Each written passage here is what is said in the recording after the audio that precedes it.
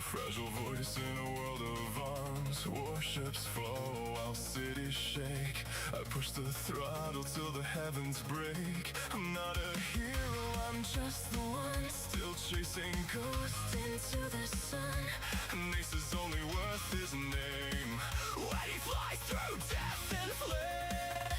So sing for me when the cannons roar. Sing like peace is worth fighting for. I'll meet the storm, I'll take the lead. I'll be the shield the others need. Through the static, through the fire, I climb higher, I climb higher. With every lock and every strike, I gamble one more borrowed life. If my wings fall from the blue, let my final trail guide you.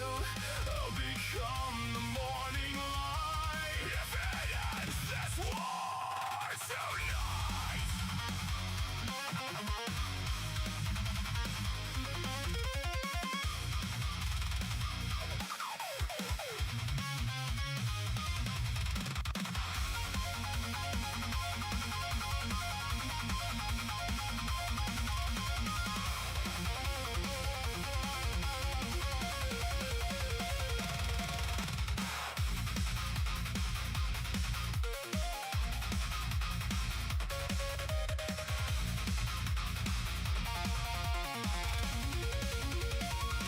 Transforming steel, a pilot's prayer, missile smoke and neon air. I learned to fight, I learned to fall, I learned the sky could take it all. But past the battle line I see a dream that still belongs to me. A place where songs outlive the gun and no one has to lose someone. I can hear them calling my name. Friends I lost inside the flame. They're flying with me side by side. Ghost formation in the night.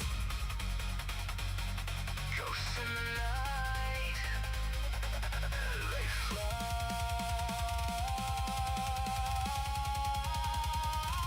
Side by side.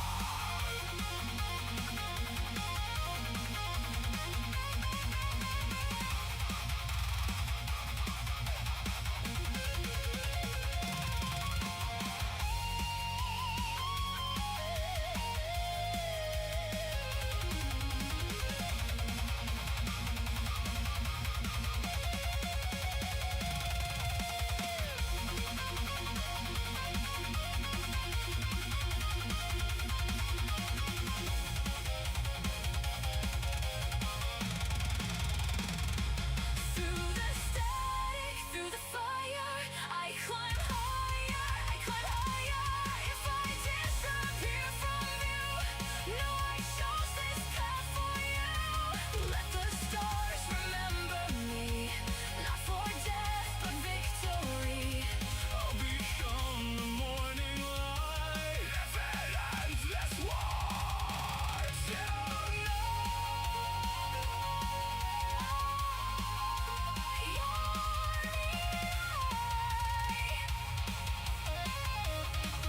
If it ends this war.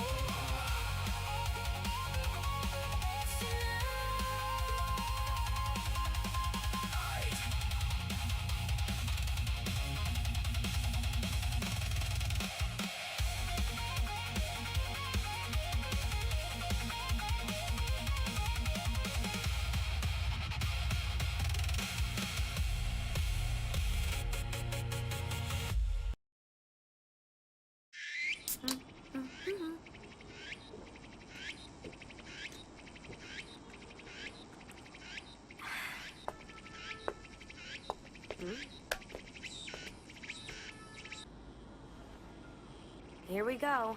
Never a dull moment in this place. Lovely Academy City. All right, and welcome everybody to the stream. How's everyone doing? Hopefully you're all doing amazing. How's it going? How's it going? How's it going? Making sure everything's up. But welcome everybody to the stream. How's everyone doing? Hopefully you're all doing amazing. How's it going? How's it going? How's it going? Hello, hun. Hello, Z. With your 105 stream streak. Sometimes I can roll my R really well. Sometimes I can't. It just depends.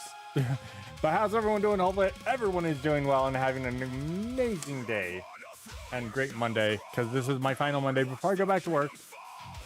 I know. It's fine. I'll be fine.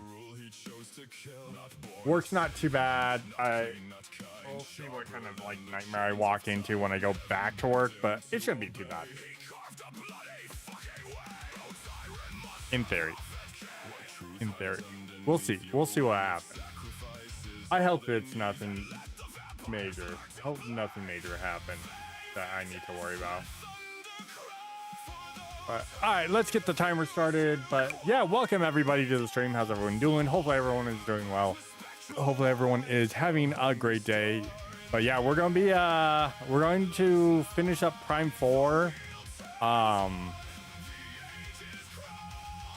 Today. It should be too long. Like, we shouldn't, in theory, shouldn't be too long, but we'll see, because I don't know how much of the last area, like how much of a nightmare it's going to be and everything. Sometimes it's like super long, sometimes it's super short. It just depends on how the Metroid game is. So it's a great game. Like, I've enjoyed it. There's a couple of characters I don't like, but you know, that's whatever. Like, overall the rest of the game has been pretty good. But I did go through and I did 100% all the items,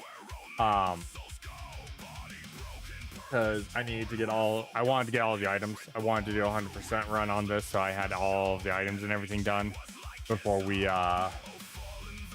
like really moved forward and did anything. And then yeah, I just wanted to finish up everything. So once I got the 100%, I was like, all right, cool. I'm not 100% on scans because I apparently missed stuff. There might be some stuff at the end too that I gotta grab. So we'll see what happens there.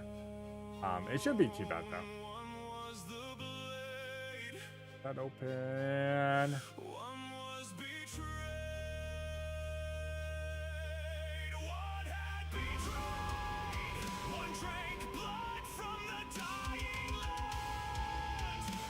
Why do you have to be so much louder than everything else? But it's fine. Whatever. It's fine.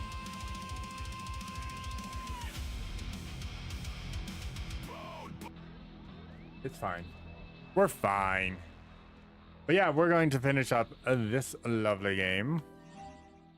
And as you guys can see, I'm at 91% of the scans and 100% of the items.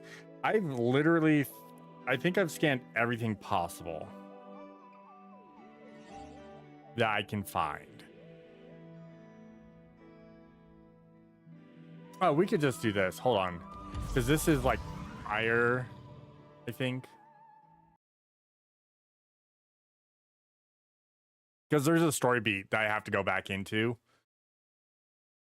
And then I can just pick up the last item from here. Because I think it auto-saved it like right when I come into this place. And this is like the last item is just like in a little corner that I didn't grab. Go figure, right? Yeah.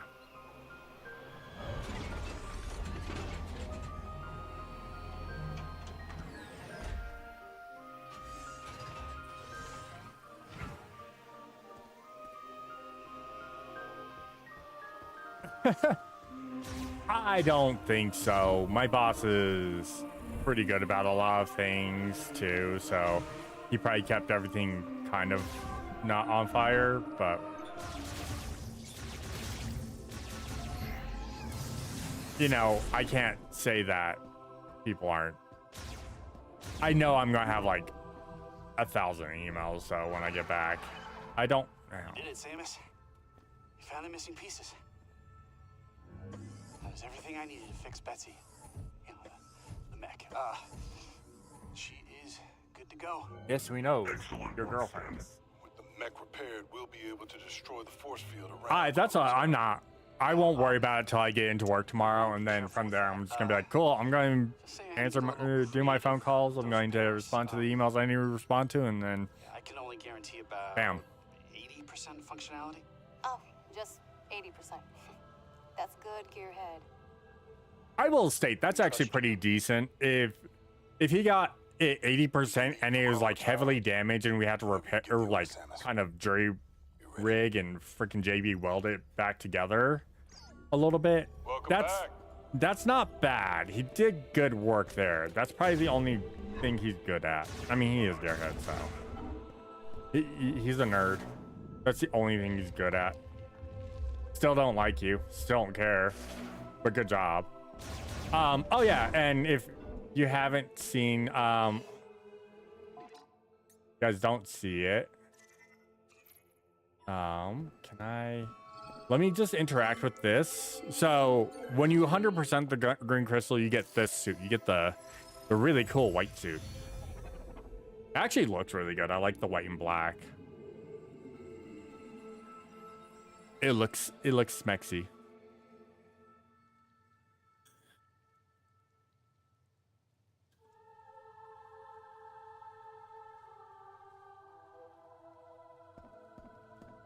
It does have, oh god, I keep hitting the wrong button.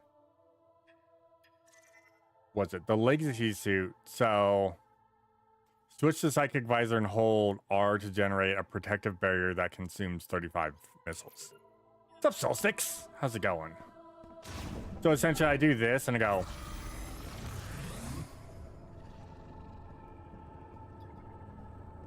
I didn't scan this. Huh.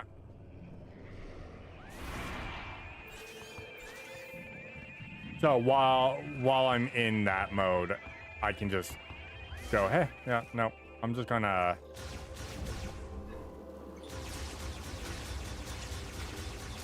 I'm not going to be targetable. So fuck you.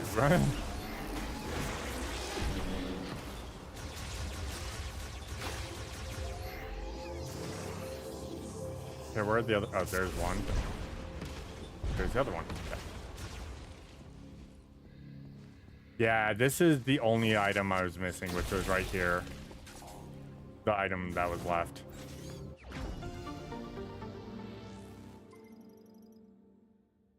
So that's 100% items. Now.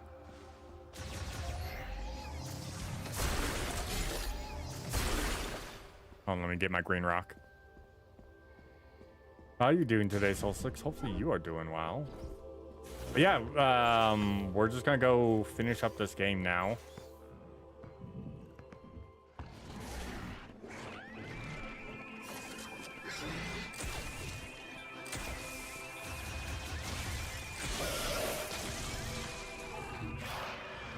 Yeah, what are you gonna do about it, huh? I just killed your friend.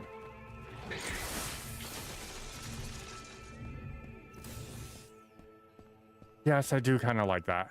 Oh yeah, I should probably, before I forget, because I haven't come back here since I've done this.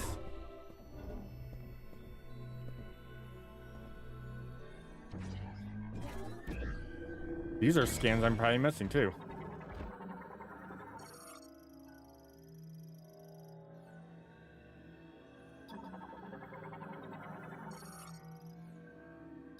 No. Come here.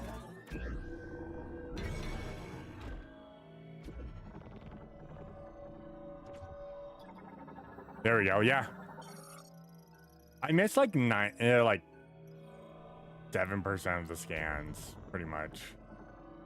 Scan that one. Scan that one. Scan that one.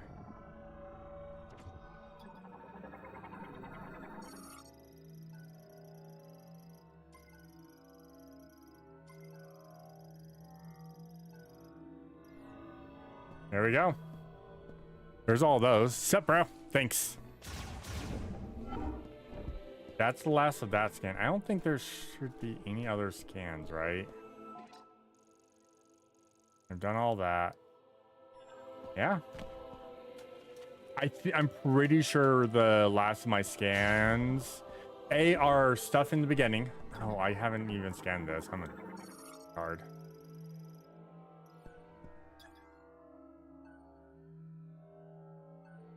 Wait.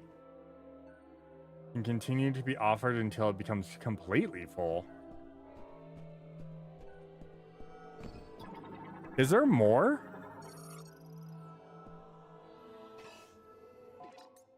Ain't no way.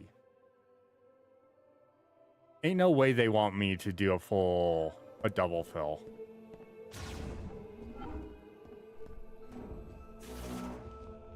Let me do a double fill because I feel like if I don't do a double fill, I'm not going to get the secret ending. Welcome back. You know? I had that sinking feeling that it just said, hey, you can fill it more. It's like, oh, okay. So you want a double fill.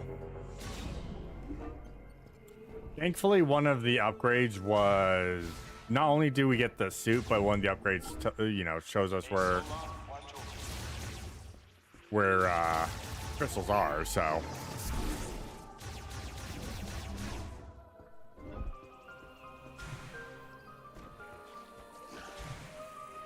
Nope. Okay. Luckily, again, I don't have to worry about, like, hunting. I can pretty much just go around the map, find power bomb spots to blow up and do things like that. Just find some green crystals here and there. So I have a full secondary one.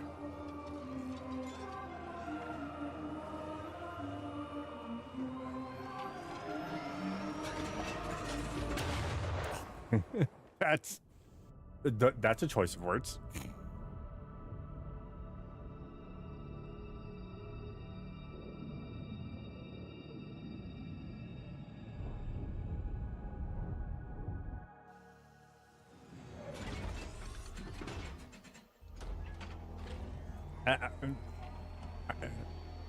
Probably was.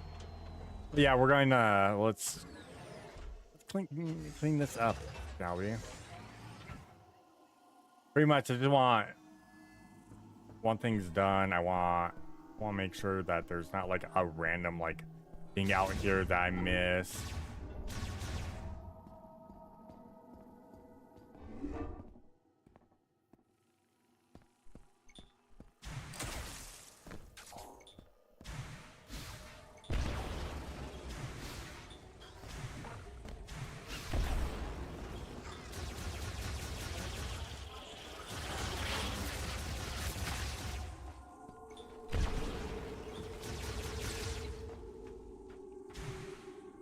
You know, gotta make sure we're all good.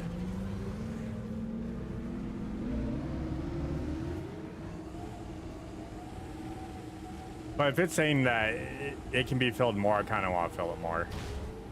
Oh. Hi, boys. Have you gathered everything you need? No, I haven't, apparently. Travel the Chrono Tower together. Come back to base camp when you're ready. I will, when I'm ready.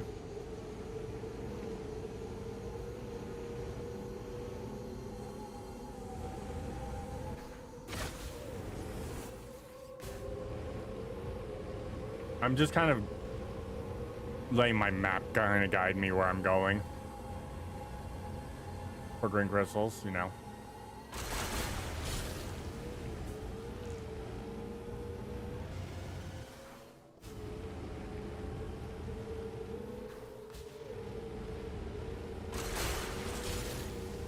I need more drugs. I mean, that good green shit.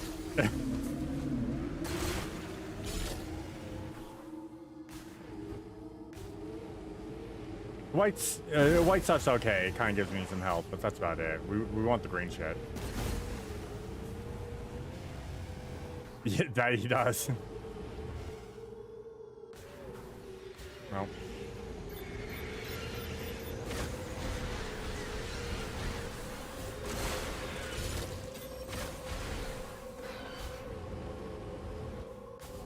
Oh yeah, and those items I was missing, So if you see where that smoke is, that's a sniper. He's just out and about.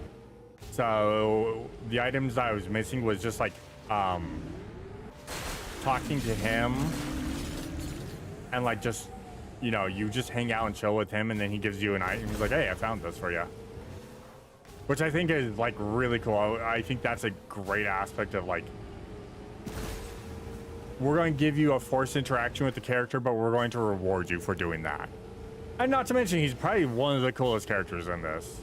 Next to the robot. The robot's pretty badass. I like the robot.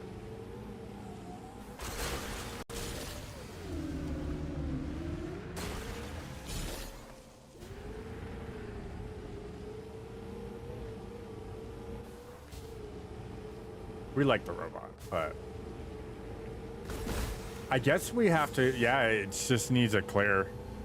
Robo Burrow is the best. He is. He really is. Yeah, I guess if you just clear out all the green crystals out here, then pretty much have everything.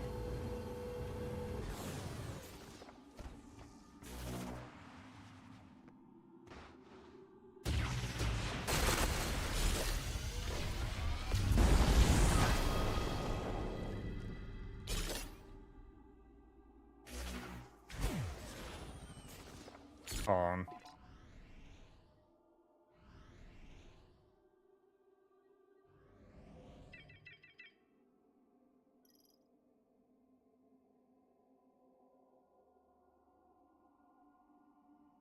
I need to pull up the map, not to get rid of that, so I could actually have like a decent pause. Because my mom texted me. She's finally done with her surgery, so she's been home for a little bit. She just finally is able to text, so wanted to let me know everything went well.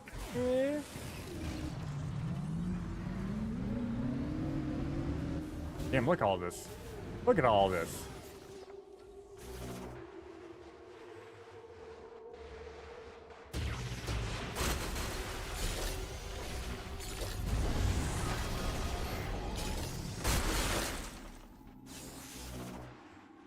Look at all this drugs.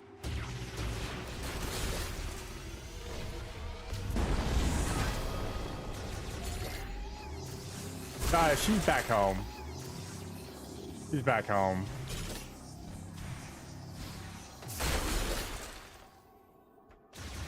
It probably took a couple of hours to do it because it is, you know, working on muscles, you know.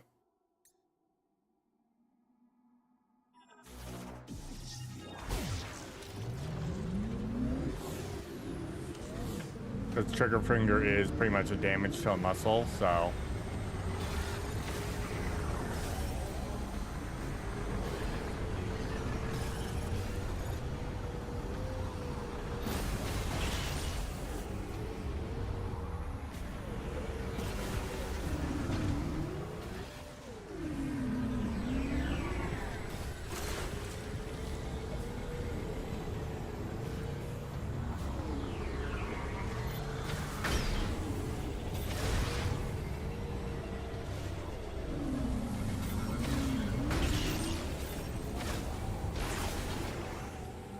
Go away. You're annoying. You're rude.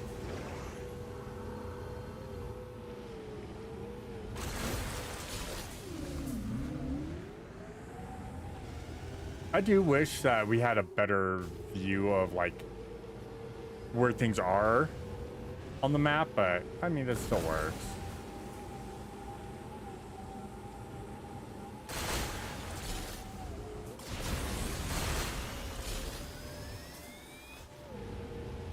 Apparently, yep.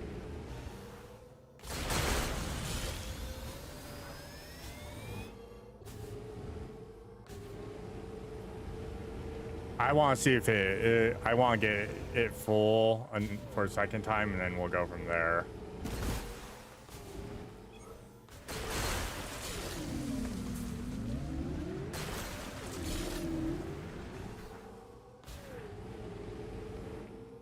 Yeah. It feels like they put an overabundance specifically just in case.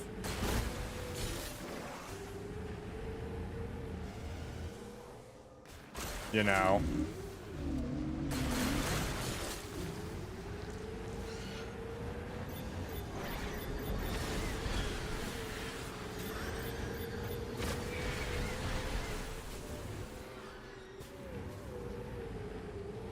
Oh.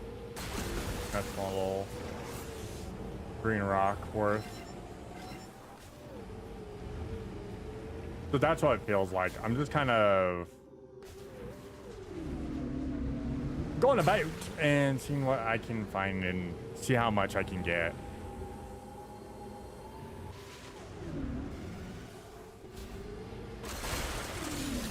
It does feel like some of it regenerates over time too while you're out.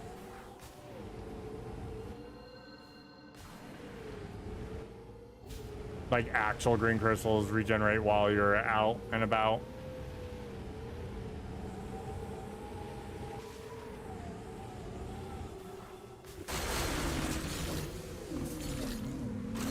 Because I've been looking at my map, my mini map the entire time, and you're like going, okay, well, that's clear, and then it keeps, like, I just came from over there. What do you mean there's still more over there? What the fuck? I'm also trying to see if I can find another big one.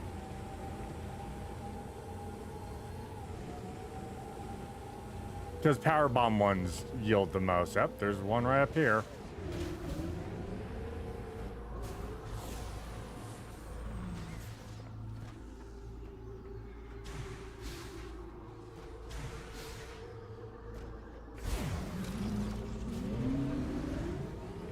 Oh yeah, I think I have to jump that. Yep, I have to jump for that one.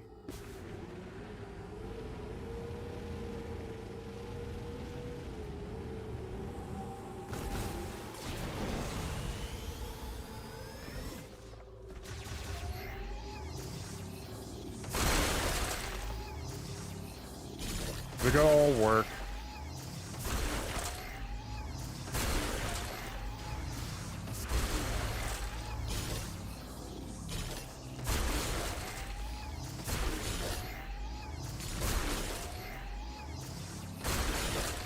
Give me all of these minor ones so I can come over here and be like, ow.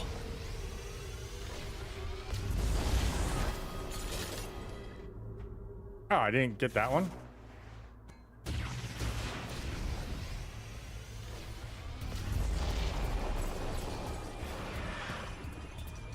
Really?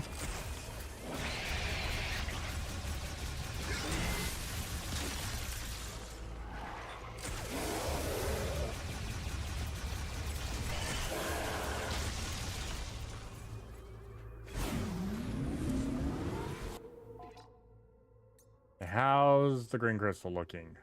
Almost there. I feel like the rest is going to be small ones, but there's some sources up here, so let's come up here. Yeah, look, now there's even more sources up here.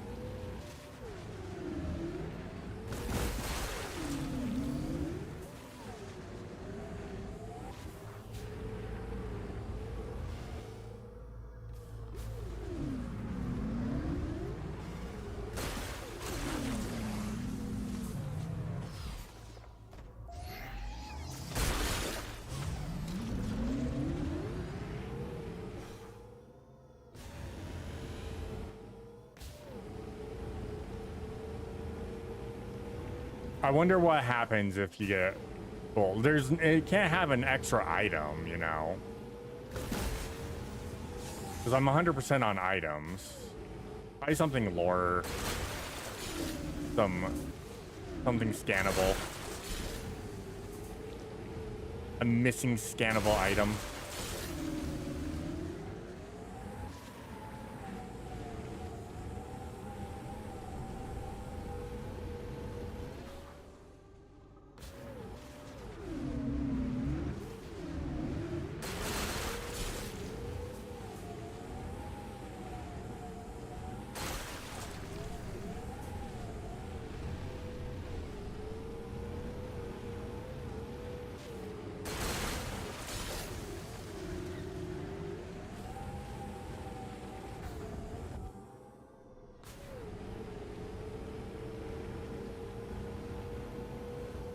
think there's any other... Oh yeah, there's a big one over there. Okay, so that's good to know. We're going for the big one. Always go for the big ones, people.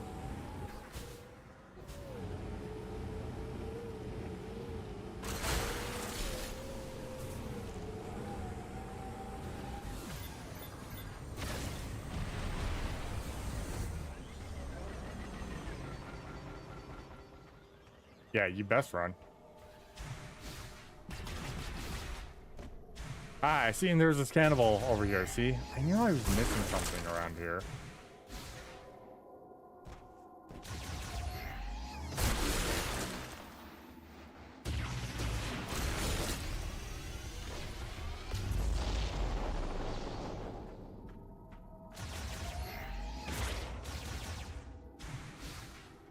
I'm like, I remember seeing something. I just don't remember where I saw it, you know?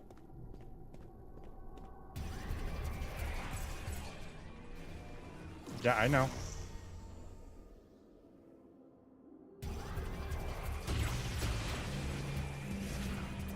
Oh.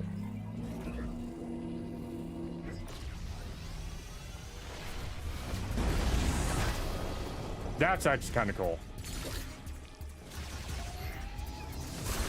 Makes sense, because they've been teaching us about that.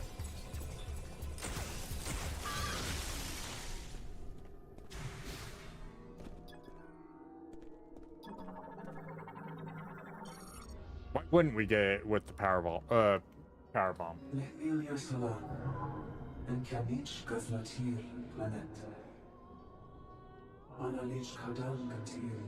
Yeah, I need this too. You know, right?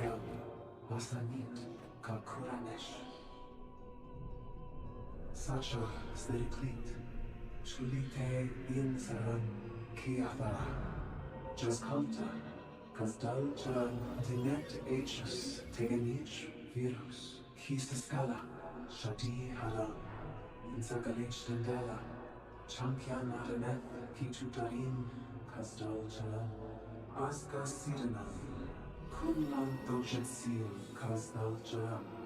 Zandalan Dojatsil Tendas Athashin Changaresh Tutaritek Alante Beach Shati Haram Taganin Chiogathara Ki Angrat Asla Tintashel Kisalek Kuskaden Bilia Lasanatek Zakara Inkialin and Shasta Chiosudechat Shadi Haram. Ndiati Vilen Ala Kidakia Chiotas.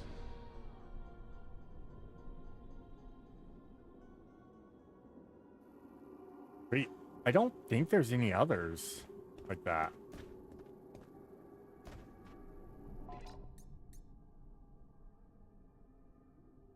We still gotta go look for more crystals, so time for time to search for more drugs.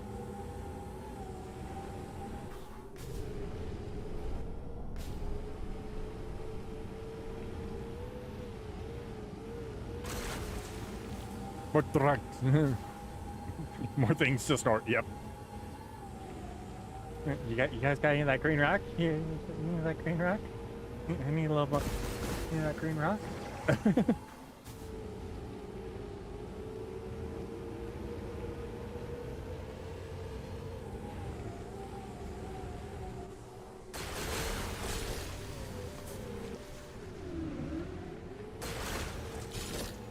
Seriously. What happened to Samus? Well, she came in contact with this green rock, and now she just... That's all she's asked about. Hey, anyone see some green rock? I need some green rock. Fuck is green rock? I don't know. Oh.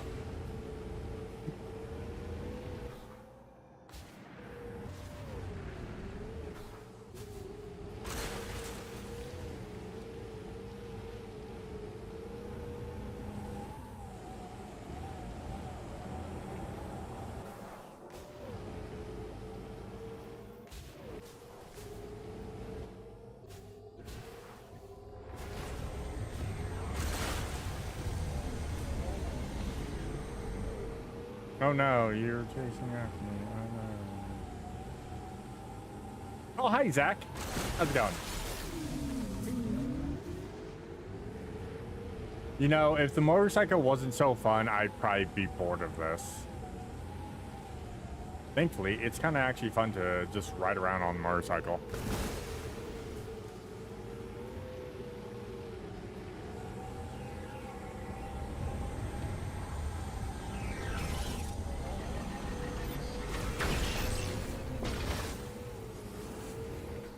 I missed a rock, like a small minor rock over here. What the fuck?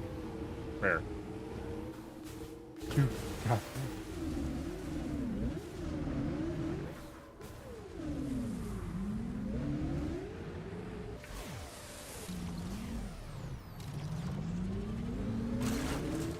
Right fucking there. Just the smallest of rocks.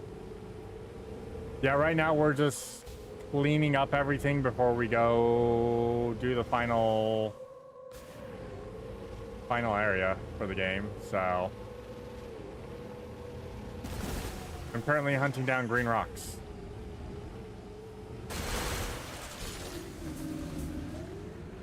I swear I've gotten all these green rocks over here and they keep coming. That's besides the point, okay? We don't talk about that.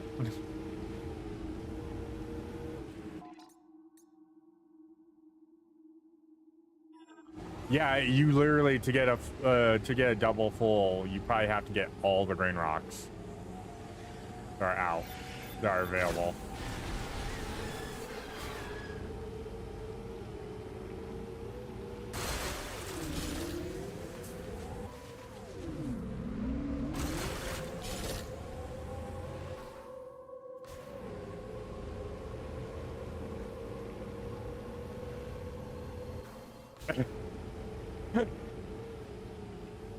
Hey, I mean, yeah. What the what am I missing back here? It literally was clear back here. What the fuck? There's a...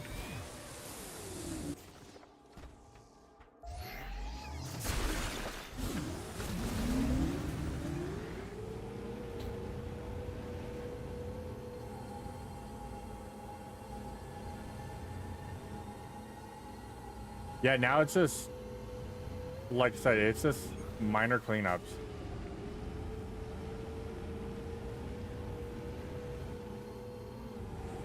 And by minor, I mean freaking super minor. Yeah, this all respawned some down here. I just want to see what happens if we double fill.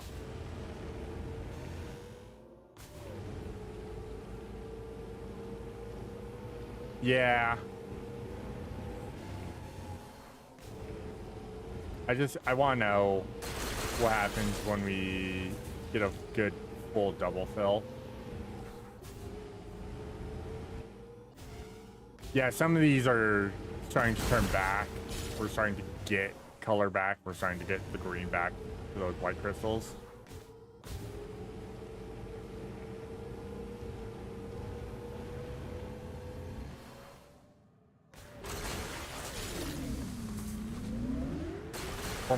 For my own sanity of being a completionist. I must know.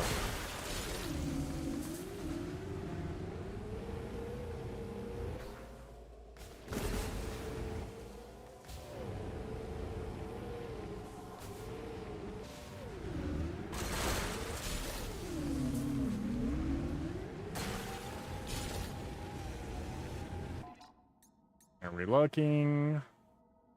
God, it's not filling up at all in this last little bit.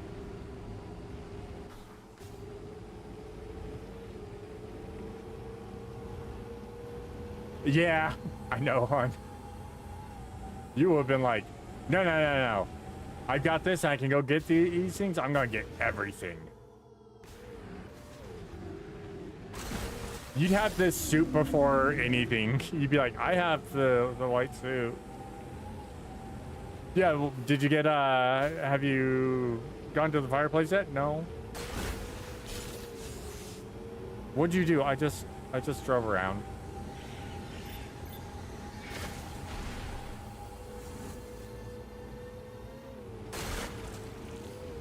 I got every last crystal. 10 times over.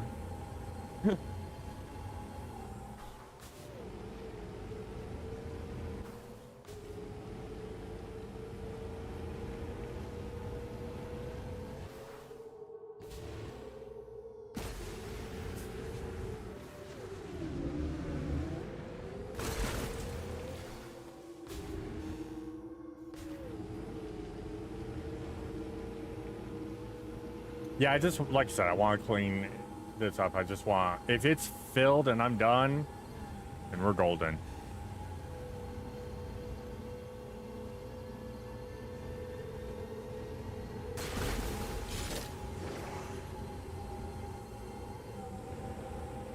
Yeah, I know I cleared this area out, and you know, it's saying, hey, there's more.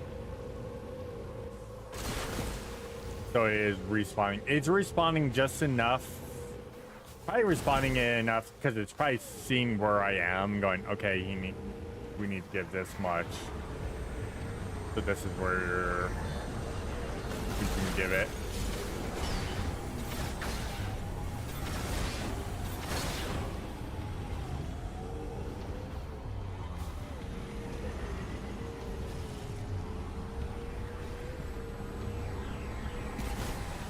Rock collector. Oh, there it is.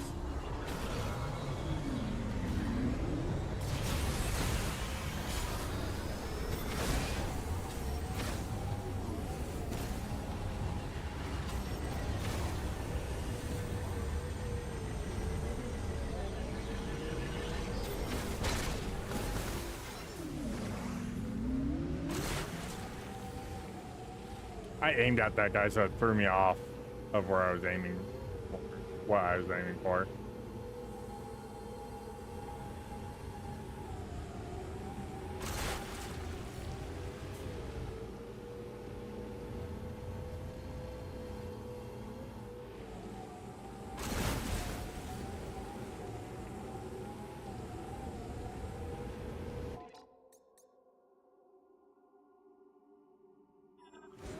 Okay.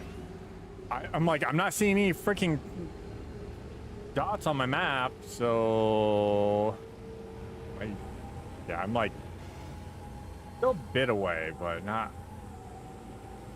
Should be able to do this.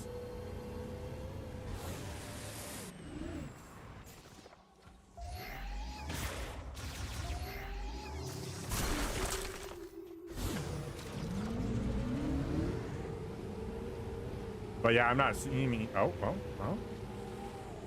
Oh no, that's just the map. The radar kind of like doing a weird thing. There we go. I was wondering if something was needing rehab. That'd be a funny achievement. Go to rehab.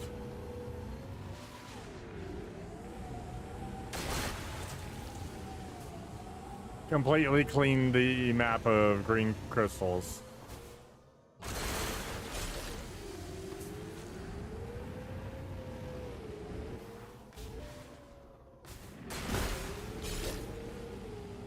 Yep, no big ones over here left, so that's good.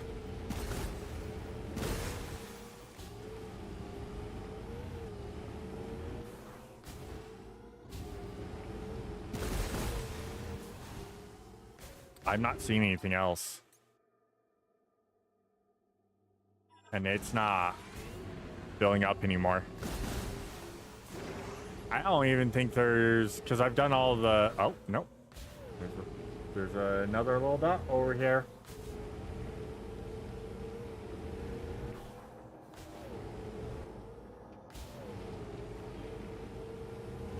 Because there hasn't been any other, like, underworld.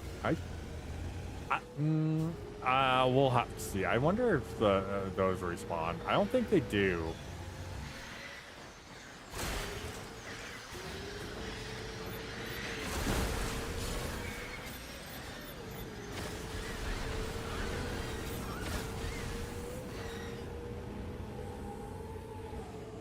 Yeah, you can tell that they are respawning because this was all cleared and I didn't have anything left down here.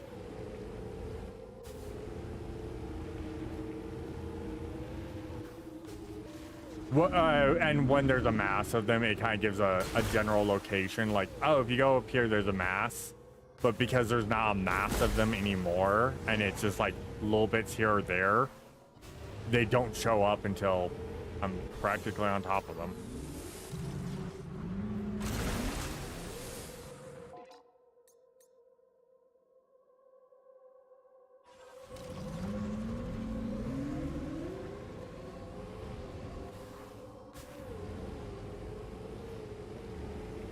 That's as much as I can get, minus like when they start respawning, but it's going to take a bit for them to start respawning again.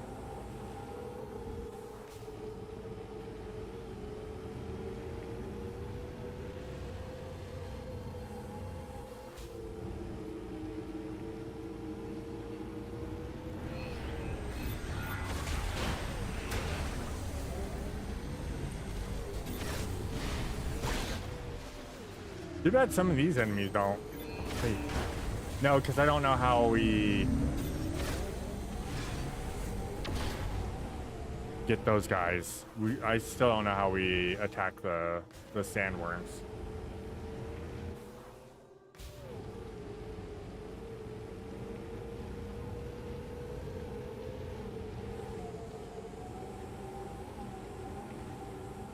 I'm gonna check this rock real quick.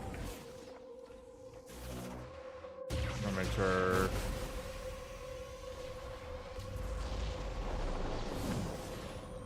All right.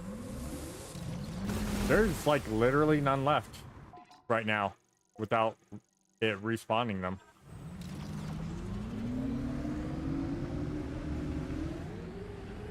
I've literally destroyed all the crystals multiple times over.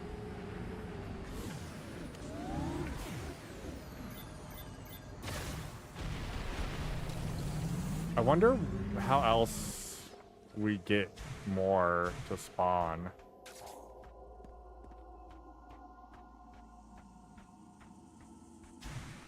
Were there? They're probably the small ones reforming. Like the hard part is there's this. Now that there's no big ones. I'm gonna dump off this, see if dumping it off will respawn more faster, because now I'm reloading zones.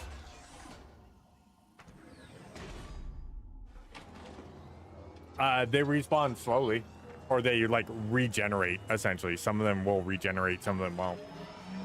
Because I've been all over the map, and there have been formations that I know I missed, and then there's formations I hit that just, I'm like, oh, I know I destroyed that one because of this, and there's now a green spike in there. So they're respawning slowly, but it's one of those, like, I don't know how long it takes for them to regenerate. If it's like a zone thing or whatnot.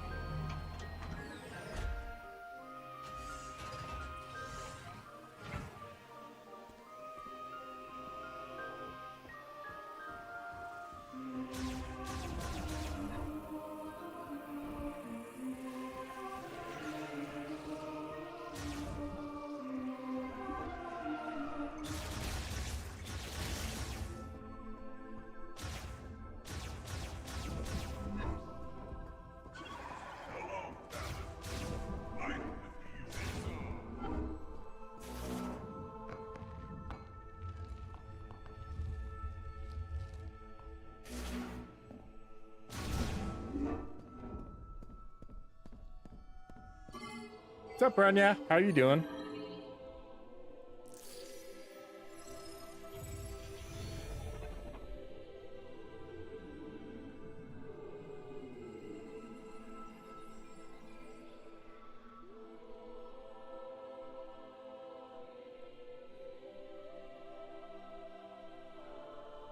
You know, I can just back.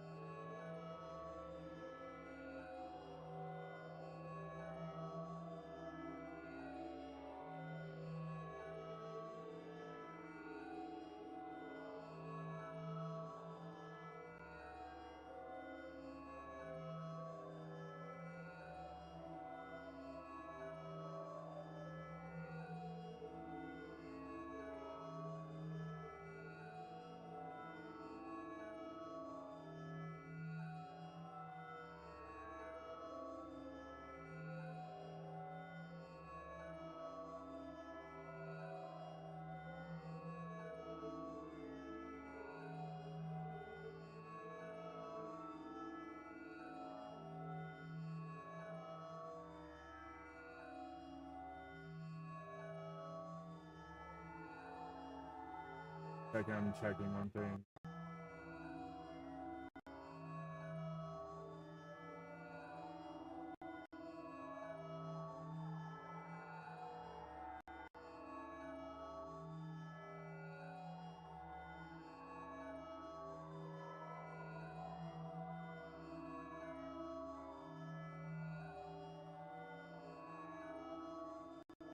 So there's no, it's a gallery item. Gallery. Okay. Just wanted to make sure. I don't want to.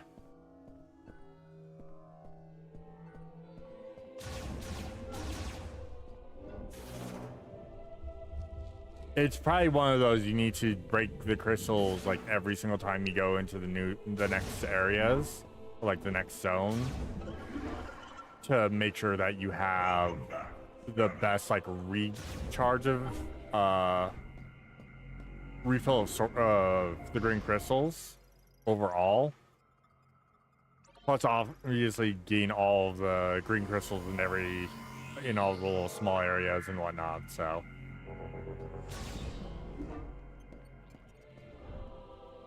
Isn't blue suit? Yeah, it's now a white suit. All right, let's just get to this. We can leave for Chrono Tower whenever you give the order, Samus. You ready? Once we leave, there's no turning back. If there is anything you need to complete, now is the time. I said yes already. All right, listen up. We got a lot of ground to cover, so check your gear. If it don't punch a hole in something, we don't got a use for it. Our mission is to guide Samus to the Master Teleporter. To do that, we gotta cross Soul Valley and destroy the force field around Chrono Tower.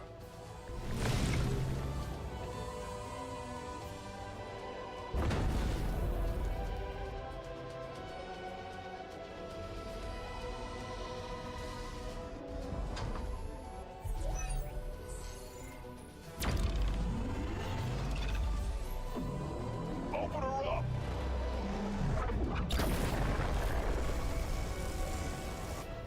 Force field undamaged. I must increase power. No, I told you I can only guarantee 80%. Recalculating.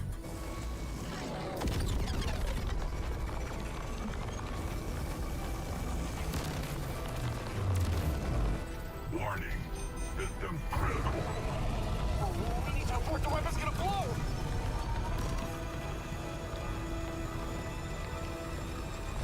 Oh no.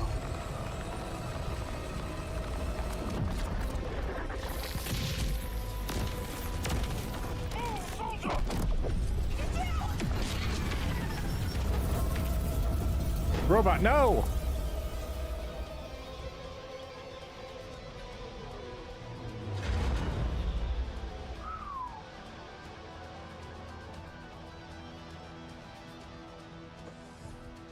Oh, he's fine. Force field destroyed. Well done. Oh, no, my baby. I'm so sorry. She did good. She did. She sure did.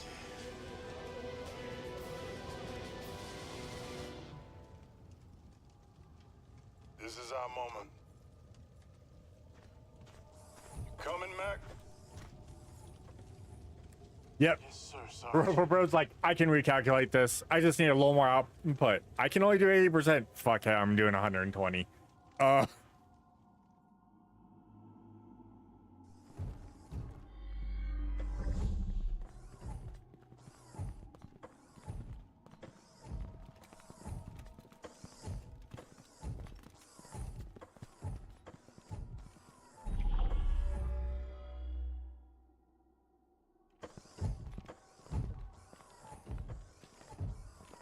This suit's pretty boss.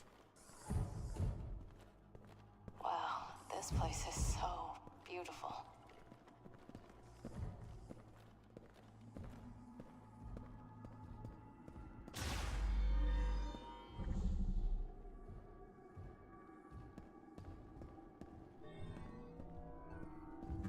before I go further. Yep, I figured as much. So the scans I'll be missing.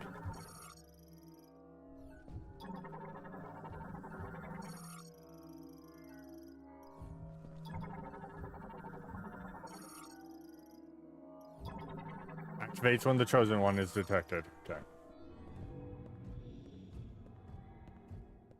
The chosen one.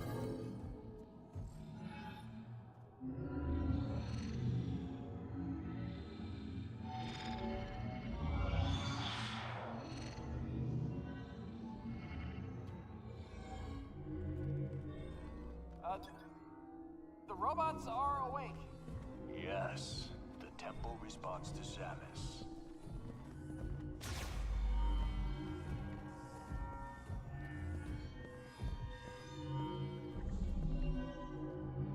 Ooh, nice.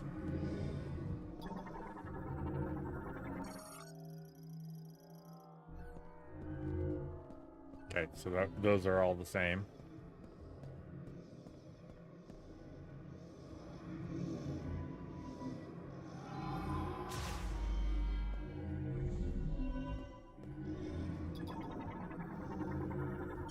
There we go. Nice, hon. Nice.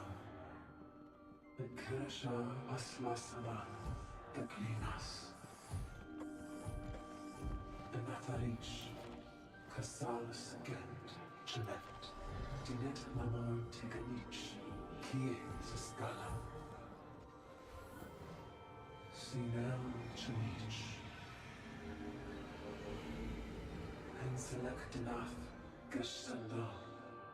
Teganich H's. Chiola alone. Escanich Ananef. Din and Kaisha. Kales Ashaka. Antakanin. Shatasek. Enkialin Teganit. Shotanen. Virus. Enkialin Chogarit. H's. By save, I mean exterminatus.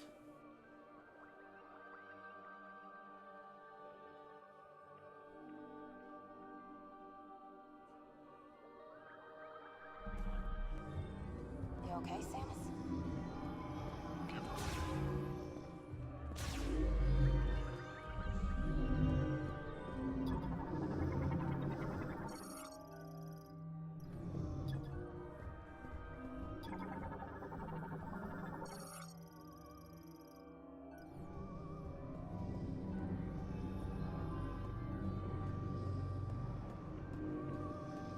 This is kind of cool.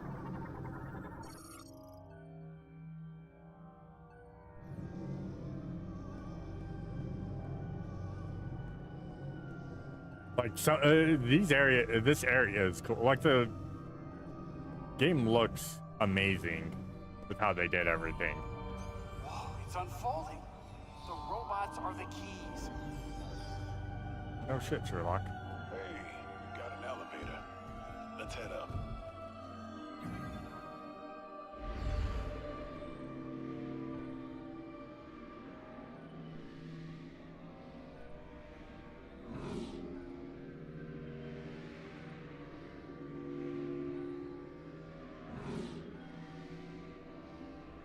Look! Isn't it gorgeous? Yes.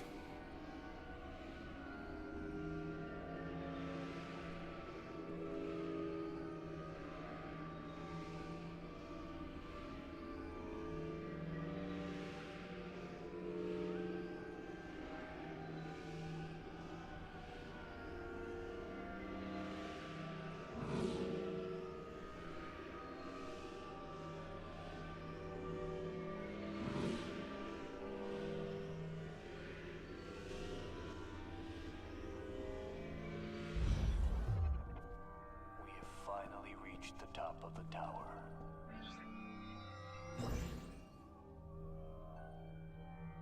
Yeah, there's more to it. Ah, that's the original. Okay, so now... How does she do that?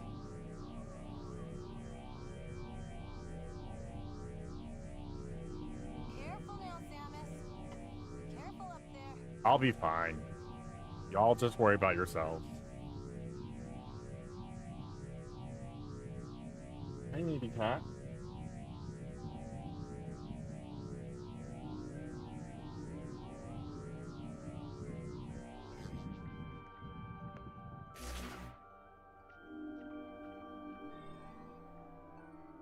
Yes, tech support is here.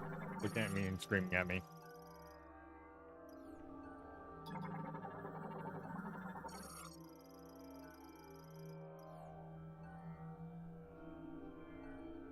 Grab him because he's being a dork. Not coming up into the lab like he wants to.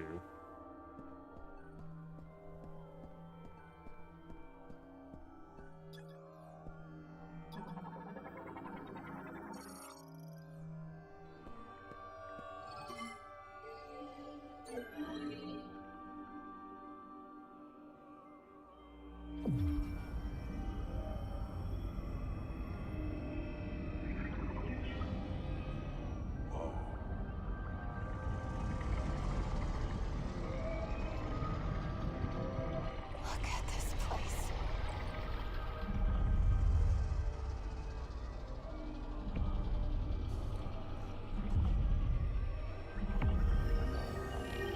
Lay down, sir.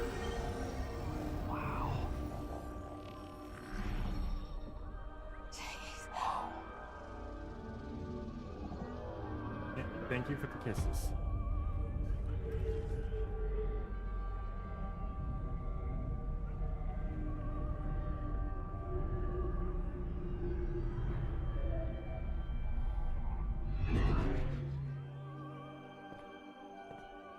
Sir.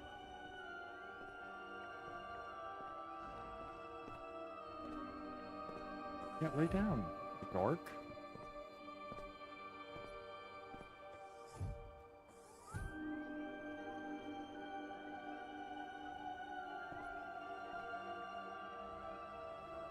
You got the keys. He does. Take us home.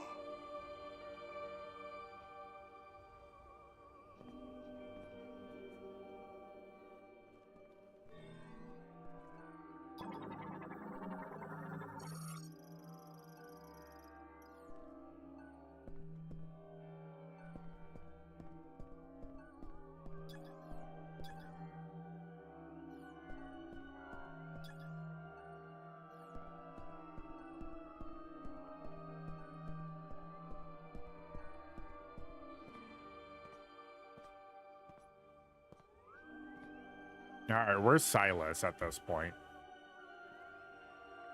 This must be the master teleporter.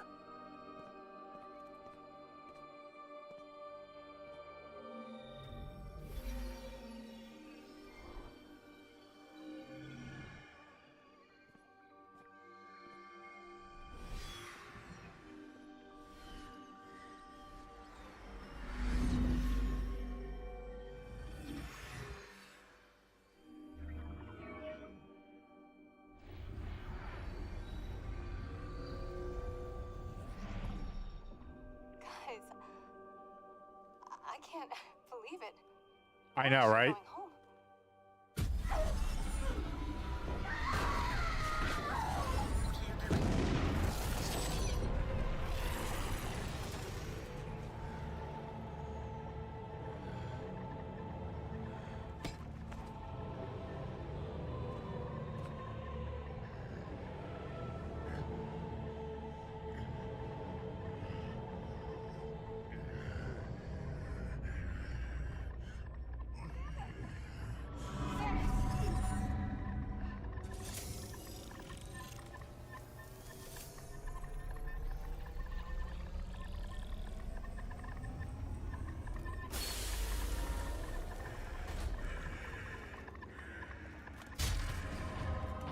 Oh, hi, Silas.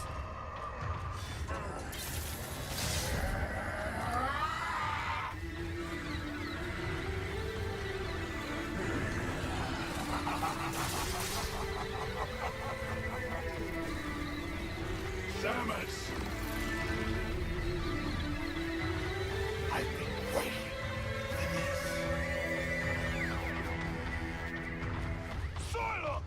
Or Silux.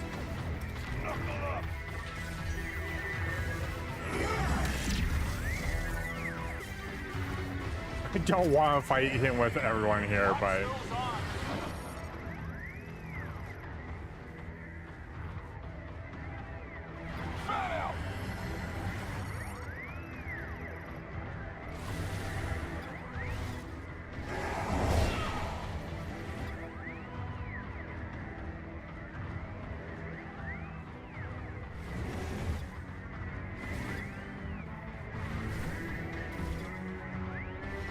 Oh, it's these.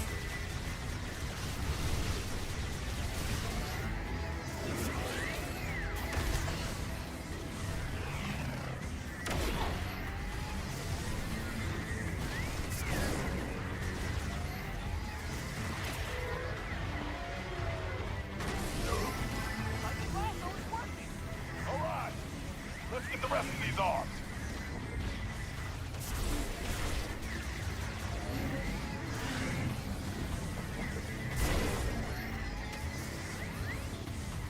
Come here.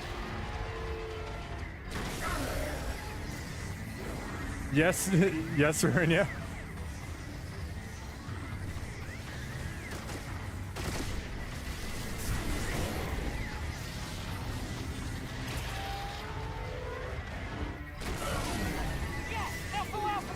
Oh, yeah, no. Hit him with everything you got. No, it's Silux. I couldn't remember his name. I know it's like, it sounds like Silux. Keep it together. We got this.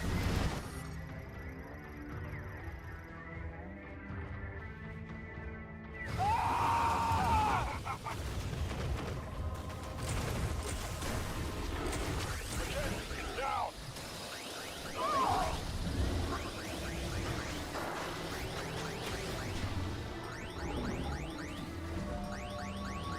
I'm okay.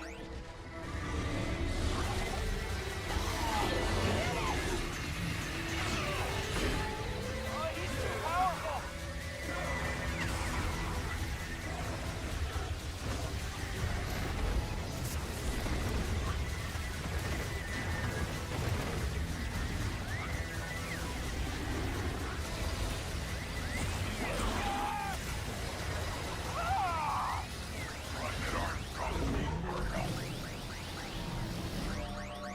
Thank you.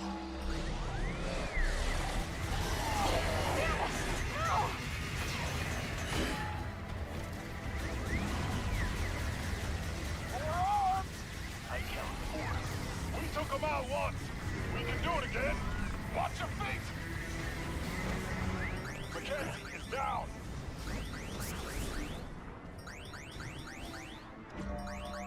I'm alive.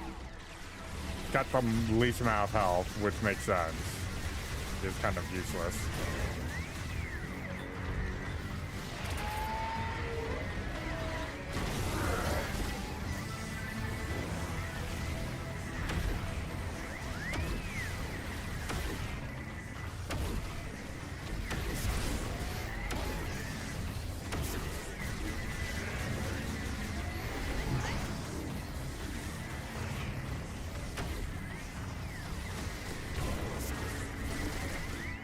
Okay, they are doing damage.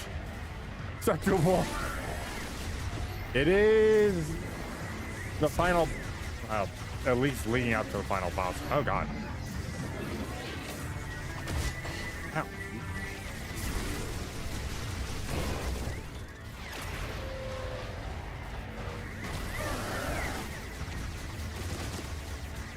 It's a little annoying because I have to hit specific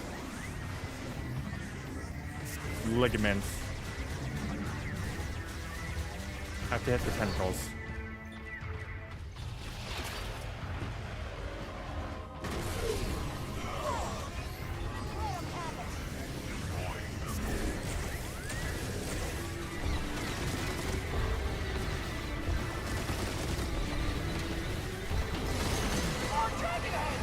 Keep it together now.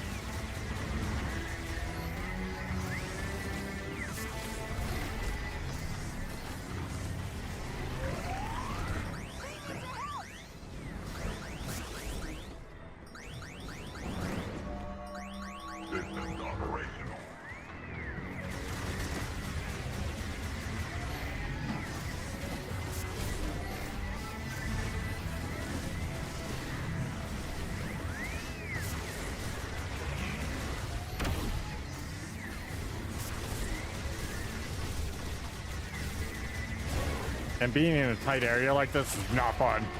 Also, how's it going, Drupal? How you doing?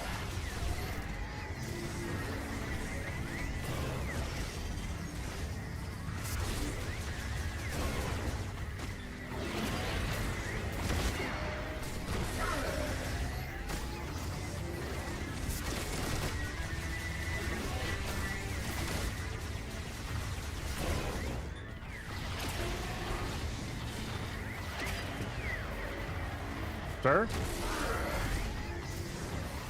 You're rude.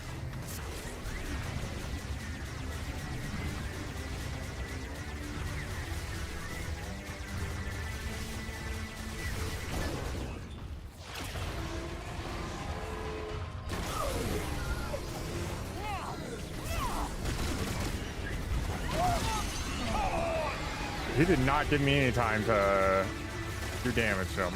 That's awesome.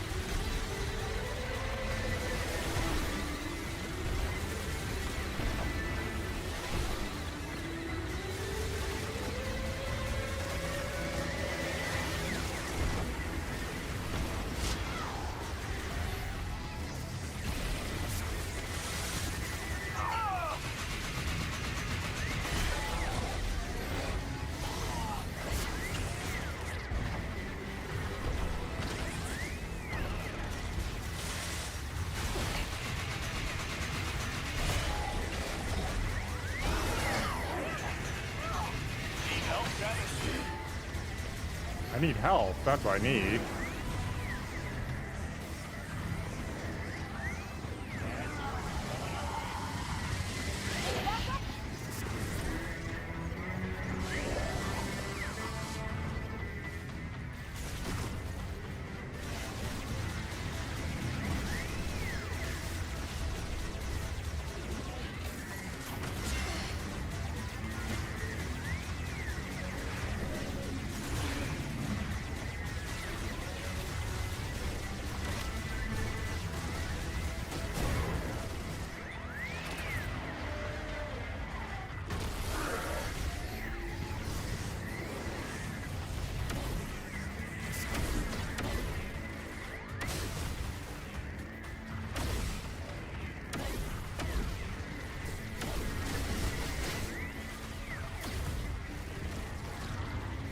All right. Ow.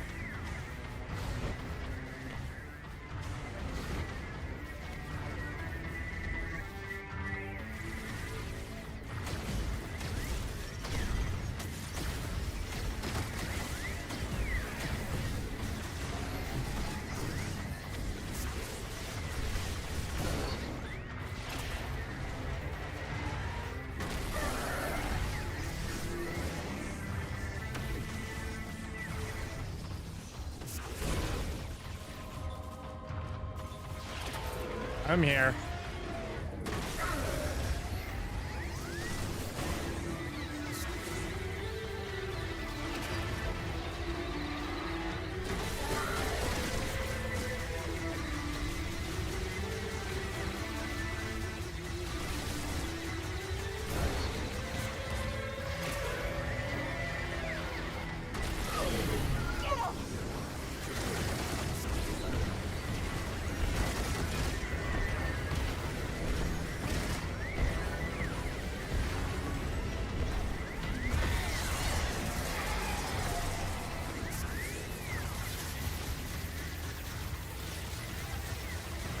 Oh, great. He's going to... Oh, God. Ow.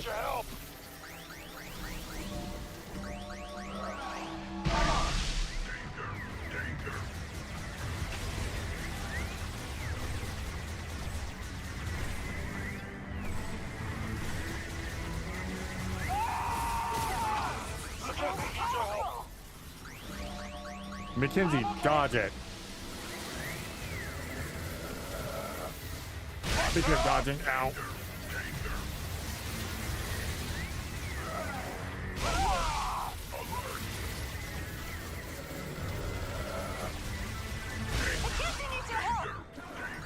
Mackenzie, you fucking piece of shit.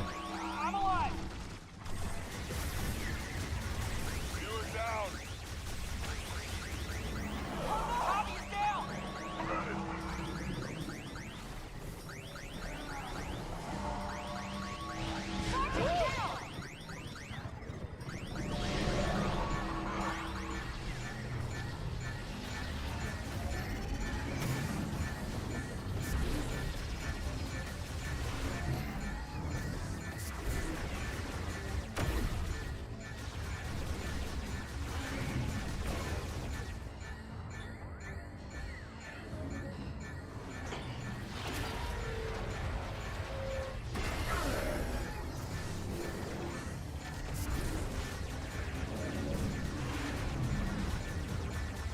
know I'm low energy.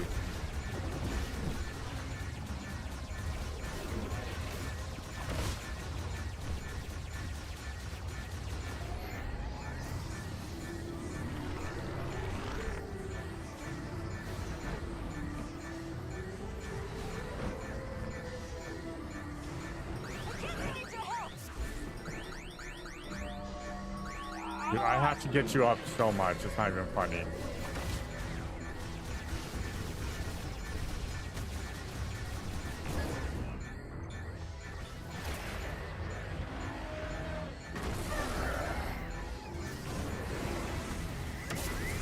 Oh God.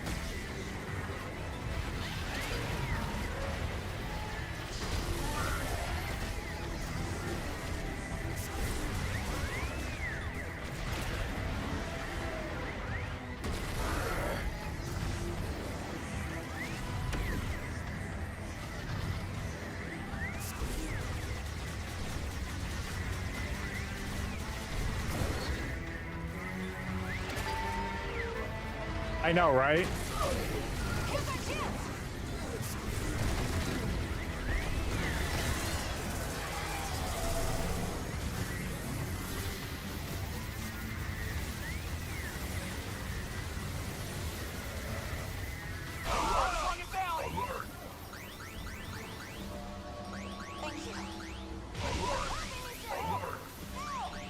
Thanks.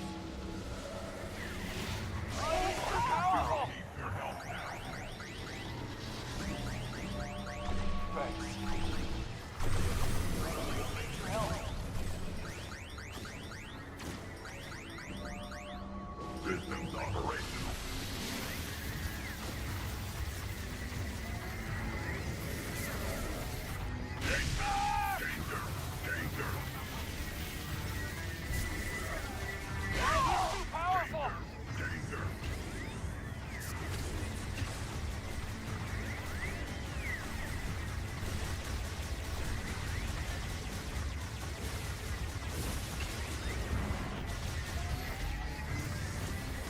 How many missiles do I got left with it?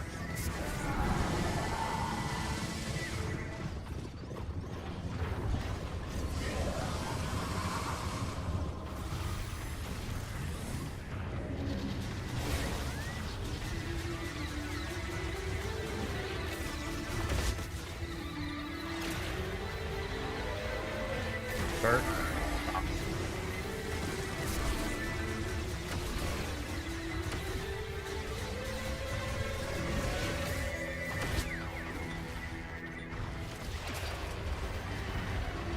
I'm here.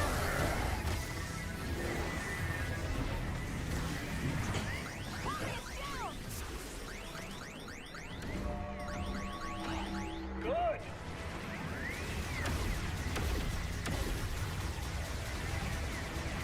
Ah, fuck.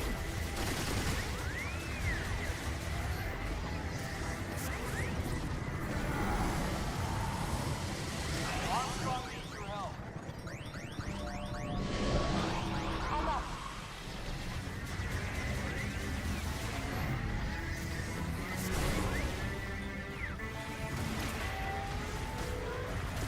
I have no fucking energy.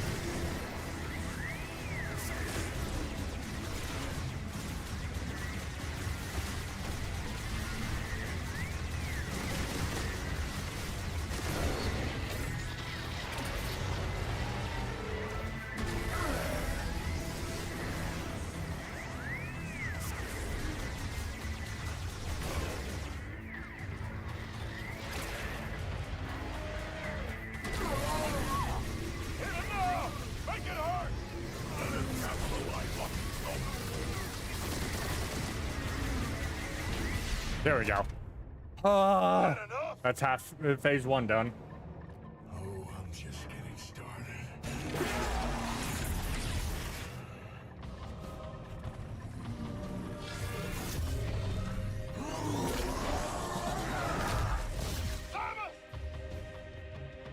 Where'd they go? Don't worry about it. It's better this way.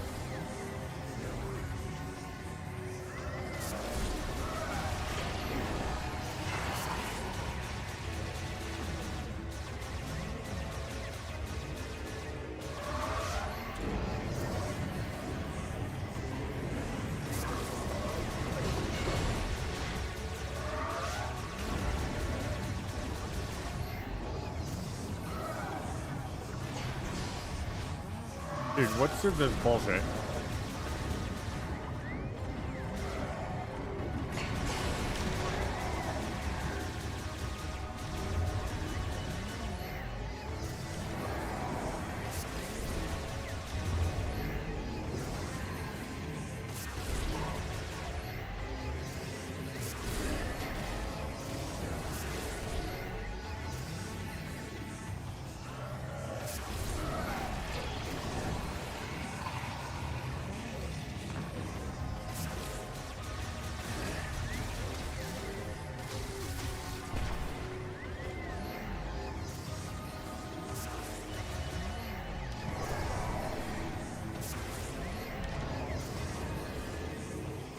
This is fucking with my eyes.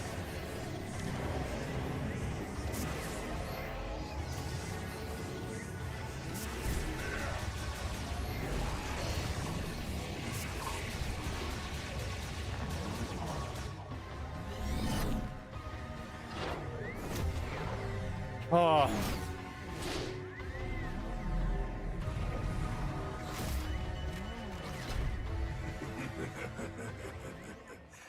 Just you and me, Samus.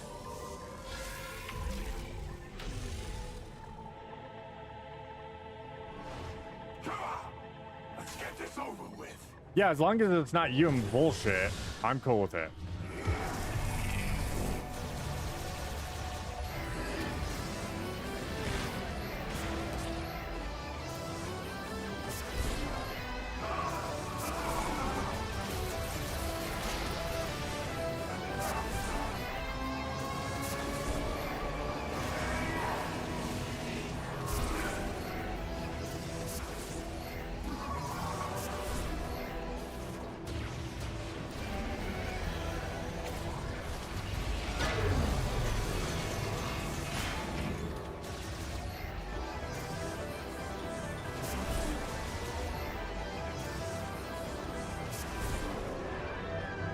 Can you stop for a second?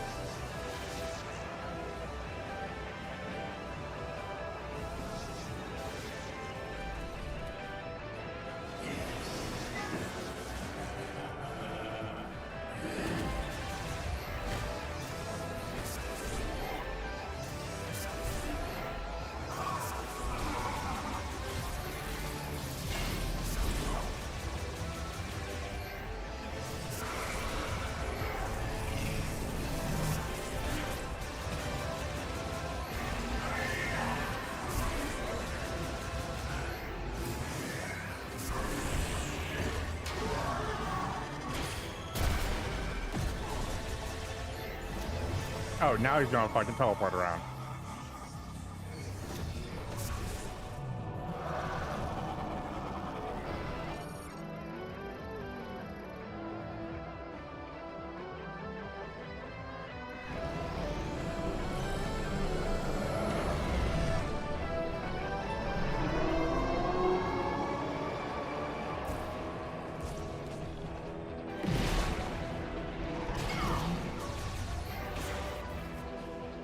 Wait, it said control beam, right?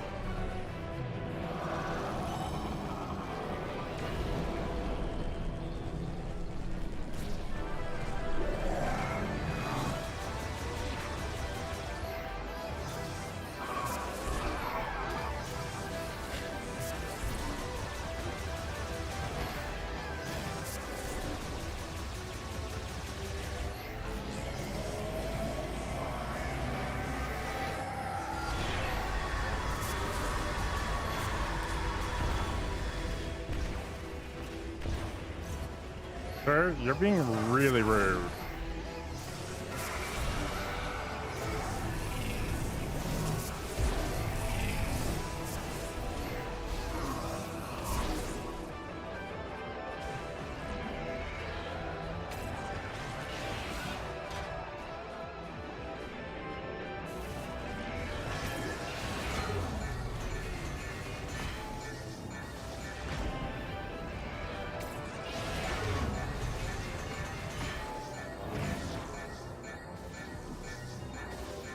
I love it. Yeah, I'm loving this fight, guys.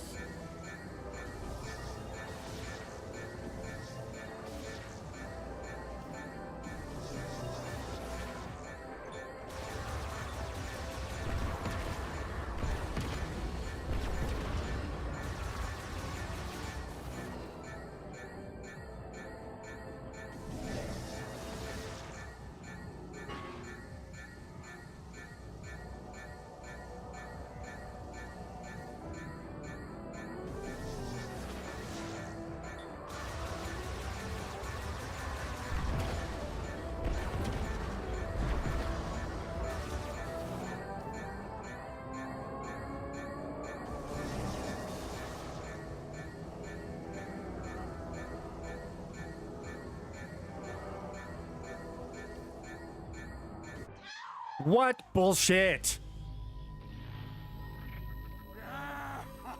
You just tapped me. That's fucking bullshit. I'm gonna just steal a fucking life bar from you while you're fighting me beforehand, where you don't get to fucking heal at all. Oh, and then you gotta do this bullshit, this fucking bullshit. This is the most annoying part of this entire fight.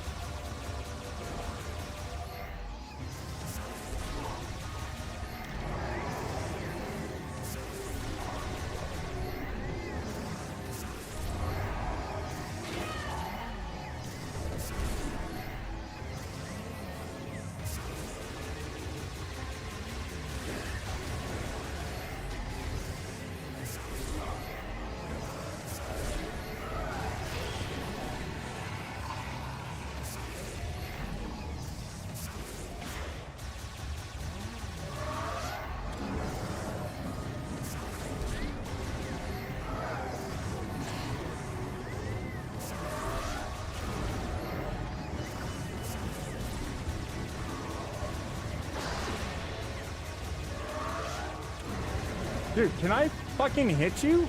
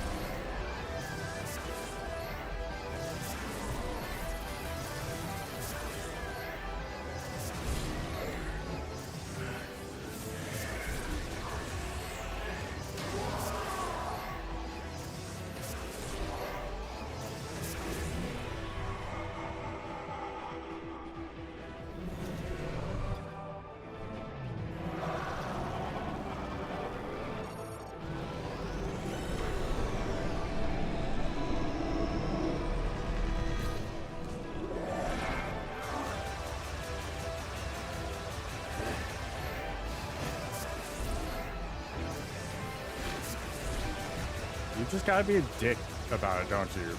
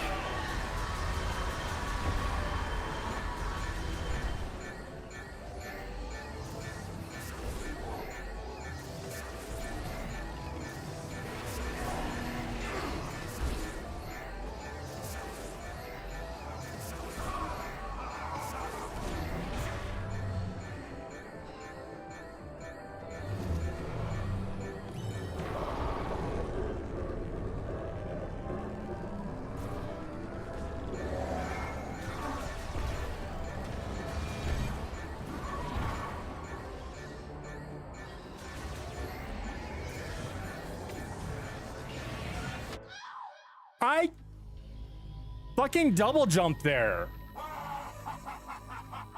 Oh, I'm so hitting you. This is fucking annoying. And if it wasn't for this little fucking piece of shit part.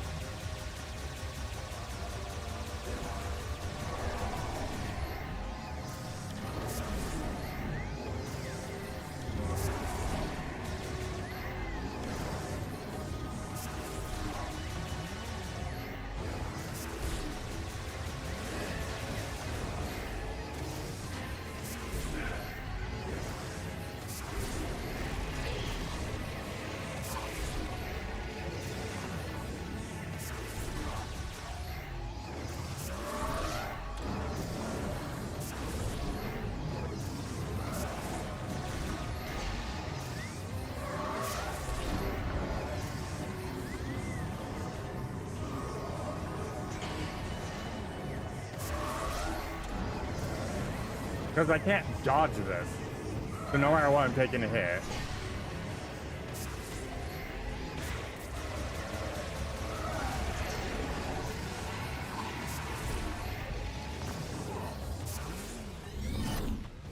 Oh, I know, right?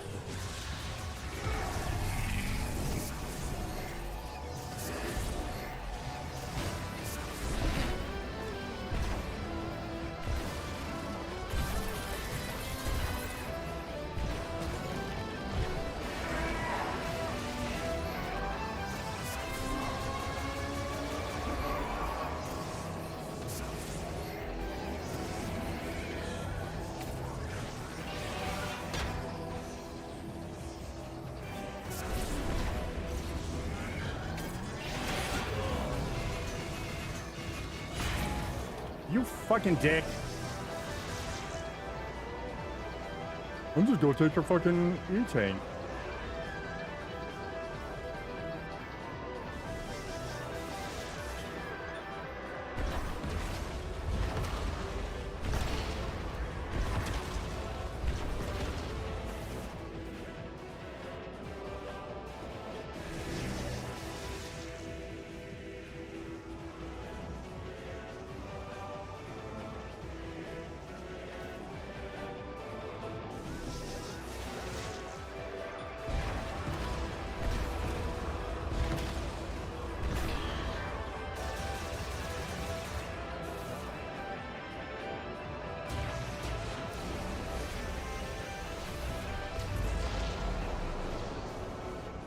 Power bombs are so fucking low.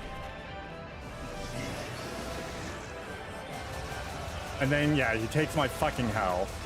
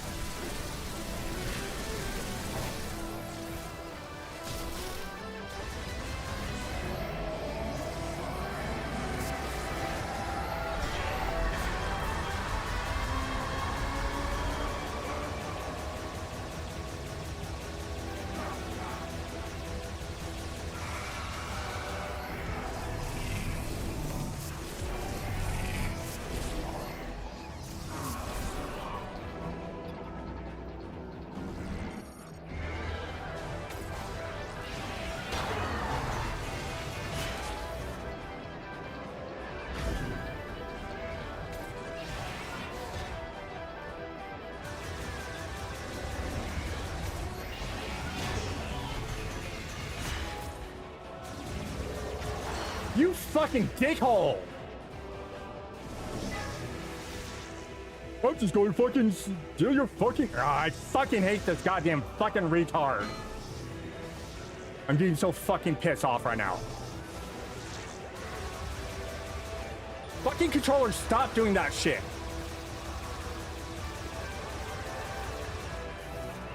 I don't want to use fucking motion controls, you fucking piece of shit controller. I am playing on a pro controller for a fucking reason.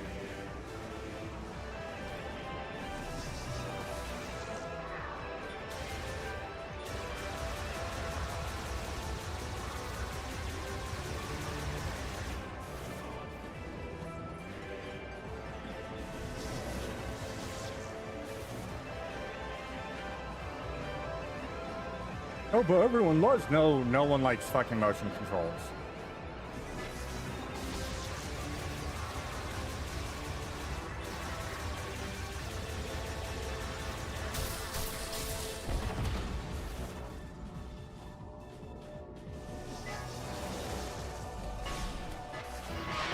Oh, yeah, thanks. Thanks for just fucking wrecking my shit there.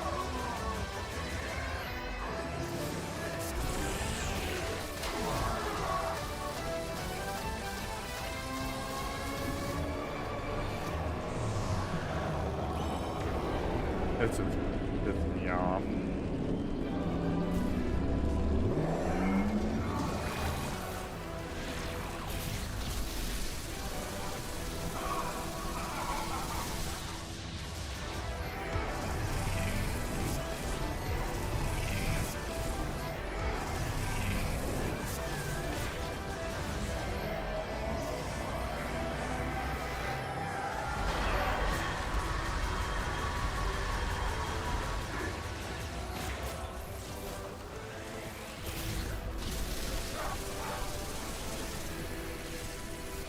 Fuck you, Psylocke.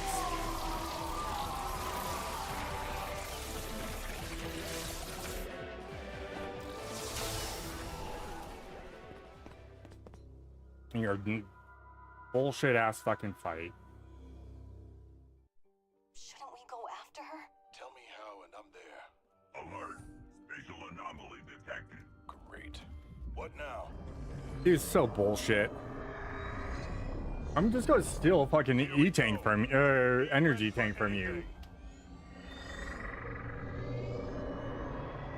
Mind a 3-phase boss fight? I really do not, but fucking don't give bullshit. I knew you'd come back. Especially when I'm running on a pro controller, and the moment I go to mash, my fucking aim goes down right because I'm moving the controller down right. It's like, oh, see through. I don't want to be on a motion control. This is why I'm playing on a pro controller. We'll be right behind you. Stop giving me motion controls when I'm playing on a fucking pro controller.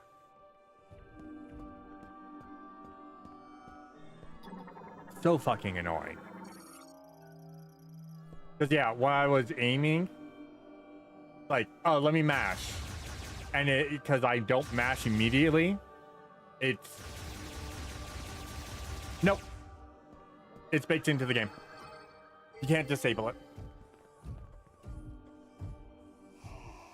Maybe if I, Because it's set for the Switch 2, which if you don't go out and buy a pro controller, they expect you to use the Joy-Cons and use all that shit. I'm like, I don't care. It only responds to you. Wait, is that Viros?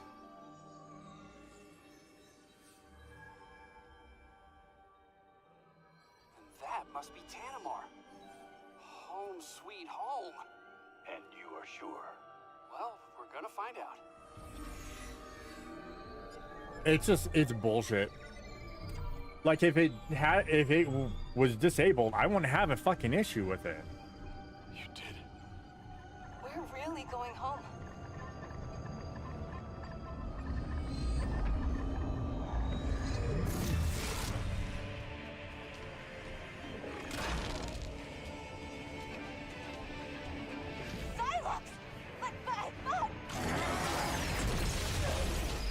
We'll see.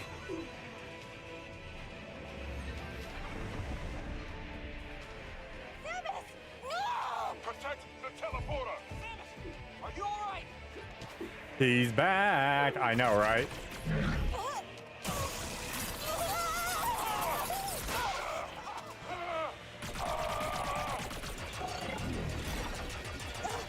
I got you.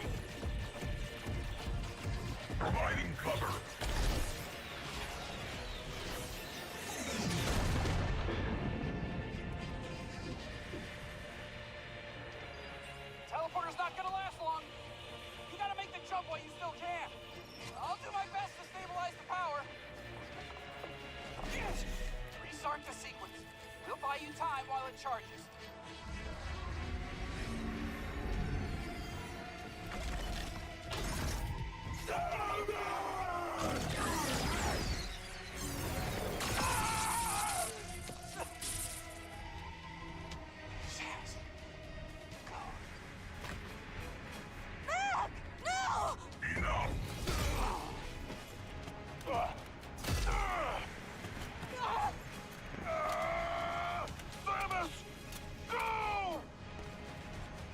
No value was lost.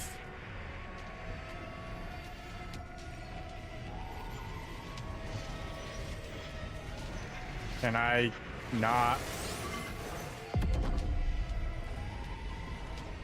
Hey, Samus.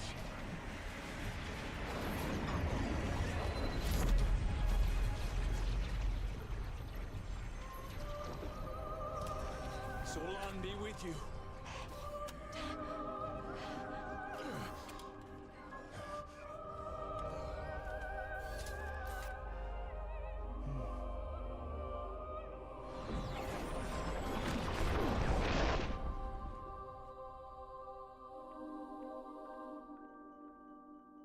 Yeah, if the first phase wasn't so fucking annoying too.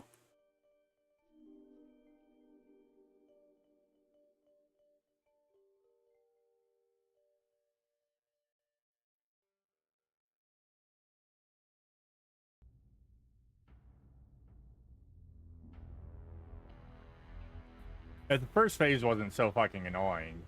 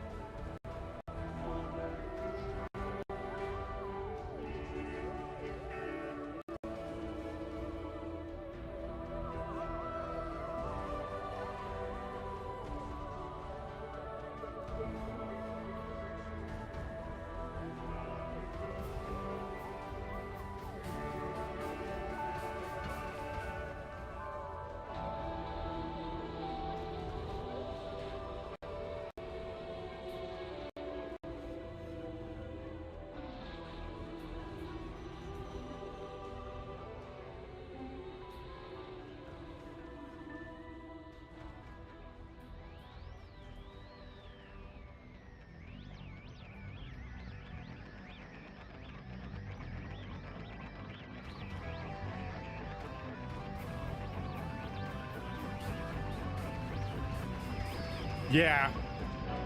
They sacrifice themselves to stop Silex from making it back.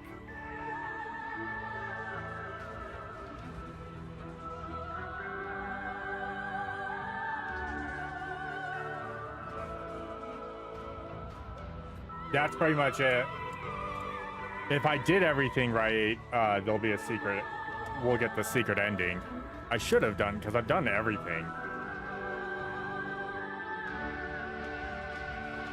I found as much as I possibly could, so. Like, overall, the game's not horrible, but it's not.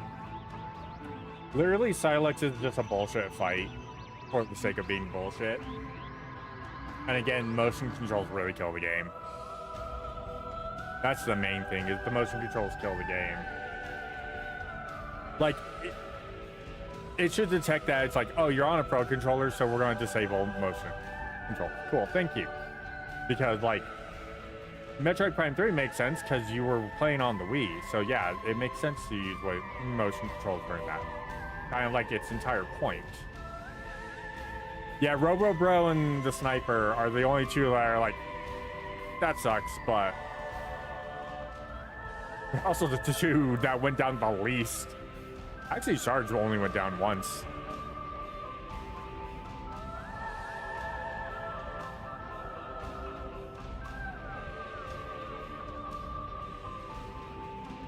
Fucking Mac gets hit once and he's like critical health.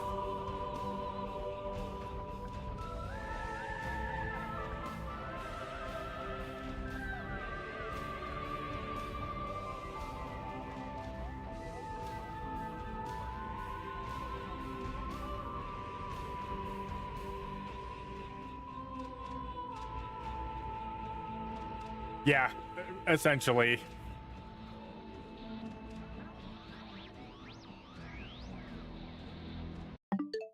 Nope. Can we not skip this at all? No, we cannot. Wow. Can't skip the credits. Go figure. I remember when games were used to be proper and you could just skip credits.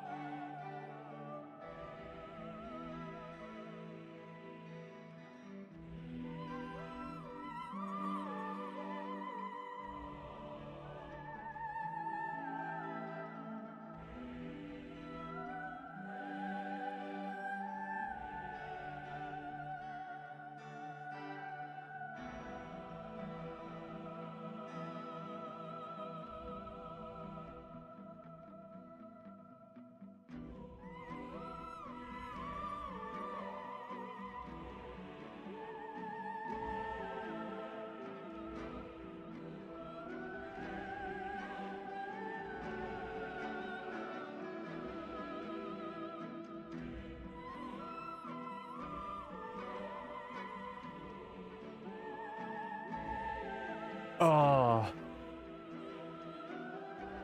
Yeah, I just need to know. That's not a good thing. Like, the people that do the DEI, that diversity style of like self-inserts or stuff like that into a game, especially a legacy series like Metroid. When you do that and then you make it so the credits can't be skipped, now you give people a reason to look for your name.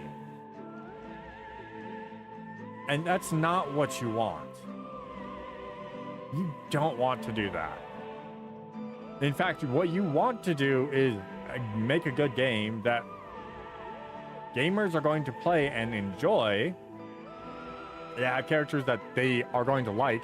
Yeah, you could have had all 5 of these characters and all of them could have been, you could have still had Mackenzie being this super nerdy guy that's like, oh my god, you're Samus. Sorry, I'm geeking out here real quick. I apologize. You're probably busy. Let me try not to be clumsy, but I'm only good at working on stuff. So, you tell me when the rule is clear and I'll come up behind. Okay, cool. You're awesome. You're way better. That's way better than you meet him and he drops his gun within the first 5 seconds of meeting him. Like, you can fangirl out because it's fucking Samus Aran. I don't know anyone that, like, if she was a real person, this was going on. I don't know anyone that wouldn't fangirl out about that. They'd be like, huh.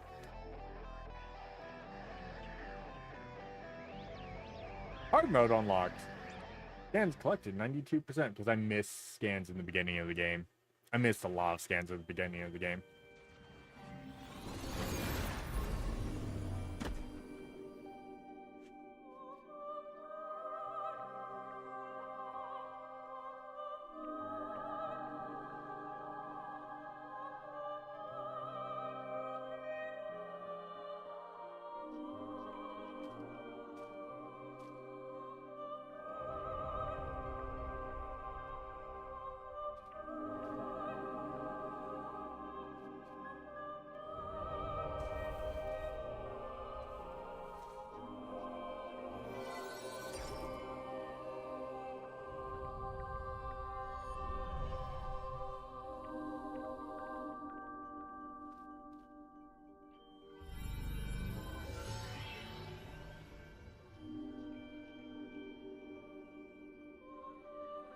Yeah. Some of them don't look good.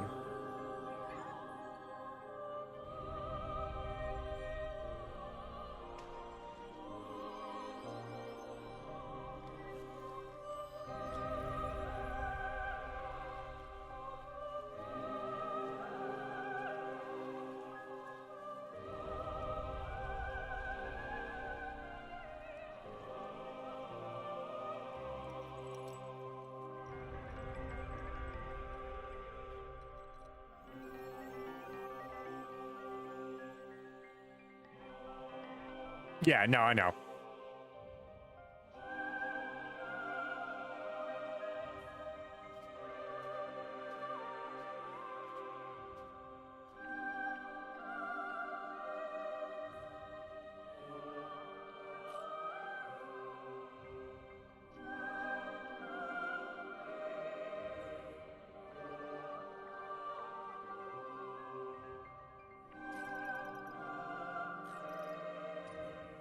They was successful, yay. At least I'm finally done with this game. I finally got to play it, and now we are done with it. Yeah, if I'm gonna play Prime game again, I'm going to play Prime 1. Prime 1 was so good.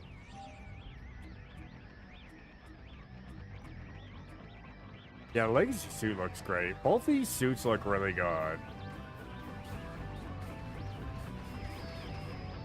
Robo looked amazing. Silex actually looks good. He's just a fucking asshole.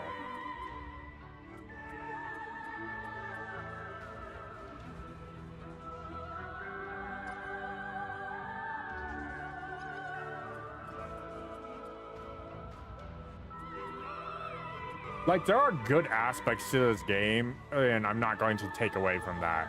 The gameplay still feels like a Metroid Prime game, and it's good on that.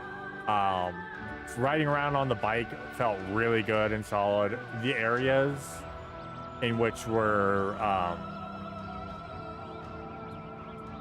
got to explore were great.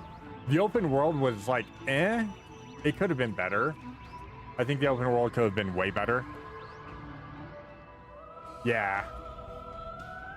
It was going to be either him or he was going to be the second to last boss, and we're going to have to fight a Metroid, but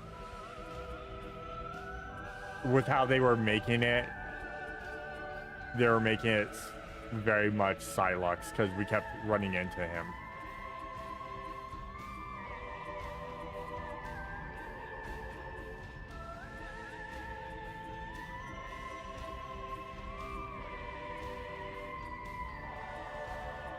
Yeah, if you have 100% scans, you get this one. And this is the final little bit of why Silux hates everyone. So, yeah, if there was more to do other than just drive around and break green crystals, and there was some more things to find, it would be way better. It would have been way better. It was fine for what it was and what it served, but it could have been much better. Just overall, it could have just been much better. Overall, like I said, the zones we got to go into, the 5 areas we got to go into and explore and everything and like that, they were fine. The puzzles, for the 100% item completion, that was fine. That was fun. That worked, but everything else, again, very primey, so it plays well. The psychic abilities were kind of cool. Again, motion control is kind of like the death sentence to the game. I think it doesn't work. It doesn't work very well. Like, if I was only using the Joy-Cons, that would be a different story. I would say, yeah, that plays a lot better. But because it's not, and because I was on a Pro controller, it really shouldn't have been that way. It should have been just, hey, we recognize that you're playing on a Pro controller. Do you want Do you want to enable the motion controls? No, I do not. Okay. Because I don't want motion controls. Why I bought a Pro controller, so I don't have to do the motion controls. If I want to play something with motion controls, then I'll play something with motion controls. Otherwise, I'm not going to. Simple as that. But yeah, overall, it wasn't bad. I'd give it... I'm going to give it a score. I'd give it a solid 7. It's a good 7 out of 10. Like, it's a good game. It feels great. Normal felt too easy minus Silex. I think Silex is annoying and bullshit for bullshit reasons. You know. So it felt good. It's a good game. Definitely a good solid game. Probably not one of the best Primes. And I would say Metroid Prime 3 still feels a lot better. And you have to use motion control because it was on the Wii. I think the vacant environment hurt a lot more. Like, I felt like it should have been, as you're going through it, it was like you, instead of having this open desert, it was more like as you're going to areas, it morphs. So when you're going to the, you know, where we get the viola and everything, that's like a deserty. And then as you go, it turns more ashy rock into the volcano. And then the mines feel like more gravelly, and then you go closer to the tundra and it's like starting to cool down and you've got snow on the ground.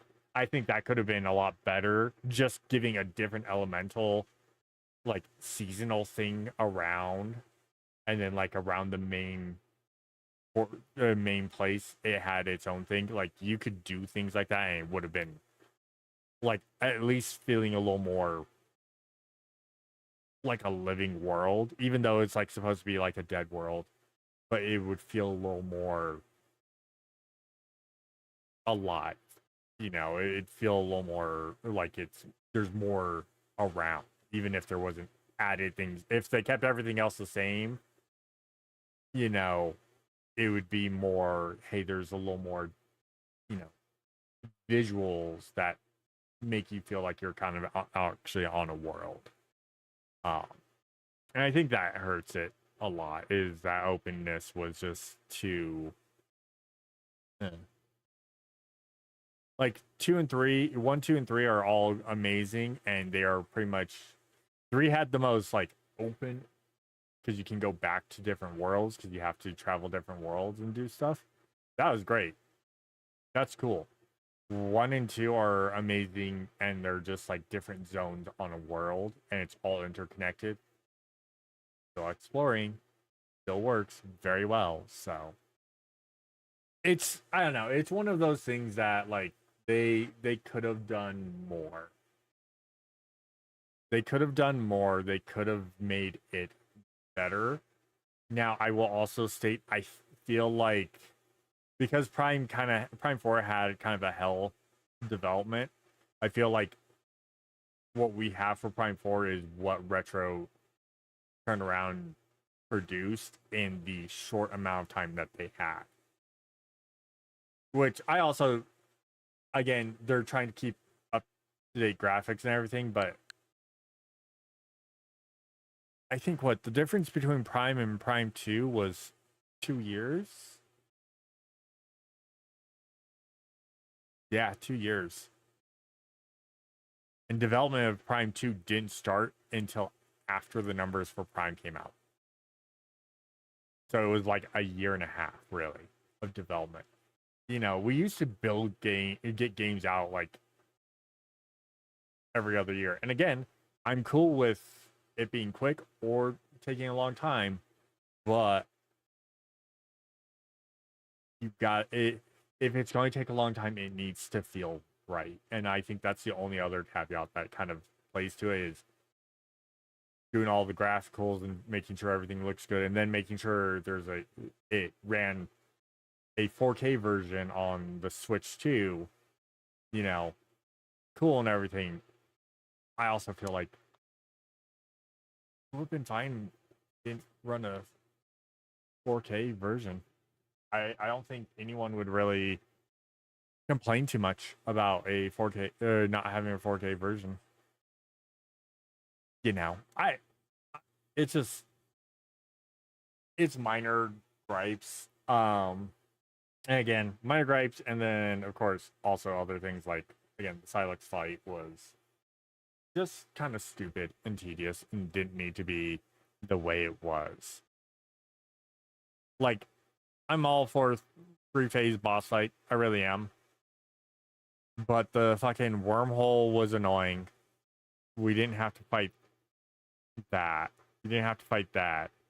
Hell, you could have done it where you're doing stuff where if you're breaking certain things, he's not going to damage you, but you can't damage him, but you can break certain things while you're flying through there to heal up for the actual phase. I would have been cool with that. Like, you're chasing after him in this wormhole and you're destroying things that he's leaving behind to heal up. And that's how you heal up between phase, the first main phase and the second phase, really, or third phase in that aspect. And then you're like, okay, cool. So this was my heal point, cool. And then you get into phase 3 and go from there.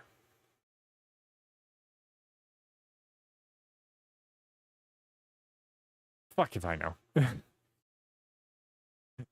I think it's because there's like the wormholes and it's Samus, she figured it out.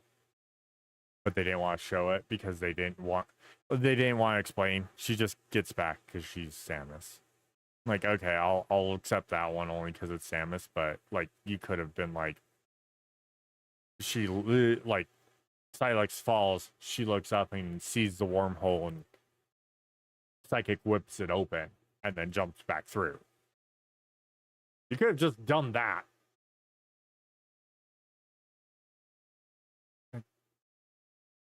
She's a badass. She's supposed to be a badass, and like, I don't get why they want to make her.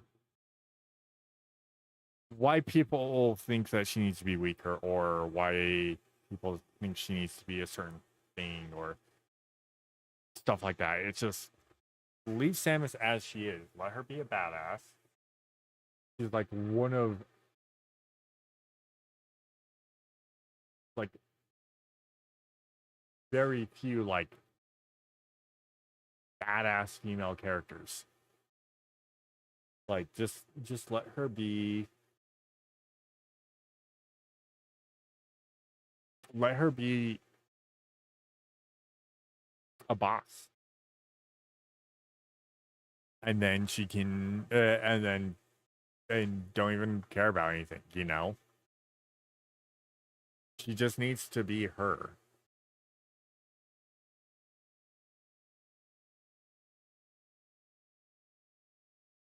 But, you know, what do I know?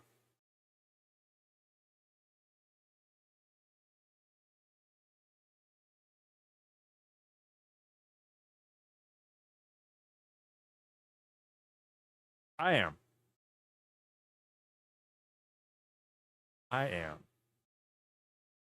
It's because it's Samus Aran.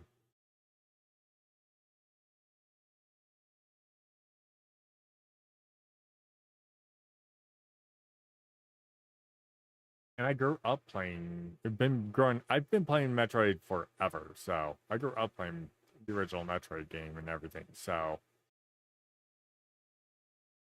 you know, it's. Here's what it is. Did I ever? Sorry, I'm looking at some stuff.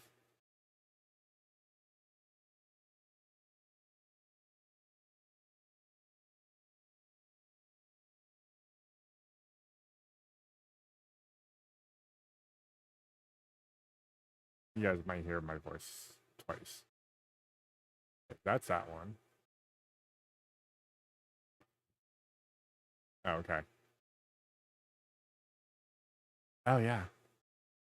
Oh, so I didn't do that one.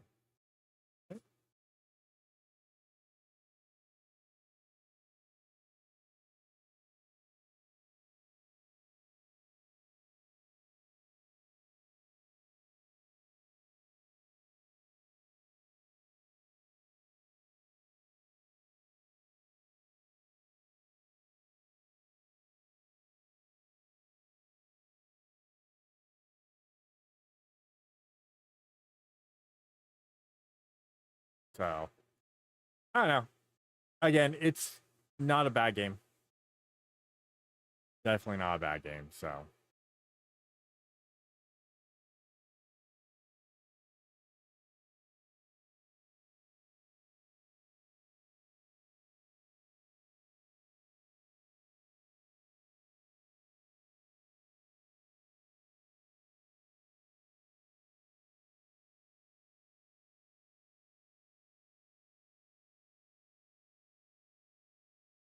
I'm going to go through. I'm going through a few things right now. Actually, you know what? Because I've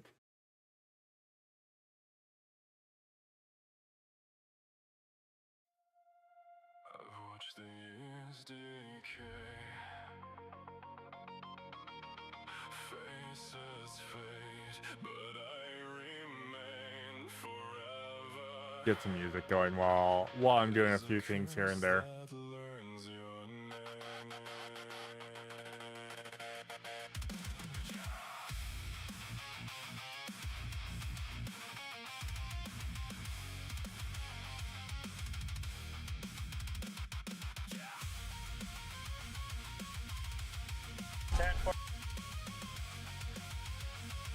Because we're just gonna chill for the rest of the night.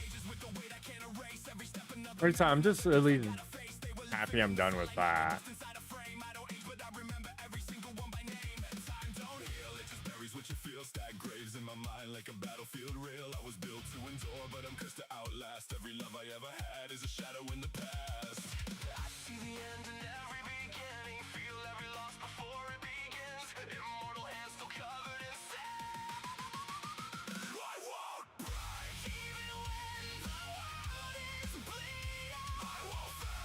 All right.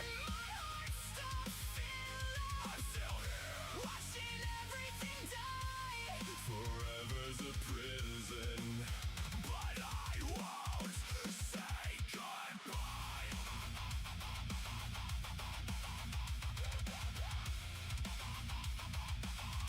Going through a few things, so.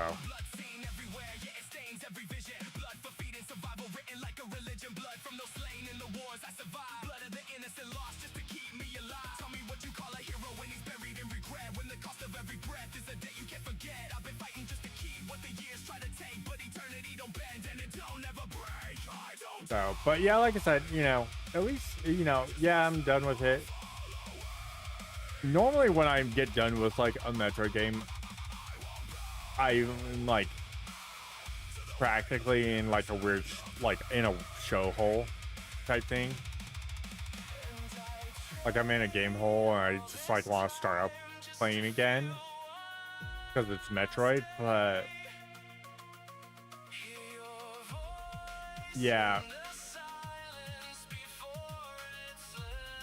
I don't feel like it, like I said, I don't think it's worth the one playthrough, maybe two playthroughs if you want to get all the little extra bits and things. But overall, I'm fine with it. You know,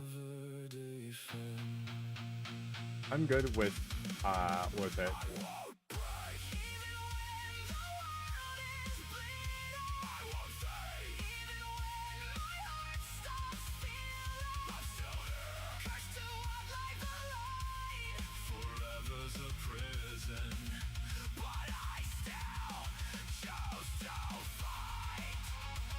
You know what? We could actually do that one. I should do that one because I've been like sitting on that and I haven't watched it. We should do that. Doesn't mean unbroken. I will state though, It just means I don't have to worry about you remember everything. like I don't go through a lot of the Prime series when I do my Metroid-a-thon, so thankfully we don't have to worry about that. Thankfully. Alright, hit the react button.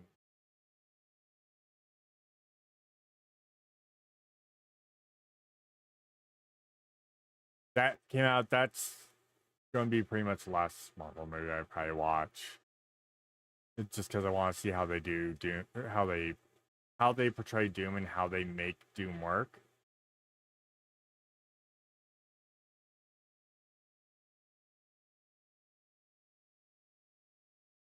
Worry about what later? Hey, Highway. Sorry, what's up, man? I was in focus mode and wasn't looking at chat. I apologize. How's it going, Highway? Worry about what? What are you talking about? I'm lost, son. Confusing me. I'm confuzzled.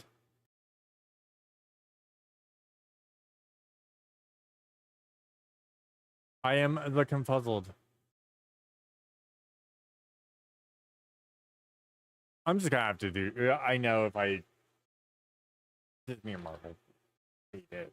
I'm not gonna do a live react to it. I'll just react to that trailer on my own time. Because yeah. Even if I pause it a lot, friggin' YouTube and everyone's going to just YouTube specifically is going to be like,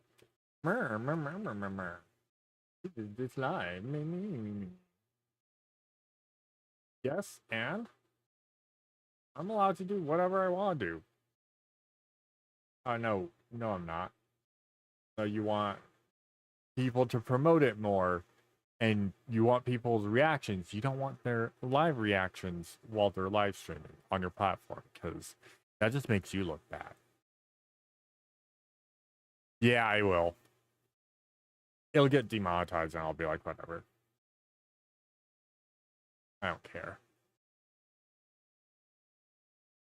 I don't care, you too.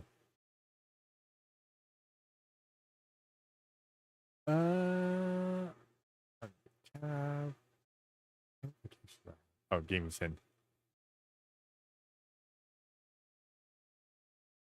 Oh.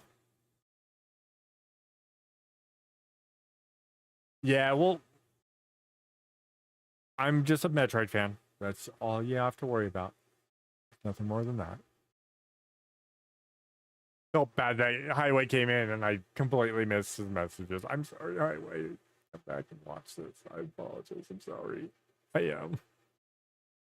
I was not trying to ignore you people. I was focusing on one thing. Only if you want to. Listen. I'll tell you this right now. When I do the Metroid-a-thon, it's not going to take. You're going to sit there and be like, oh, this is going to be like 6 hours and you're going to beat 4 games. Okay. It's just going to beat 4 games in 6 hours and we're going to be good. The only time that I take longer is if when I was doing 24-hour streams for the Metroid-a-thon, and that's because I would set up the Wii U and play Other M, because it's like the only 3D one that I would play. And that one just takes a while anyways, because there's just so many little minor story bits and whatnot. So yeah, as fast as I can make them, speedrun them. I always do. I don't play them as 100%. I play them as to go through and just play and have fun with them. Other M, I still love playing Other M. It just takes forever to go through because the story beats. It's normally like, even knowing what you're doing and being quick about it, it still takes like 7 hours to beat that game. Actually, I think if you know the speed run, it's 5-ish hours, roughly. I don't know. It's something like that. But anyways, no, we're gonna watch Fat Electrician video that I have been seeing on. Been a month. I haven't watched it, and I've been wanting to watch it, and I haven't really gotten to watch this. So this is the fighting preacher Logan Weston. So what we do know about him is this is a World War II that was fighting the Japanese in India. And if you guys didn't know, yeah, Japan actually like made it into like India a good deal of China. Like, they had control of a lot of Asia. So, let's get into it. Nick, take it away. The fact that this guy doesn't even have a Wikipedia page about him is absolutely criminal. Today we're talking about Logan Weston, aka the Fighting Preacher, which is one of the greatest military nicknames of all time. And boy oh boy did he earn it, because wait till you hear this guy's rap sheet. Years in service, 27. Wars fought in, 3. Founding member of Merrill's Marauders, or as we know it today, the 75th Ranger Regiment. Credited with knocking out multiple enemy tanks by himself at the same time. Helped lead the last... Excuse me? Multiple tanks by himself at the same time. Fuck. bayonet charge in U.S. military history. Became a Green Beret in his 40s so that he could advise on how to combat communism in Vietnam. Of course. And this is normally the part of the video where I would list off all of his awards and citations, but seeing as he has over 200 of them, we're just gonna hit Distinguished Service Cross, 5 Silver Stars, 7 Bronze Stars with V device, and 6 Purple Hearts. Oh, is that all? And we're gonna get to how he got all that right after a word from our sponsor. Oh, yeah. Yeah, that's like, no, that's just a small amount. He's got more medals than some companies have. That's all. Delete me. What? Where's my new gun? This is my commercial, so my tax write-off. That's not what we agreed to.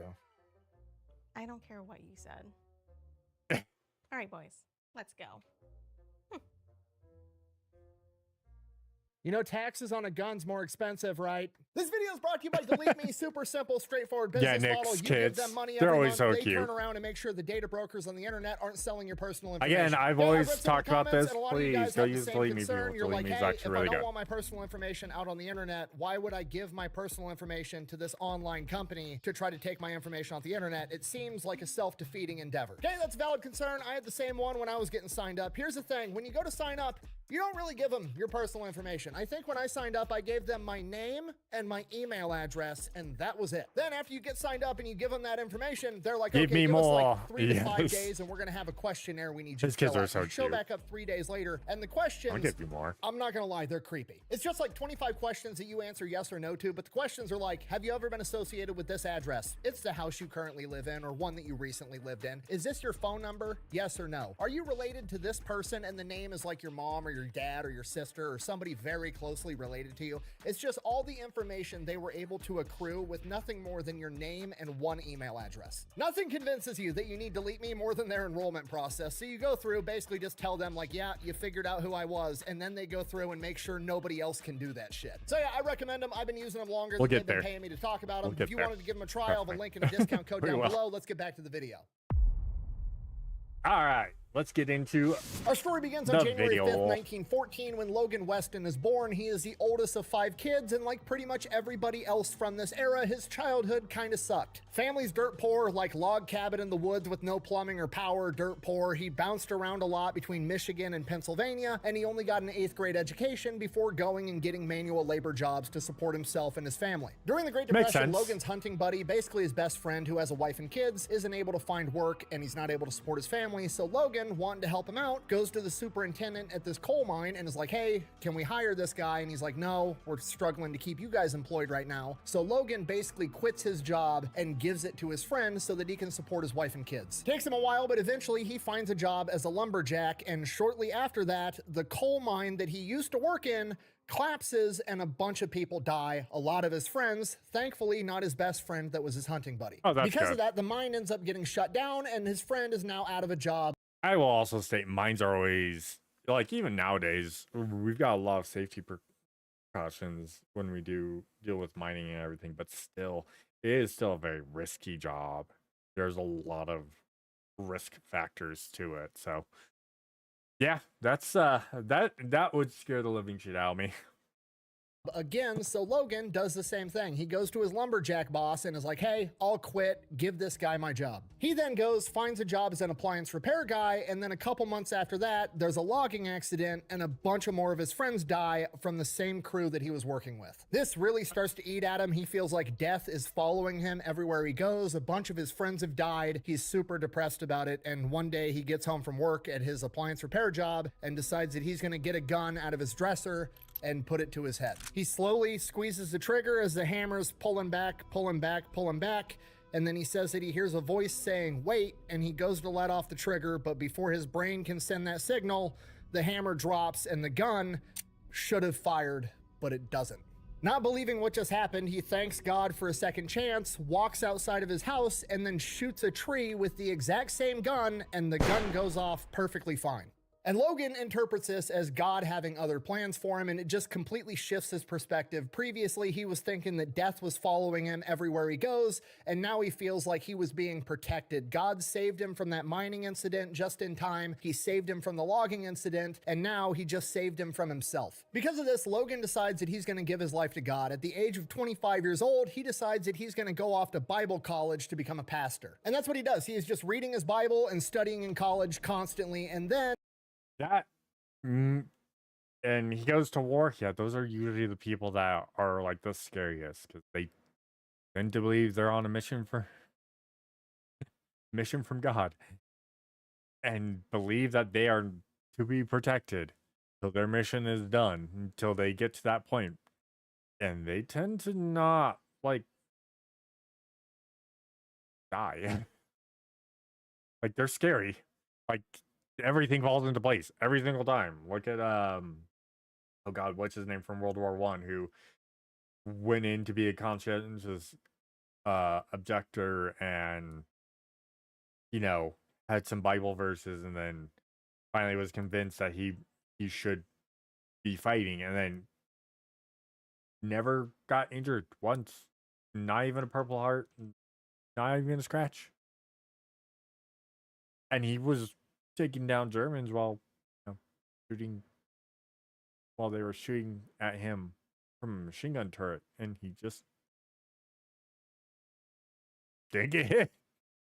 Like, yeah, some of these guys you're like, okay, divine intervention is a thing. In his junior year of college, the draft starts for World War II in 1940. And at this point, at least, there's no exceptions for going to Bible college as getting you out of the draft, so he has to go, so he does the only thing he can do. He goes, he proposes to his girlfriend, gets engaged, and then sets off for the army. Winds up at Camp Shelby, Mississippi for basic training, and when he first gets there, like just stepped off the bus to the base, they're in a big open field. There's a guy yelling that basically talking to hundreds of these kids that don't know what's going on, and he's like, okay, look, if you want to be infantry, go over there. You want to be artillery, go over there. You want to be a medic, go over there. You want to be this, go over there, yada, yada, yada. And he's looking around. He doesn't know what any of these words mean. He doesn't know what infantry is. He doesn't know what artillery is. This is 1940. There's no TV show. You can't Google this beforehand. You're not getting to pick a job. So he's like, I don't know what to pick. So for some reason, he picks infantry, thinking that sounds easy. Infants don't do a lot. I could probably do whatever the infantry does. There may be a situation here in which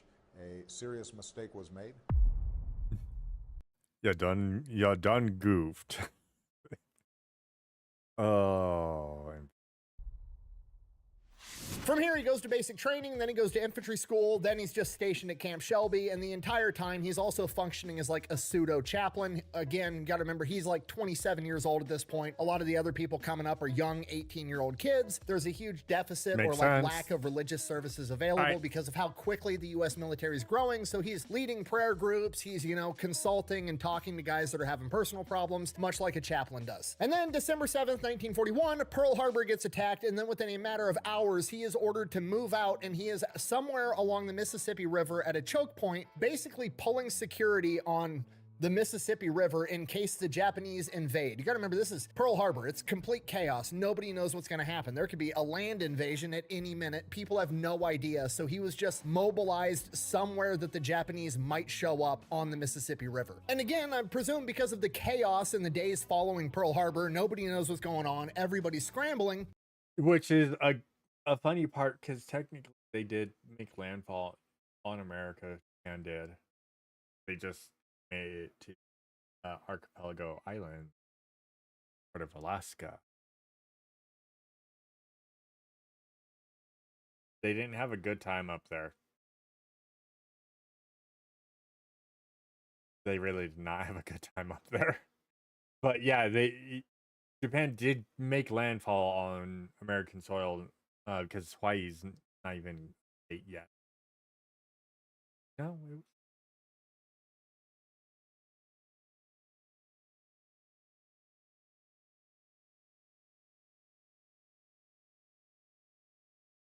yeah, I think it was a state. I don't remember. That great old education. Well, no, my history knowledge on that gets rough because I don't remember when every state became part of the union. But yeah, it's like they did make landfall on American soil, but they didn't really make it very far. But there was the worry that Japan could, like, yeah, the Mississippi's not near the West Coast, but you never know. They're working with the Germans. Maybe they got people around, and then they're sailing, and they're going to come up through the Gulf and come up the Mississippi River, which is a complete possibility. A dumb thing to do, but that's besides the point. He winds up camping along the Mississippi River with all of his guys for like a month. Like, he was mobilized within hours of Pearl Harbor being attacked and then just stood out there and made sure the Japanese didn't show up at a river for a month straight. Okay, if you're not picking up what I'm putting down, I'm trying to tell you, I'm pretty sure they forgot they sent him there, okay? Anyways, regardless, by the second week of January, he finally gets orders to head back to Camp Shelby, so he packs up all of his stuff, heads back to Camp Shelby, and when he gets there, he is immediately promoted to sergeant. And again, this is obviously because of Pearl Harbor. We're going to war, we're gonna need millions of new troops, millions of new draftees, millions of new volunteers. Pretty much anybody with any military experience at that moment was gonna get put in a leadership position, so they were promoting everybody. He then gets pulled into his CO's office, and CO tells him that he thinks that Logan would be a good fit for officer candidate school. Logan says he's interested. He goes off, he goes through like a board, like an interview type process, and when he gets kicked back, he gets rejected. Now, I don't know what happened in this interview, but apparently the promotion board's official reason for not promoting him was his religious convictions were too staunch, and they recommended him for a psychological evaluation. The commanding officer that had recommended him for officer candidate school finds out about this. He's pretty pissed off, feels bad for Logan, brings him back into his office. He apologizes, and then immediately promotes him to staff sergeant. A couple days after that, he gets orders, grab your shit, get on the train. He gets on the train. Next thing he knows, he's in San Francisco. Then they tell him, get on the boat. He gets on the boat. Next thing he knows, he's in some tropical paradise called Fiji. And he's training with the local islanders in jungle combat, these Fijian scouts. Apparently, they're all 6 foot tall. They're all 200 plus pounds, which in 1941 was a massive dude. And apparently they are ungodly good at jungle warfare. He said that they would do mock war games and the Fijian scouts would just wait till night, so the Americans would have double, triple the normal amount of security, and somehow the Fijian scouts would still sneak into their camp and take markers and just put lines across people's necks while they were sleeping, simulating, I would have just killed you with a knife in your sleep. I have a dick on my face, don't I? And this is initially who's teaching him and all the rest of his guys how to operate in a jungle environment. And then when he's not training, he's still doing his pseudo chaplain thing. He's leading little prayer groups, religious services. He's counseling guys that are having trouble with stuff back home or just trouble in general. And that's what he does. And this goes on for months. And then one day they tell him, all right, get on the boats. From here, his ship kind of goes around the Pacific on these search and destroy missions, basically Navy. Yeah, the Fijian scouts, yeah. They're like, hey, we want to show you how lax your security is. You can have quadruple the guards. We're still going to get in there and we're going to take out some guys and then we're just going to dip. You're like, oh, these guys are badasses. And they're like 6 foot tall and 200 pounds. Yeah, that's scary. That's scary. And then him still being like essentially a chaplain, even though they don't have one.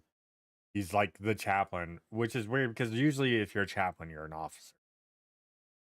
So intelligence is triangulating where Japanese radio signals are coming from on these little tiny itty-bitty islands out in the ocean, where the Japanese have left small contingencies of men that are basically just trying to track American ship and airplane movements and radioing it back to their intelligence. So they're triangulating where these guys are, they go in and destroy their outpost. Logan winds up going out on a couple of these missions, but all the outposts that he finds have already been abandoned, so they just destroy the equipment and head back to the ship. While that's going on, they celebrate Christmas of 1942 on the ship. They don't get any special food because the supply ship was sunk by an enemy submarine. This is the worst. Shortly after that, his convoy worst. gets attacked by an enemy submarine, and he's on the deck watching the entire thing as the American Navy sinks this Japanese submarine, and this is like his defining, oh shit, this is for real moment. In his words, and I quote, "For the first time I realized that I was on my way to kill or be killed." Shortly after this, they are informed that they're going to be partaking in the first major Allied offensive against the Japanese by making an amphibious landing on an island known as Guadalcanal. Logan is then individually notified / congratulated because he is receiving a battlefield commission and he is now going to become a lieutenant. He's an officer now. He is then immediately informed that the platoon that he's taking charge of is going to be the first ones to land at Guadalcanal. Okay, just so we're all on the same. Hey, congrats, you got a promotion. Oh, awesome. What am I getting promoted to? Lieutenant. Oh, I'm an officer. Oh, nice. Yep. Yeah, you're gonna be the first, your group's gonna be the first group out off the boat. Excuse me.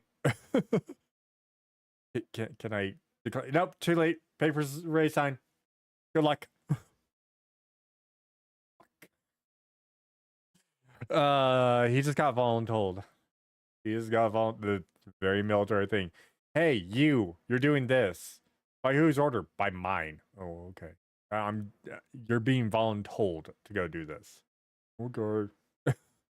Page. From his perspective, you have to appreciate this. He's basically just been told he's gonna lead the first 30 men into combat on offense against the Japanese, and he got promoted to do it. So in the back of his head, he's got to be thinking like, okay, either A, they think I'm awesome. Probably not very likely considering I have no combat experience. B, I just got promoted to be a sacrificial lamb. Great. But if he celebrated Christmas on a ship in 1942, he couldn't have. Shut up. I know what you're going to say. Just shut up. You're going to ruin the story. I'm going to address it. All right?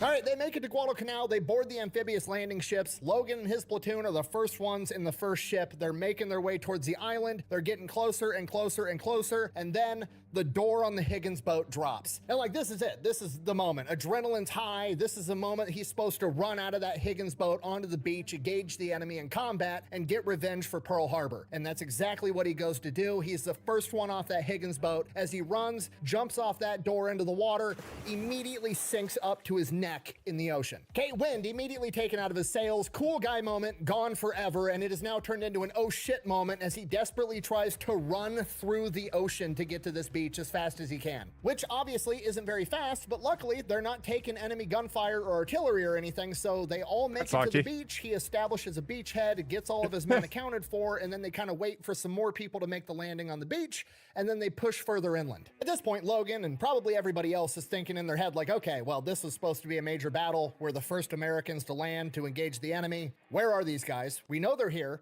We're about to walk face first into an ambush. That's what's about to happen. Anxiety is very high. But hey, somebody's got to do it. So they go. They push further inland, waiting for this ambush to come. And after a couple hundred yards, they find the enemy, or what's left of the enemy.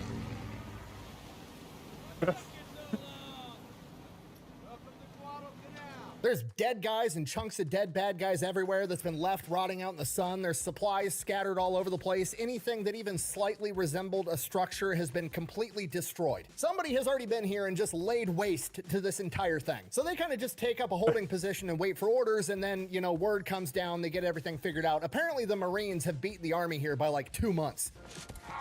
Come, Gimli! We're gaining on them! I'm wasted on cross-country!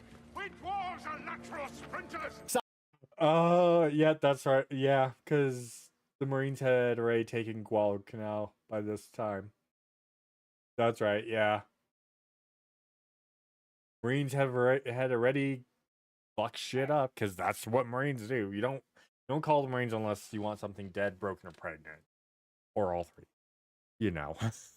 Sidebar, I love this part of the story because all I can think about is the TV show The Pacific, when the army shows up after the Marines have already been there, and the Marines show up and raid all the army supplies because they're starving. Also worth mentioning, his army unit was not the first army unit to make it to the island either, okay? The Marine Corps made it there on August 7th, 1942. The Army got there in October of 1942. He celebrated Christmas on his ship in 1942, then went out on some more search and destroy missions on different islands. His unit doesn't even get there till like April of 1943.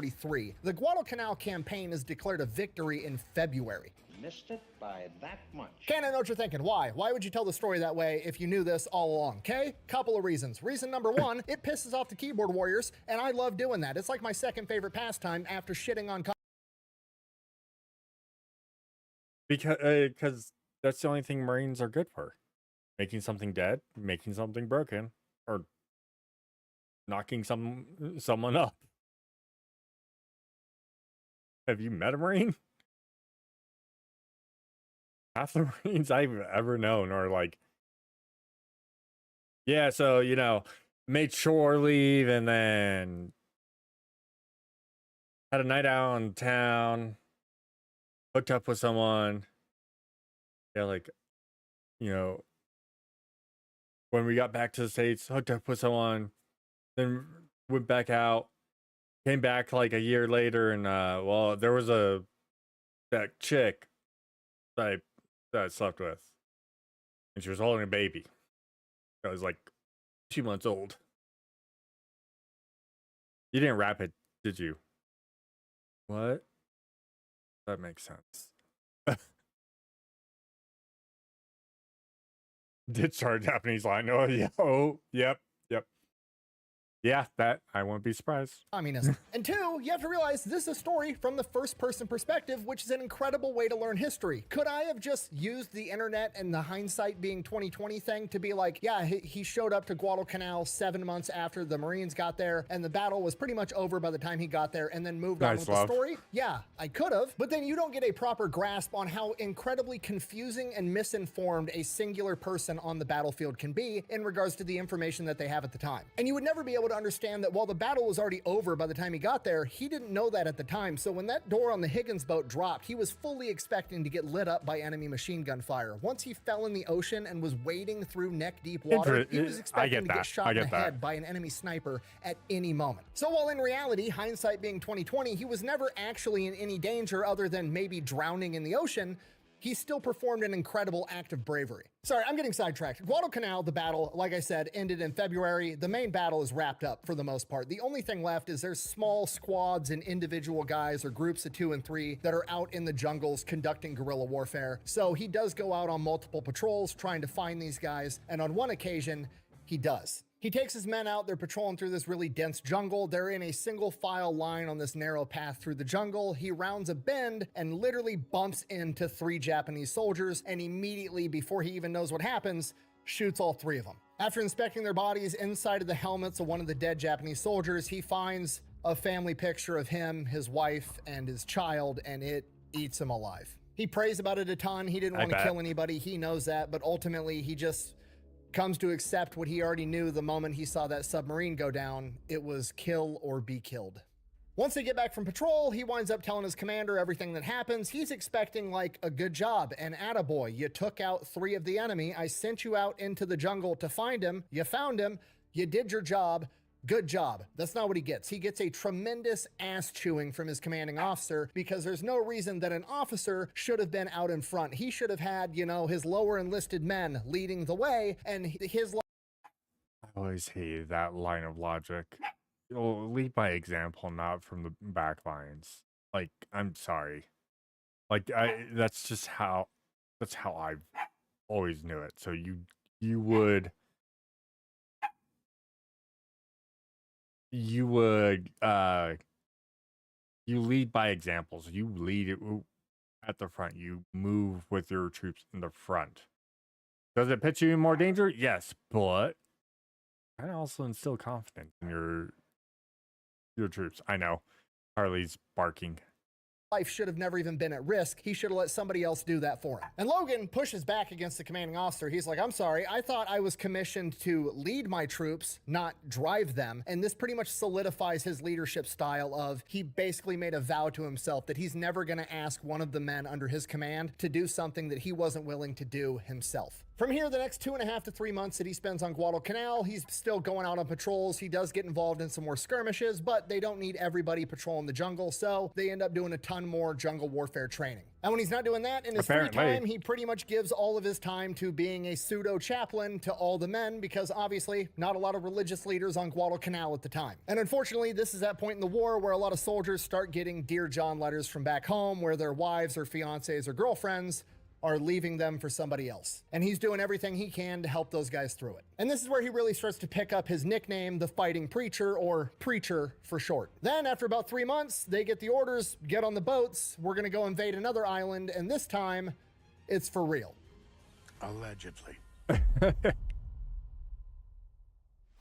All right, July 3rd, 1943, they board the ship. Once they get on the ship, they start telling everybody the plan. We're going over to a nearby island called New Georgia. There's an airstrip on the island. We got to take the airstrip. The obvious spot of attack is going to be the south side of the island, so under the cover of night, we're going to sail right past the south side of the island, and we're going to land on the north side of the island to catch the enemy by surprise. Once we get there, we'll open up with a naval bombardment to soften up the landings. You'll board the Higgins boats, and then you'll go take the island. That's the plan. Fast forward 3 o'clock in the morning, July 4th, 1943, they're here. It's time to go. We're gonna make the landings. The Allied forces open up with this gigantic naval bombardment, and it has the opposite of the desired effect. It does not silence the enemy. It's more like stirring up a hornet's nest. Within a matter of minutes, enemy airplanes are in the air. They're dropping flares over the ships, so now it's basically broad daylight, even though it's 3 o'clock in the morning. And Preacher and the rest of the guys can now see that the Japanese are shooting artillery back at them as well. Then the destroyer that they're on starts zigzagging because there's enemy submarines in the area, and within a matter of a couple of minutes, the entire ship gets rocked, presumably by an enemy torpedo, and within minutes, they're calling to abandon ship. Okay, now we got a big problem because the Higgins boats aren't here yet. Okay, now typically the Higgins boats are stored inside of another ship or on top of another ship, and then they're craned off, lowered into the water, and somebody drives the Higgins boat up next to the destroyer or the troop transport. They drop that cargo netting down the side, and the guys climb down the cargo netting and get in the Higgins boats. We don't have time for all that shit. They didn't give us a timeline. They said, get off the ship. So Logan and pretty much everybody else just start jumping overboard with their full kit. Backpack, gun, ammunition, everything they need. Oh, that's scary, because that's like 80 pounds. Well, World War II, it's probably closer to like 100 pounds added weight.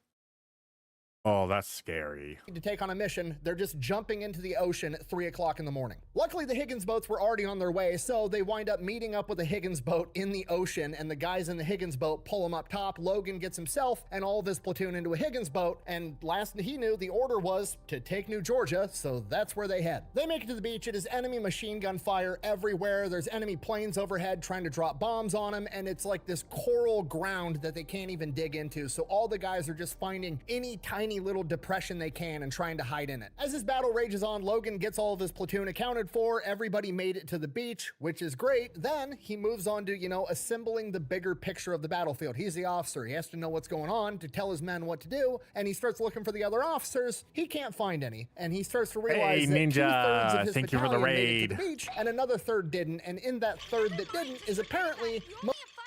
Thank you for the raid there, Ninja. How's it going? How's it going? We're watching The Fighting Preacher by Logan Weston. By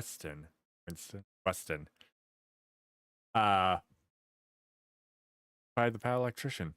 Most of the other officers, and he is now in charge of the rest of this I do battalion, too. even though he's only a second lieutenant. Daylight comes, they fight tooth and nail all day long, agonizingly slow, and by evening on that first day, they've managed to get about 300 yards deep on the beach and about a mile wide. That's their beachhead. That's all they've got. By this point, other high-ranking officers have made it onto the beach, and they make the call that they're not going to keep pushing into the jungle as the sun's going down, because it just seems like a bad idea to follow the enemy into the jungle in the dark. So they decide to set up security that for makes the night, sense. and they're going to handle the rest in the morning. Morning comes around, Logan gets the order that he's supposed to reestablish contact with the enemy, aka go fucking get them. From here, they basically use this beachhead as a base and conduct patrols into the jungle looking for the enemy. Logan doesn't go into great detail of like play-by-play of what happens every single patrol, but he does say during this period of time, all of his men picked up the habit of shooting and or bayoneting every dead Japanese guy they saw because they figured out pretty quick that the Japanese like to pretend to be dead and then try to shoot you in the back after you walk by.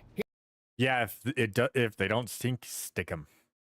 That's old World War, or an old saying from World War II. If they don't stink, stick them. Meaning, you walk by it and it doesn't smell like rotting flesh. Good chance that they're still alive. Make sure that they're not. Because yeah, the Japanese would do that. They just play dead, and then you'd walk by and they blam, and then they take out like one or two people, and then they peace out and like just disappear into the brush. And then you'd have people splinter off, and then that would lead into more ambushes. It was constant ambushes everywhere. So you had to play it smart. He also said during this period of time, he and his men became experts in clearing out Japanese machine gun nests. As soon as that Japanese machine gun would open fire, everybody would hit the deck. They'd return so much suppressing fire that the Japanese couldn't look up to man the gun. And while they were keeping their heads down, somebody would run up there with grenades and clear them out. This goes on every day for about 2 weeks straight. And then his platoon gets relieved by a Marine unit, and they get sent back to the beach to get some R&R and then wait for new orders. After a couple of days of hanging out on the beach, new orders come down, and here's basically what's going on the island at this point. The Japanese have brought in reinforcements to defend this airfield, and the Marine and the Army units that are trying to take the airfield are basically stuck in a stalemate. So Logan and his battalion are being sent in, okay? Battalion, not company, not platoon, battalion. Like 900 guys are being sent in, and their job is going to be to block the main supply road leading to this airport to cut off Japanese supplies so it weakens them so they can take over this airfield. The problem, it's like 17 miles away, and there are no roads. They're going to have to traverse 17 miles of this jungle island terrain to get there. So they set off carrying 5 days worth of food and water on their backs, and it is absolutely miserable. It's either cliffs made out of coral like this, or it's dense jungle, or it's swamps. Pretty much the entire 900-man element is marching through potentially enemy territory in a single file line. It is a slow and painful journey, and the entire way they're rotating out which platoon is at the very front leading point. When it's time for Logan's platoon to lead point, he's got a couple of scouts out in front of him, then it's him, and then 900 guys behind him in a straight line walking through the enemy jungle. They're like an hour into his shift at leading point, and all of a sudden he hears a gunshot from out in front of him. Logan and pretty much everybody else hits the dirt, assuming they're getting ambushed, and then after a couple of seconds, nothing. No more gunshots. It's just quiet. After a couple of seconds, Logan gets absolutely pissed. He's thinking in his head like, okay, one of my scouts just shot at an animal or accidentally dropped his gun and fired off a round while we're trying to sneak 900 guys through enemy held territory and risk everybody's lives. I gotta. Yeah, that's anger inducing. You're like, if you don't know, you're like, these fucking private, knife hands coming out. Go up there and see what the fuck is going on. So he marches up there, finds his scout, and he's about to chew this guy out. Basically asks him, what just happened? Why are you shooting your gun? And then up above him in the trees, he hears something falling and rustling around in the trees, and it's making its way down, and then a Japanese rifle falls right at his feet in front of him and the scouts. And then something even bigger starts rustling in the trees, making its way down, and then a dead Japanese soldier falls right on top of the rifle, and the scout looks at him and goes, I didn't have enough time to take the shot I wanted. I'm pretty sure he was aiming at you. And Logan...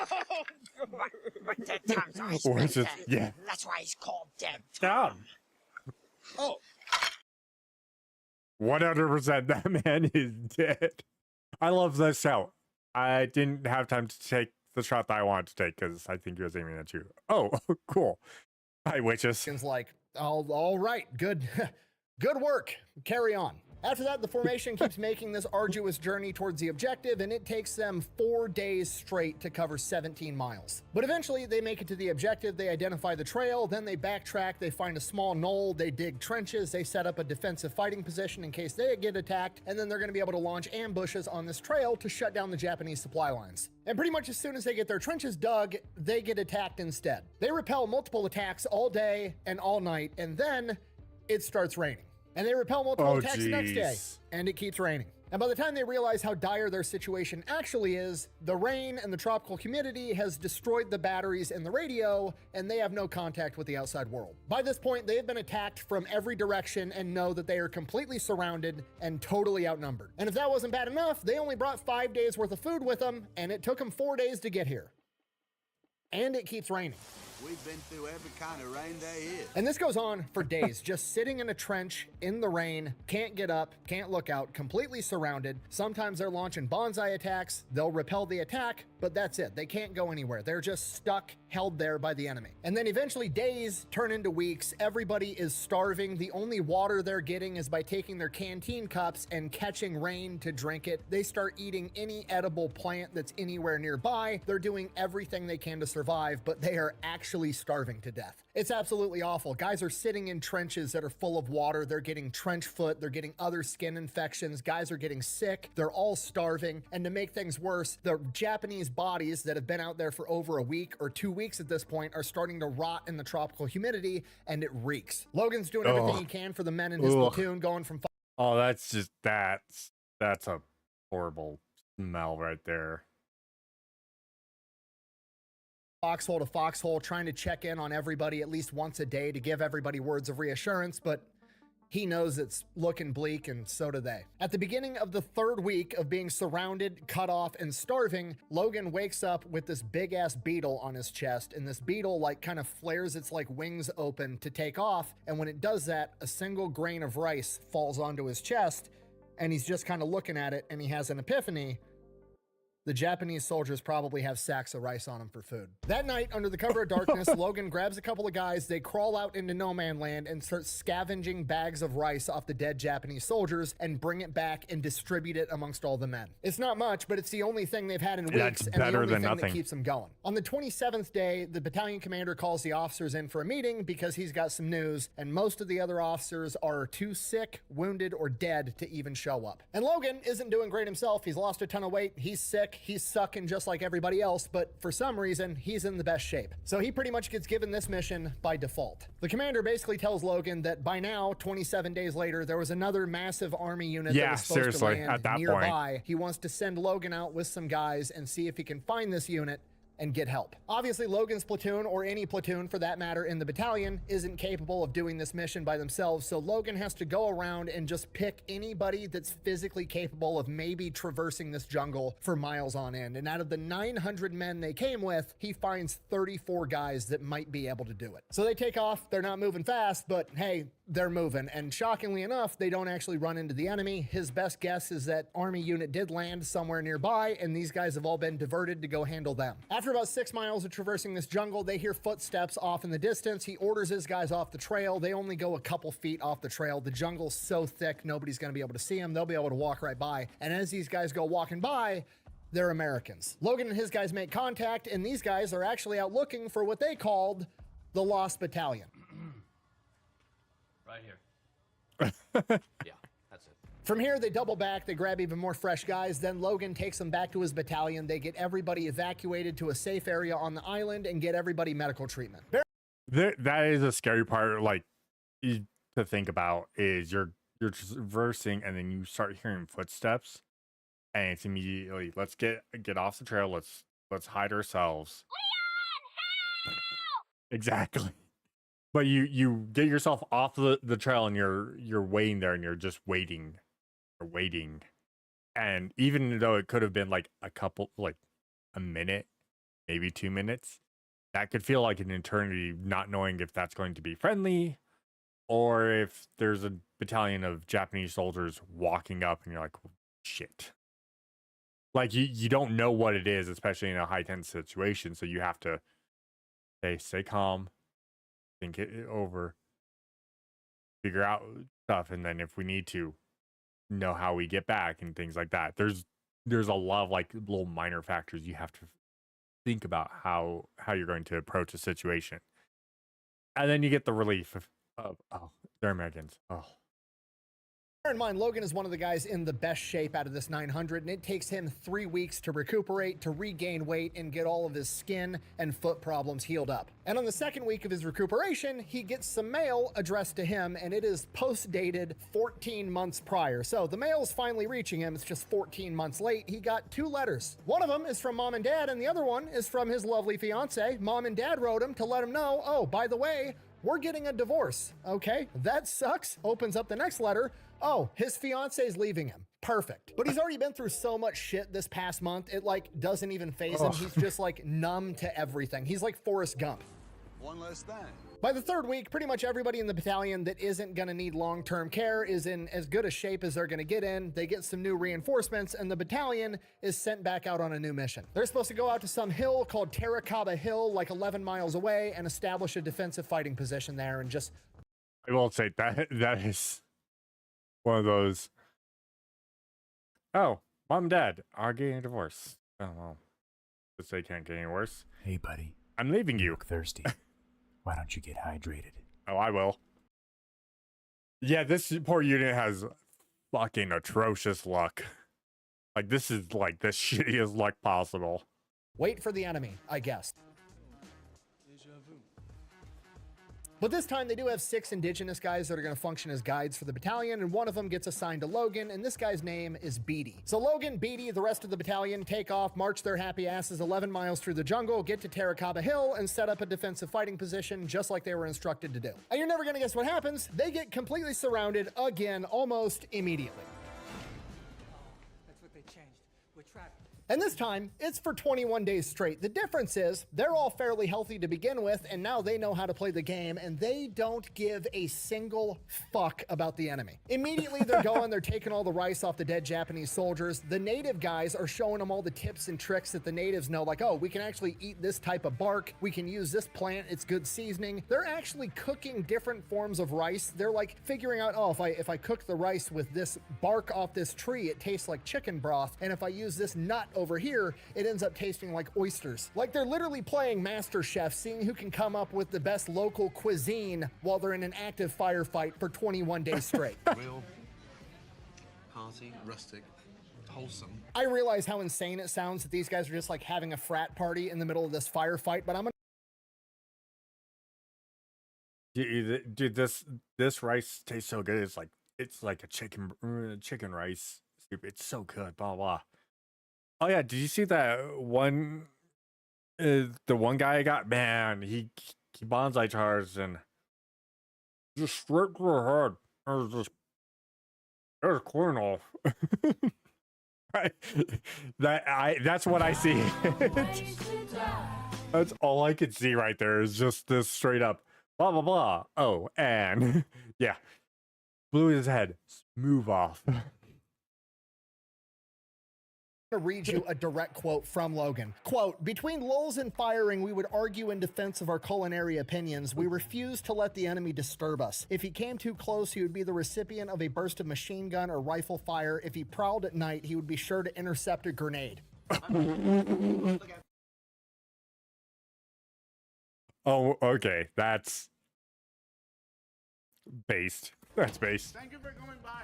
Have a good day. I'm going to enjoy my watch. He then goes on to say, and I quote, we were surrounded, but it just didn't bother us anymore. By the 19th day, apparently the battalion commander decides that the party needs to come to an end. He needs somebody to go penetrate behind enemy lines, make contact with an allied unit, and, you know, come in and clean this situation up. Logan Weston basically gets assigned the task because he is the most experienced patrol officer in the battalion. He gets given 33 of the best in shape guys, and he takes his local guide, Beatty, with him. From here, Logan and Beatty and the other 30 guys with him all get together in an area, and then a bunch of the other guys in the battalion get ready, and they've identified the weakest spot in the enemy line. The battalion lays down a bunch of covering fire. They punch through this weak spot in the enemy line, and these 30 guys plus Beatty and Logan disappear into the jungle. Once they really get moving, Beatty is absolutely incredible. This guy is having them ducking and dodging and avoiding the Japanese left and right. They're like invisible ghosts in the jungle under this guy's guidance. After about 4 miles, they get to a spot where they need to exercise a little bit more caution. And remember, Logan's the kind of commander where he's not going to ask anybody to do anything he wouldn't do himself. So he grabs Beatty, and those two take off to scout everything beforehand to make sure it's not an enemy ambush. They're making their way down this trail. Logan turns a corner, and off off in the distance, he sees a Japanese soldier, and the Japanese soldier is raising his rifle and pointing it at Logan. Logan, realizing that he's about to lose a quick draw contest, immediately drops to his knees and hip fires towards the guy. Doesn't hit him, but it scares the guy enough that he jumps into the brush. And from here, all hell breaks loose. There's rifle fire and machine gun fire coming from the left, the right, down the trail, absolutely everywhere. They turn and start running. They dive off the trail. They wind up making their way into this swamp and swim through and hide in this swamp. After they're convinced that they lost him, they climb out of this swamp. Immediately, he realizes, like, I've had so much adrenaline pumping, I'm not sure if I've been shot or if Beatty's been shot, so they wipe the mud off Beatty, check him out.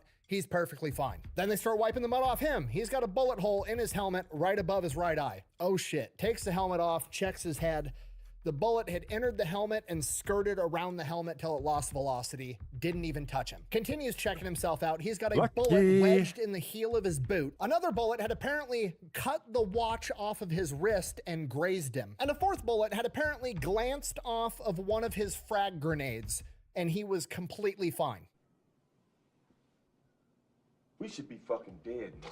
So they start making their way back to their platoon, and Beatty is just like blown away talking to Logan, like, wow, your god must be really powerful to be able to protect you like that. I need to know more about this guy. Like, can I worship this god? Can I be part of the club? What do I got to do? And Logan, aka Preacher, is like, yeah, man, of course you can. Just, accept God as your, Lord and Savior and love him. He'll love you back. Bada bing, bada boom.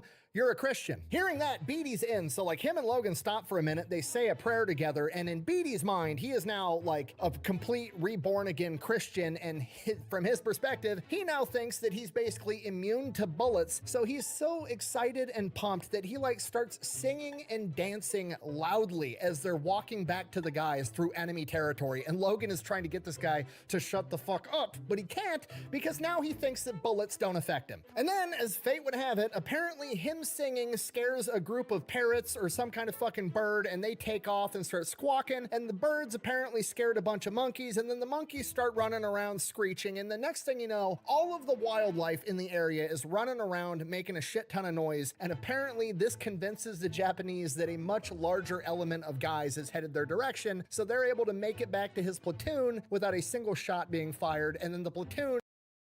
Yeah, and now at this point, Beatty's like,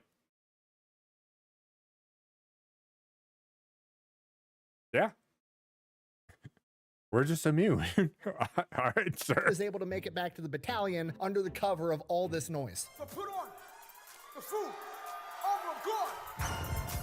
I love you, God! They're back at the hill with the battalion for 2 days before the battalion commander decides, fuck this, we gotta punch through and reconvene with this bigger army unit so we can get out of here. They march the entire battalion into the jungle with Logan leading point the entire time, and for 4 days they launch multiple attacks on different spots on the enemy line, trying to punch through. And again, as fate would have it, on the 4th day, other army units and Marines launched their attack on the airfield on the island, which caused all the Japanese in the area to fall back to defend the airfield, and they were finally able to punch through. They're able to reconnect with the 25th Infantry Division. Those other units were able to take the airfield, and the New Georgia campaign is essentially over. Logan's battalion gets put on R&R for the next 2 weeks, where his main goal is to try to regain some weight, because over the course of this campaign, he's gone from 185 pounds to 119 pounds. After that, his unit gets sent back to Guadalcanal, where they're going to get new reinforcements, new equipment, everything they need to accept their new mission. And after 3 days on being in Guadalcanal, Logan hears about a call going out requesting guys with extensive jungle warfare experience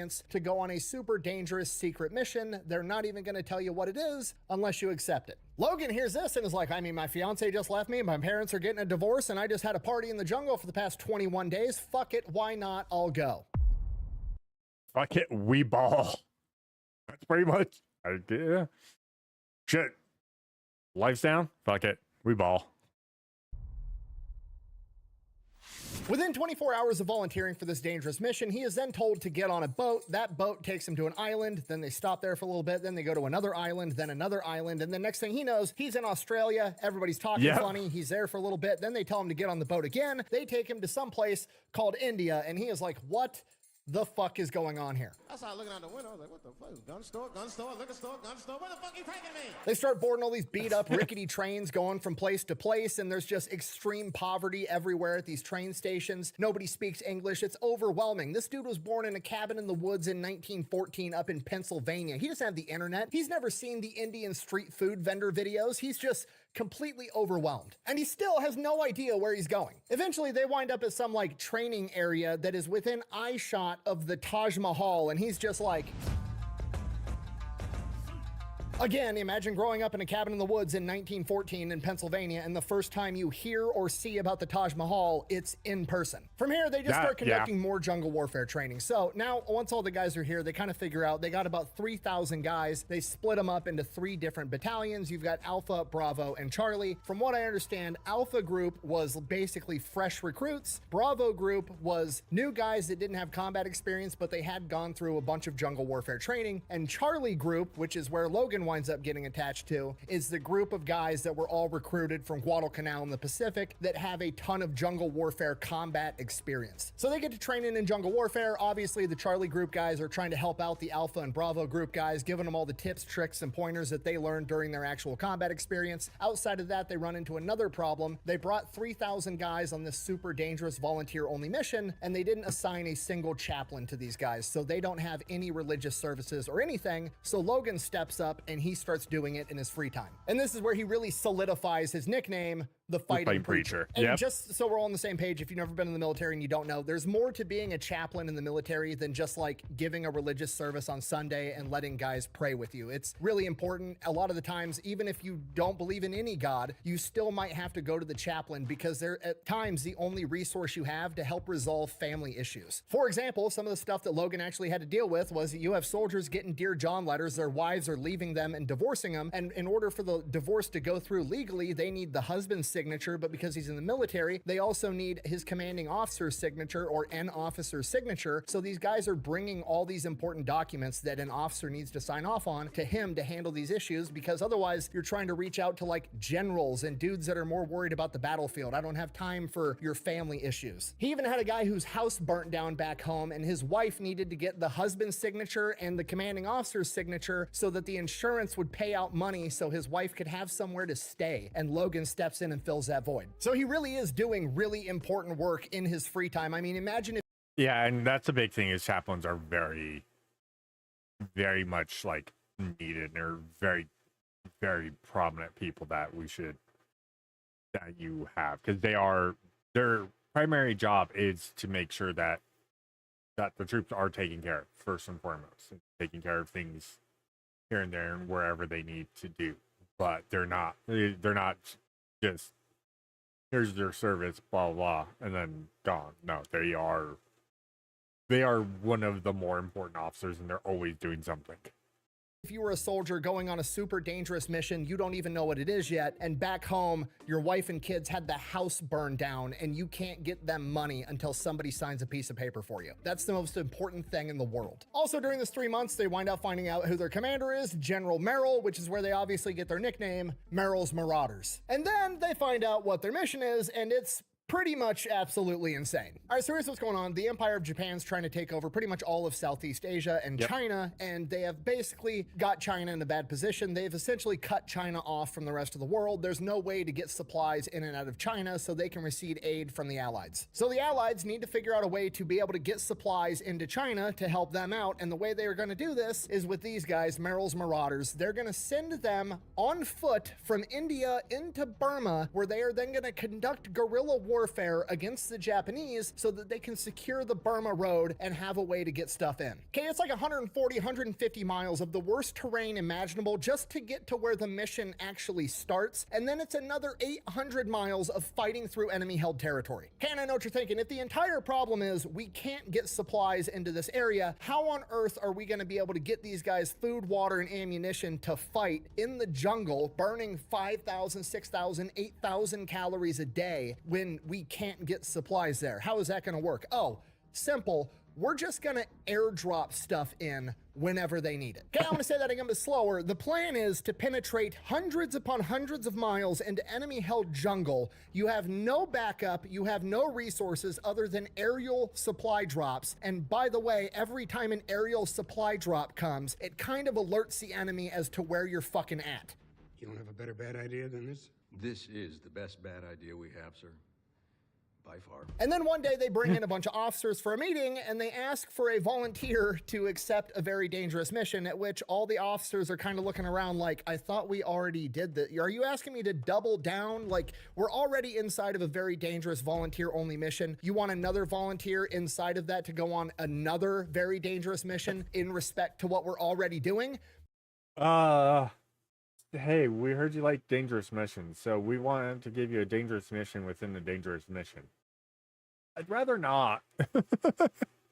Nobody volunteers. So the commanding officer, seeing that he has no volunteers, scans the room and sees Logan Weston, who's quite a bit taller than most of the rest of the officers, and everybody knows who he is. That's Preacher. He's got a big name, and everybody knows he has extensive jungle warfare experience.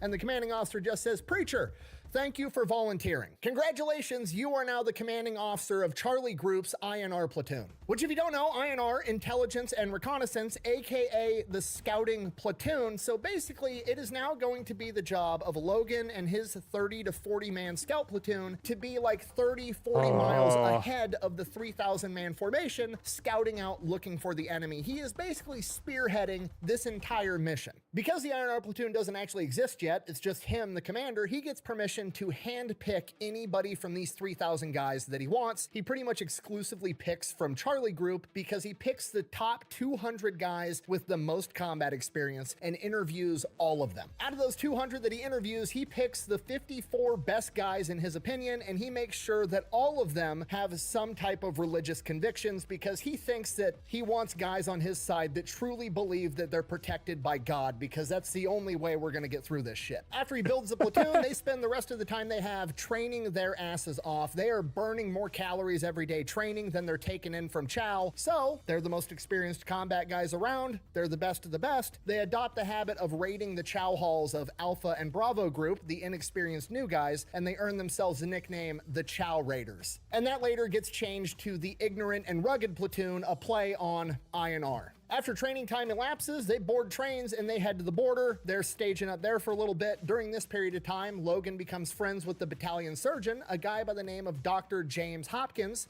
the great-grandnephew of John Hopkins, you know, like John Hopkins Hospital. Now, up until this point, they've been told the entire time, hey, we've had a bunch of engineers out there. They're already building a road that's supposed to go and hook up to the Burma Road. So you guys are actually going to be able to drive into enemy territory on trucks. I don't believe you. That's not what happens. They're working on a road, but it ain't that kind of road yet. Trucks aren't going to be able to make it, so they have to go and unload a bunch of mules off of trains, and they're going to carry all their equipment and ammunition and supplies on mules. Donkey! So they get the mules loaded up, and Logan and the INR platoon take off 24 hours before anybody else does. Originally, they've got this like gravel road that was made by the engineers known as the Lido Road. They follow that for about 80 miles. They're running into engineers. The engineers are making coffee for them. It's not that bad. I mean, they're walking with 65-pound rucksacks, so that kind of sucks, but they're not really in enemy territory yet. Very quickly, though, everybody comes to kind of really get annoyed by these mules because, as I'm sure you can imagine, walking in the jungle with a 65-pound rucksack through mountainous terrain gets pretty tiring, so every hour or so they're stopping to take like a 10-minute break, and apparently the mules would see everybody else is stopping and sitting down, and then the mules would also like sit or lay down, and then the mules were incapable of getting back up when they were fully loaded with gear, so every single time they would have to unload the mules, get them stood back up, reload the mules, and pretty soon it turned into the guys that were in charge of the mules weren't actually getting a 10-minute break. They just got to spend 10 minutes unloading and reloading the mules. Stubborn jackass! After they get to the end of the Lido Road, they just kind of take off into the jungle, headed the general direction of where the enemy is, and by January of 1944, they've traveled about 125 miles. Around this point in time, Logan gets orders that he needs to head east from where he's at because the Chinese are engaging Japanese forces. He needs to try to link up with the Chinese forces, and remember, Logan is about a day ahead of everybody else. So they start making their way there, and then eventually the lead scout notifies Logan that there's somebody up ahead on this trail. They see somebody, so they go, they check it out. It's some Asian guy in some type of uniform. So they kind of like make themselves known, not knowing if it's the Japanese or the Chinese. And then the Asian guy just kind of raises his hand and they think he's waving. They're like, oh shit, we found the Chinese guys. This is awesome. You seriously never noticed? Hey, hats off to you for not seeing race. And then the Asian guy drops his arm and they start getting lit up by machine gun fire. Remember, this is 54, the most jungle warfare experienced guys we got. They all hit the deck for a second, and then within a matter of like 2 minutes, they've killed all of the Japanese soldiers that staged this ambush. Okay, just so we're on the same page, this is the first encounter between Merrill's Marauders, or America in general, and the Hold on. I missed. missed that entire thing. Hold on. Wait, what? Hats off to you for not. For the Chinese, and then the Asian guy just kind of raises his hand and they think he's waving. They're like, oh shit, we found the Chinese guys. This is awesome. You seriously never noticed? Hey, hats off to you for not seeing race. And then the Asian guy drops his arm and they start getting lit up by machine gun fire. Remember, this is 54, the most jungle warfare experienced guys we got. They all hit the deck for a second, and then within a matter of like 2 minutes, they've killed all of the Japanese soldiers that staged this ambush. Okay, just so we're on the same page, this is the first encounter between Meryl's Marauders, or America in general, and the Japanese Empire in Burma. America got ambushed by surprise, proceeded to kill everybody that ambushed them, and Logan's men didn't have a single casualty in return. We're setting a tone right out of the gate. From here, they keep making their way east. They get into some more skirmishes. Eventually, Yeah, that's scary. I'm not gonna lie, that would still be scary, but that's also kind of badass.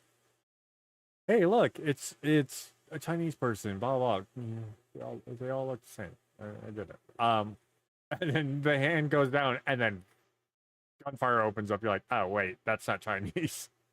new orders come down. They got new intel. The Chinese are attacking the Japanese at a place called Wallaboom. It's a village that's basically been commandeered by the Japanese. They're using it as an outpost. They've got a ton of supplies there. Perfect target for guerrilla warfare. They're already being attacked by the Chinese on one side, so if Meryl's Marauders can come up from the other side, they'll pinch them in a vice and crush everything. For this, the INR platoon links back up with the rest of the main force. They make their way there. They're being super sneaky, secretive in the tall grass. The Japanese don't know they're there. They're getting a lay of the land. They're checking everything out. And there's this river right by Wallaboom, right next to the road that's going to be the same road the Japanese have to retreat through if the Chinese are able to break through their line. So they get a roadblock set up, and this is the perfect fighting position because if the Japanese want to be able to rush them to engage, they're going to have to run through a river first. We literally have a moat. You couldn't ask for a better fighting position. There's just one flaw with it. The river has this big bend that gets really close to where the roadblock is set up, and if the Japanese can circle around them, cross the river there where it's safe, they'll be able to outflank them. So somebody's going to need to cross the river onto the enemy side and set up a fighting position to defend the flank.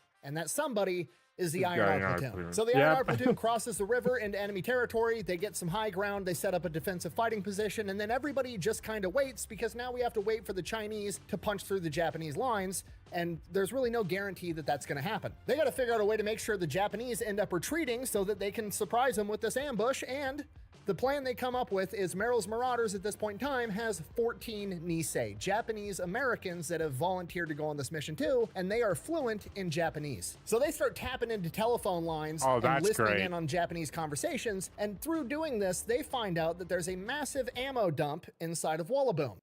What is that? We need air support, and we need it now. Roll in strike package Bravo on unknown target.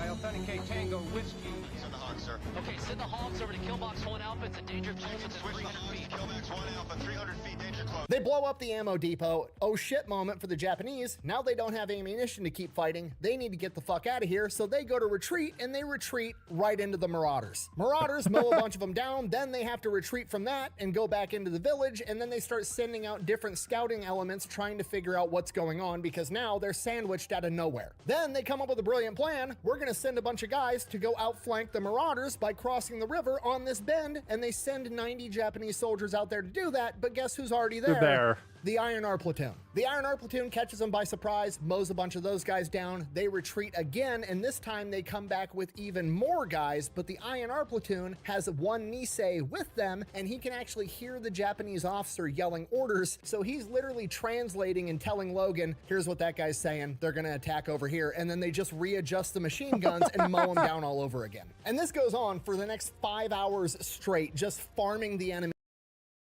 Just straight up farming the enemy for XP, and that one Nisei is just sitting there like, they're coming from the west. Okay, they're swapping over. They're going from the east. Okay, they're gonna try and do a head-on strike attack now. Okay.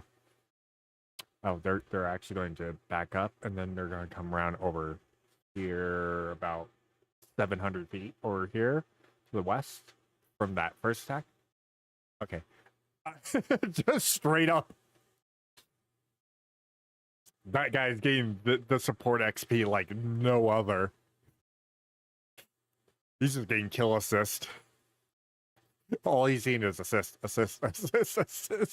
for XP. It gets to the point that the INR platoon is surrounded on all three sides with the river to their back, and they're running low on ammunition, so Logan hops on the radio and explains the situation. So the main element and Charlie group gets some mortar guys and some machine gun guys over to that area of the river. They get set up on the opposite end of the river, and the mortars drop a bunch of smoke shells. Then they create a wall of fire, and they're ready with the machine guns. This gives the INR platoon the ability to retreat back across the river, get more ammo, and rejoin those guys, and they form a line there, preventing them from getting flanked. And remember, while all this is happening, the Chinese are still attacking and applying more pressure, forcing the Japanese to either stand their ground and fight them, or to turn and run into a wall of lead from the Marauders.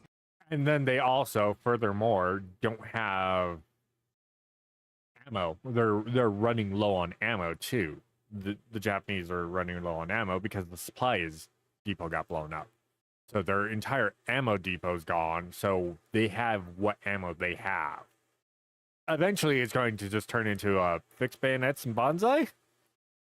The only thing we got. And we're just slaughtering the hell out of them, you know. But they weren't backing down, let's put it that way.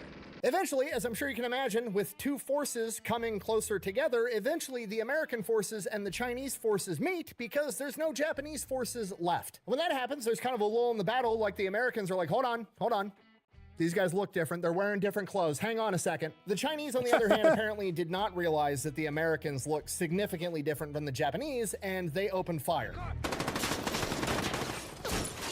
I couldn't find any documentation saying whether or not any of the Chinese guys got killed, just that a firefight did occur briefly, but then eventually they kind of figured out what was happening and everything was cool. Fine, I'll say I'm sorry. No, be sincere. Like this. I'm sorry. Regardless, they get it figured out. It's all good now. Wallaboom is officially ours. In the battle for Wallaboom, the Marauders unfortunately suffered 8 men killed in action and an additional 37 that were wounded. In return, however, the Marauders are credited with killing over 800 Japanese soldiers. And the Marauders are just getting... Yeah, well, and you gotta remember, because the Chinese don't know what most of the Chinese didn't know what Americans looked like, so they felt like it could be like allies to the Japanese, so they weren't sure, you know. And I get that you're in a high tense situation, and most of the Chinese soldiers weren't very well trained because they didn't have much of a standing army at the time. And when Japan took over, they fucking wrecked most of their standing army. So yeah, I get that, but you know, oopsie daisy. Started. They go on a guerrilla warfare rampage for like the next 5 months behind enemy lines. They travel over 1,000 miles on foot, kicking ass everywhere they go. But as I'm sure you can imagine, living in the jungle 24/7, doing everything via traveling on foot leads to a lot of people falling out from illness. You got guys getting malaria, dysentery, typhus. Everybody's running a fever, to the point that it became standard operating procedure that you had to run a high fever for 3 days straight to even get medical attention for it. Don't get me wrong, they're still kicking ass, but I don't want to give you the wrong impression that it's all sunshine and suppressive fire. Yeah. This still sucks. These guys are getting fatigued. Focusing back on Yeah, that makes sense, because yeah, they're 5 months in the jungle and you're pretty much just walking the entire time. You're probably getting like not zero, but you're getting like no time to rest, no real sleep.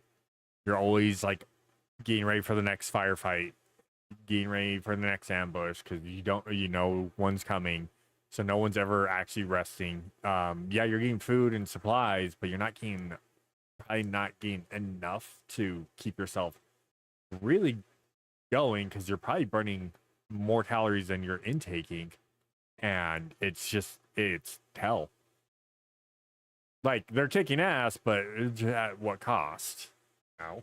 Creature in the INR platoon, though, there's major battles they get into, but then there's also just going out on patrols and getting in skirmishes, which the INR platoon does a lot of because it's kind of their entire job. And they develop guerrilla warfare tactics that are just peak level fuckery. They would go into areas where they know the enemy is patrolling. They would set up a campsite with a campfire and even leave a mule there, and then they would drop back a little bit, find a position, and set up the machine guns. And then once the Japanese launched their bonsai attack into their campsite, they'd mow them all down. On one occasion, the campsite they set up was so convincing that the Japanese decided to employ a double envelopment tactic, meaning they were going to come at them from both sides, except the INR platoon wasn't there and it was dark, so they literally attacked each other and they took out more of themselves than the INR platoon did. What an idiot! In another one of their major battles, the Marauders attack a place known as Napunga. During the opening stages of this fight, the Marauders wind up getting surrounded and they have no way out except one. Prior to the battle, Logan had identified a trail and recommended that he go out there and secure this trail. That way they had a way out if they did get surrounded, and now he is guarding that trail. He proceeds to get in a firefight with the INR platoon for 4 days straight,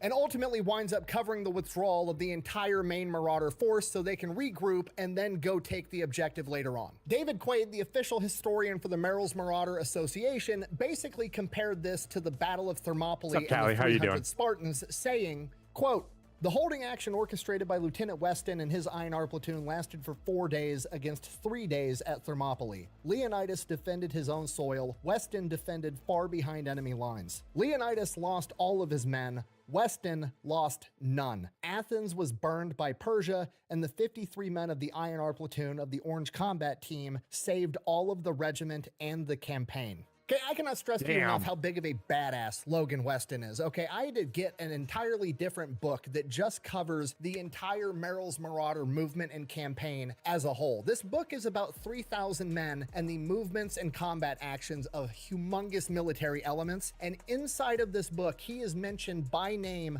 14 times. He's not a general, he's not a colonel, he is a platoon leader, and he is mentioned 14 times by name. That is how pivotal of a role Logan Weston and the INR platoon played in the Merrill's Marauder campaign. Over the course of this campaign, remember, these guys are living in the jungle the entire time. There's no showers, they're just getting food.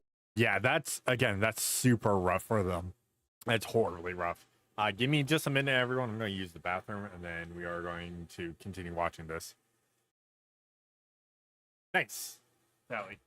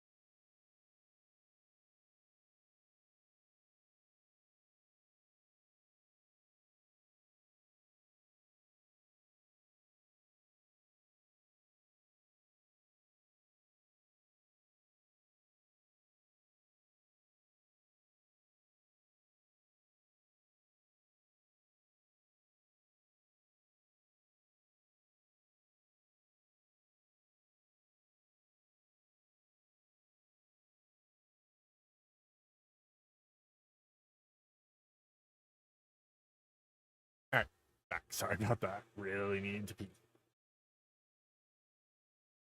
Dropped to them out of airplanes. Many of the original Marauders either fall in battle or they succumb to illness. Only 175 to 200 of the original Marauders actually make it all the way through the campaign. And Logan winds up getting medevaced during the final mission. For this mission, the Marauders need to go take out an airfield known as Machina. The problem, it is 400 miles away with the Kumon Mountains in between them. At times, the terrain these guys had to traverse was so steep they had to take their e-tools, those little shovels, and beat steps into the sides of mountains to be able to climb over it. Logan and the rest of the Marauders make it across these mountains. Rough. Once they get to the other side, Logan goes out on patrols, doing his thing with the INR platoon. That's his entire job. And during one of these patrols, he winds up getting blown up with a hand grenade. He gets medevaced. He's in the hospital for 2 weeks recovering. And while he's in the hospital, he gets word that Machina had fallen to the Marauders, but there's still a ton of cleanup to do, which is his specialty. So he volunteers to go back out, which he does. could do this all day. Oh, you thought he was done when I said he got medevac. As long as you're getting like pure tobacco, you'll be fine, Callie. You'll be able to get some better tobacco later. Just don't stress it. During the final mission. Nah. He goes back into combat for 6 more weeks, leading the INR platoon in patrols, cleaning out the area. After 6 weeks, he gets medevaced a second time, and the official thing written on his medical documentation is AOE, accumulation of everything. Like the medics took one look at this guy and said, "What's wrong with you?" Oh shit, what isn't wrong with you? Once he gets to the hospital, he is told that he has 6 months left to live and rushed back home to America. Okay, spoiler alert, obviously he survives. Oh, I'm so happy! I'm so happy! This is the best day of my life! The Marauder campaign ends shortly after this. Machina was their last major battle. Under the leadership of Logan Weston, the INR platoon is officially credited with scouting 1,250 miles of jungle, participating in 18 battles. They suffered 4 men killed in action, 5 wounded, and in return, the battalion credited this singular platoon with killing 1,260 enemy soldiers. Holy cow, that's ridiculous. So Logan winds up getting medevac. They ship him back to America, and this journey takes weeks. And during the course of that journey, he is placed under the care of a doctor that's traveling with him and a bunch of other wounded soldiers. And that doctor is his buddy, Dr. James Hopkins. Once making it back to America, he remains under the care of Dr. James Hopkins. Despite being only given 6 months to live, he makes a full recovery. Which, I mean, obviously, A, he's under the care of a Hopkins, which is basically American medical royalty, and B, it's Logan Weston, the fighting preacher. He's gonna do whatever he wants at this point. After getting discharged from the hospital, him and Dr. Hopkins get debriefed, and they're basically told, hey, here's the deal. We haven't told the American people an awful lot about what you guys were doing over in Burma. It's kind of hush-hush. Don't ever talk about this again, like for the rest of your life. Now, obviously, they're not the only ones getting debriefed. This is like one officer telling an auditorium of Merrill's Marauders this, and all the enlisted guys, for the most part, are like, okay, sounds good. I'm going back home to the farm. They all leave. James Hopkins and Logan Weston stay in the room, and they're like, that's bullshit. I should be allowed to talk about my life experiences. I'm gonna do it. They are then promptly taken to the office of another high-level commander where they get into an argument, and then they wind up getting basically placed on house arrest in a local hotel and held there until they figure out what to do with them. After a couple of days of being locked in this hotel room and having different conversations with the chain of command, they come to the agreement that, okay, here's the deal. You can talk about it, but you can only talk about the stuff that's already been put out in the newspapers and in the press. And they're like, okay, hear me out. I've been in the jungles of Burma. I have no idea what's been in the newspapers the past 3 years. So they go and get like 3 years worth of newspapers and press and bring it to the hotel room and tell them, read all you want. That's what you're allowed to talk about. If it's not in there, please don't talk about it. Logan and James agree to these terms, and they spend the next couple of days reading through all these newspaper articles and magazines and everything else. Okay, and if you were in the military, I know what you're thinking. This story is completely BS because there's no way the chain of command is going through all this effort to appease 2 random guys that aren't willing to follow orders. And you know what? You're probably right 99.9% of the time. Except for who these 2 are. When you're looking at who they are, military will bend over backwards if it's like super up there. Like you helped us out a ton. We'll bend over backwards. We'll allow this, but this is all. But it's a very rare circumstance that ever actually happens.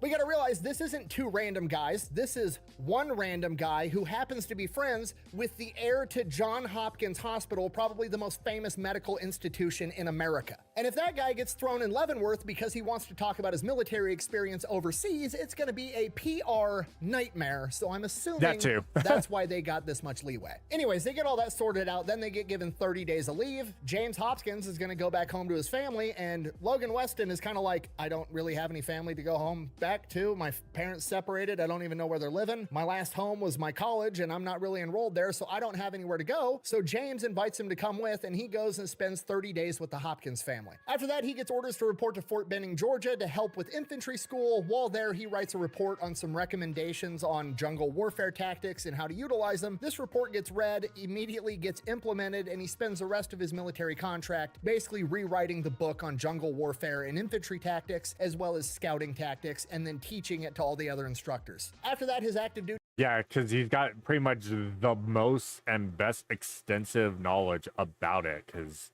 he pretty much got to write the book on it. Like, legitimately write the book on it because he was forced into it and then learned from the best and kept learning from the best and implementing it in ways that worked amazingly. Contract is up, he's free to go. He signs up for the inactive reserves and goes back to Bible school as a junior. Back to school. Back to school. Okay, just so we're on the same page, he's like 30 now, and he's going back to college as a junior, which by today's standards, not that big of a deal. However, it's been 5 years since he was in college, and it's been the longest 5 years that anybody has ever lived in their entire lives. And this isn't normal college. This is Bible school in Pennsylvania in like 1946, 1947. Okay, if you're not picking up what I'm putting down, he's showing up to class in a room full of what amounts to homeschooled Bible kids, and he's one of the most hardened combat veterans of all time.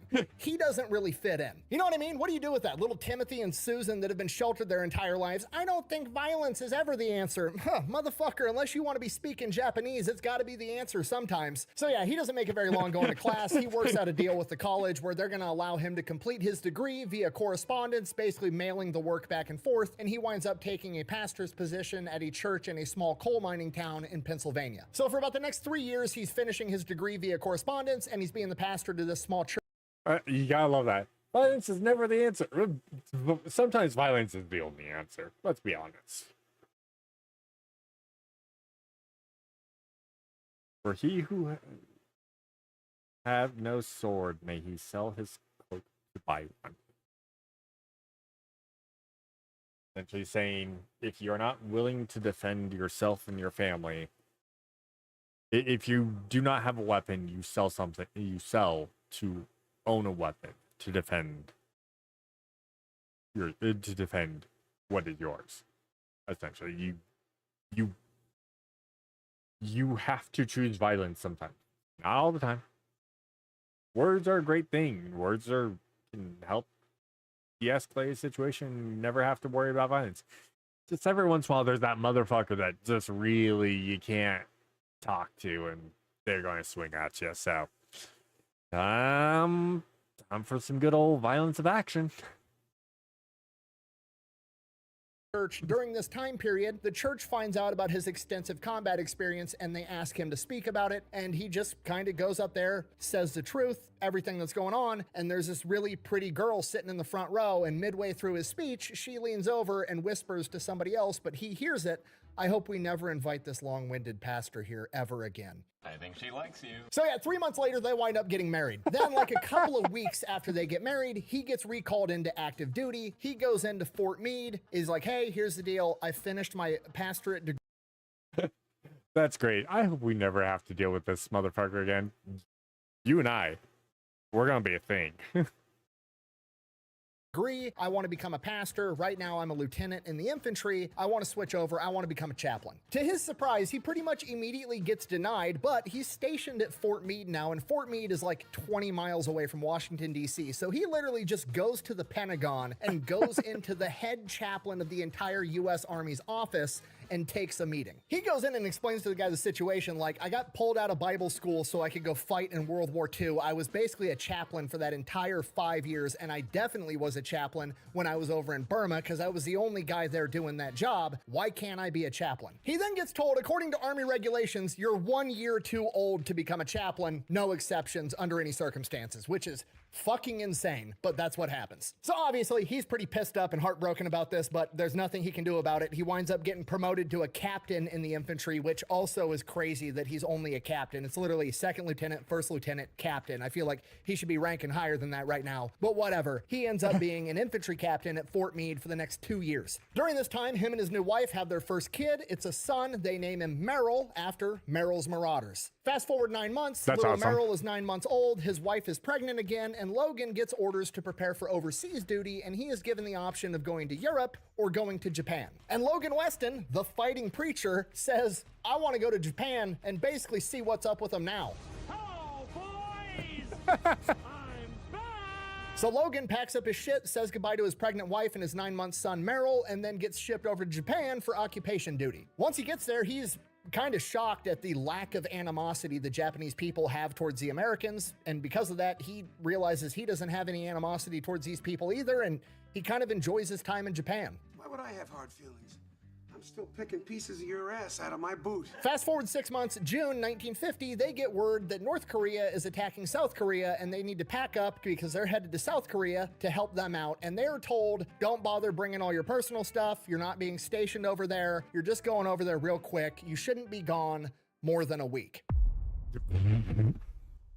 Yes, All a right, week. so Logan shows up in North Korea. He's like one of the first American military units there. If you don't know much about the Korean War, basically, if the North Koreans attacked, they shoved the South Koreans all the way down the peninsula to what's known as the Pusan Perimeter, and this is where Logan shows up. He gets there, it's all assholes and elbows. Everybody's scrambling, trying to get shit done, trying to keep the Pusan Perimeter a intact. week became He a shows up, year, they're like, oh, probably. infantry, captain, you have experience? Okay, cool. Take control of this company, Alpha Company of the 27th Regiment of the 25th Infantry Division. Take these guys that you don't even know yet out to the road, set up a roadblock, and if the enemy shows up, defend it. Logan heads out to their AO. They're already loading up on the trucks, getting ready to go, has a quick meeting with his platoon and squad leaders like, hey, I'm your new boss, I guess. Let's go. They go out to this road, they scout the area, they find a good piece of terrain to set up a defensive fighting position, and they just wait. And it doesn't take very long because within a matter of hours, thousands of North Korean soldiers are coming down the road. They are outnumbered 130 to 1. Seeing this, Logan's shitting his pants. He gets on the radio like, I need artillery right now. They come back. Artillery's not even set up yet. That's not an option. While this is going on, they're actively inside of a firefight. Logan realizes he needs to like strategically withdraw to a more tenable fighting position, and he's getting ready to do that. He's looking at maps. He's figuring out where he needs to move his men to give him a better chance at fighting this fight. And then 3 Russian-made T-34 tanks come barreling down the road, punch right through the block, right through the machine gun fire, and drive right past their position. Then, once they get far enough past, they stop, turn their turrets, and start firing on Logan Weston's position from the rear. Perfect, now we're surrounded, and we can't get away. There's only one option left for the main character, the fighting preacher. He's gonna say a little prayer about it, and then proceed to do some gangster shit. He hops on the radio, I need Yeah, you just have 3 tanks punch through and you're like, oh, fuck my life. I'm outnumbered 130 to 1 to the north, and to the south, I've got 3 fucking tanks. All right, well, hold on, let me pull out the hacks book.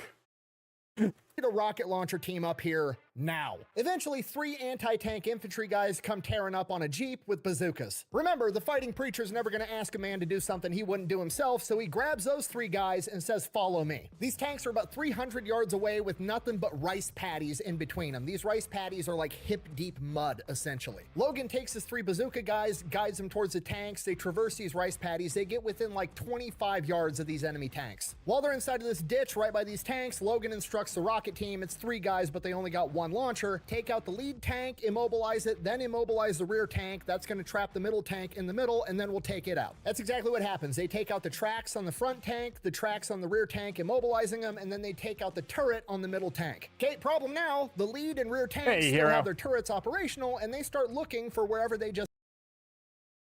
No. I don't... why would I want to play Overwatch? No. Ew. Overwatch. Ew. I have to download the Blizzard app. I don't want to do that. Got hit from, so Logan instructs the men to start shooting out the periscopes on the tanks so they can't see him. While they're doing that, he reaches into his bag. He's got a couple of M1 anti-tank grenades that he starts firing at these tanks. And then suddenly...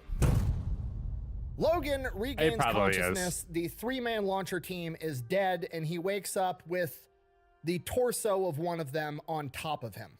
Besides the ringing in his ears and the guaranteed traumatic brain injury from the concussion wave, he's seemingly unscathed. Trying to think fast. I also don't want, you know, play anything that Blizzard produces either. There is that too. Like, I don't even think I have Diablo 4 installed on the PlayStation anymore. Like, I just don't care about it, about them.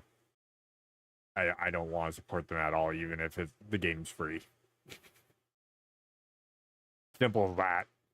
They can go rest in piss for all I care.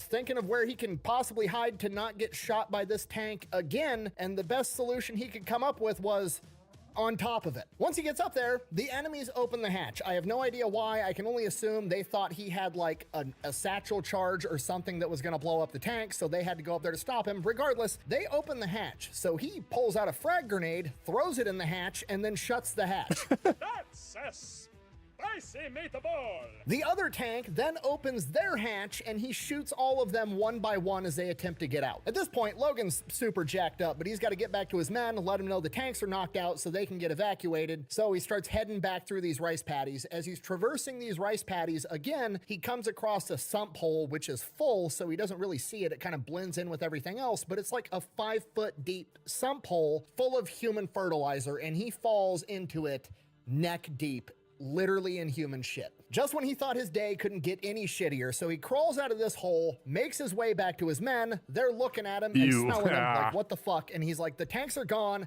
Let's get the fuck out of here. Speaks like Zeus. Smells like poops. He gets his men evacuated back to a further fighting position, linking up with the rest of the regiment, and there they're able to hold the line for the Pusan perimeter. Logan then finally gets sent to a hospital because he got blown up by a fucking tank. For this battle, his platoon is credited with killing over 200 enemy soldiers. Logan Weston receives a Silver Star for taking out the tanks, and the battalion headquarters had this to say, quote, "The real significance of the heroic actions by Captain Weston and his men under inspired leadership must be viewed as probably averting disaster. The actions of Captain Weston and his men truly turned a potentially tragic defeat into a significant victory, certainly contributing to stabilizing his sector." Then the newspapers back home find out about this, and of course they're gonna run with the story that a guy nicknamed the Fighting Preacher is taking out communist tanks, and they portray it like he did it with a bazooka, but that's not actually what happened.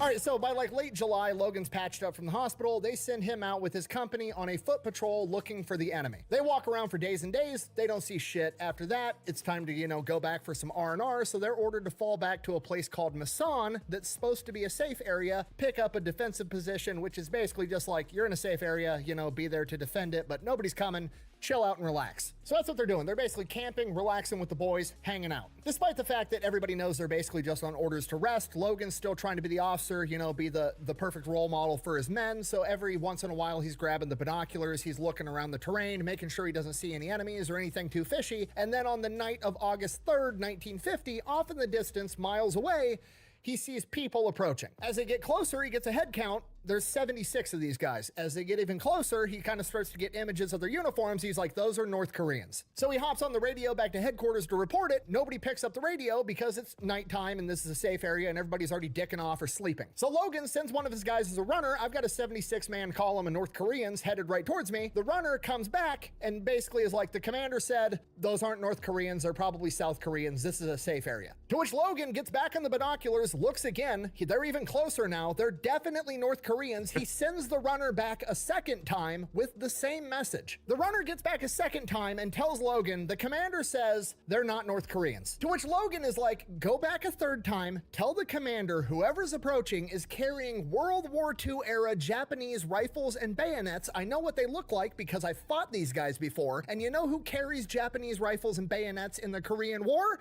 The North Koreans. So the runner takes off a third time, probably out of breath at this point. Meanwhile, yeah, the commander's a complete retard there. These 76 guys are just getting closer and closer and closer. By the time the runner gets back, these guys are like approaching the hill that Logan and his men are posted up on, and the runner delivers the same message over again. The commander says this is a safe area and that there's no way that those are North Koreans, they must be South Koreans, and you just don't know how to tell the difference. Easily, Ocean. Ain't you, Mr. Khan?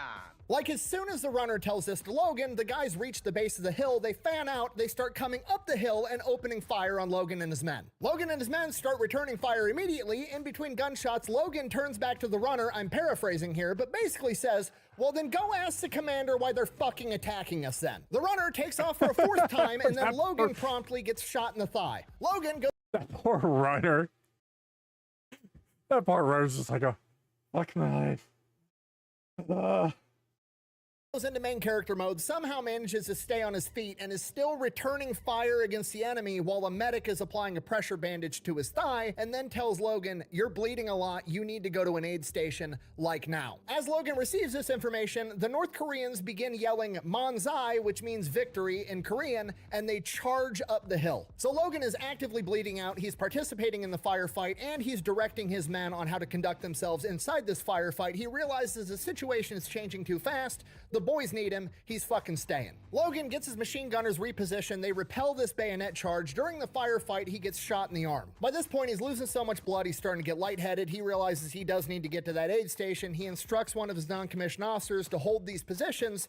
He'll be right back. Logan then proceeds to take himself to the aid station, and it is like a NASCAR pit stop. He walks in the tent like, all right, pressure bandages and tourniquets, let's fucking go. He gets turned around and heads back up the hill. As he's headed there, he grabs a box of frag grenades that he can't carry because his arm's messed up, so he drags it with his good arm back up the hill. Once he gets back to his original foxhole, things are deteriorating. Hundreds of more enemy soldiers have shown up seemingly out of nowhere from his perspective, and now he basically has riflemen fighting men in close quarters combat, like with bayonets, trying to keep them off the machine gunners, while the machine gunners are mowing down the waves of guys that are trying to make their way up the hill. So Logan hops in on the action. Now he's defending the machine gunners too. He's throwing grenades down the hill. He's returning fire. When the charges actually make it close enough, he's bayoneting guys. At one point, he loses his trench knife inside some dude's rib cage. It's deteriorating fast. As all this is going on, Logan is still trying to pay attention to the overall big picture of this battlefield, and he sees that on the other end of this hill, up on the crest, an enemy machine gun team has made their way around the other side of the hill, gotten the high ground on them, and is setting up a machine gun to mow down him and his men. So Logan, by himself, grabs some grenades, makes his way there, and takes those guys out.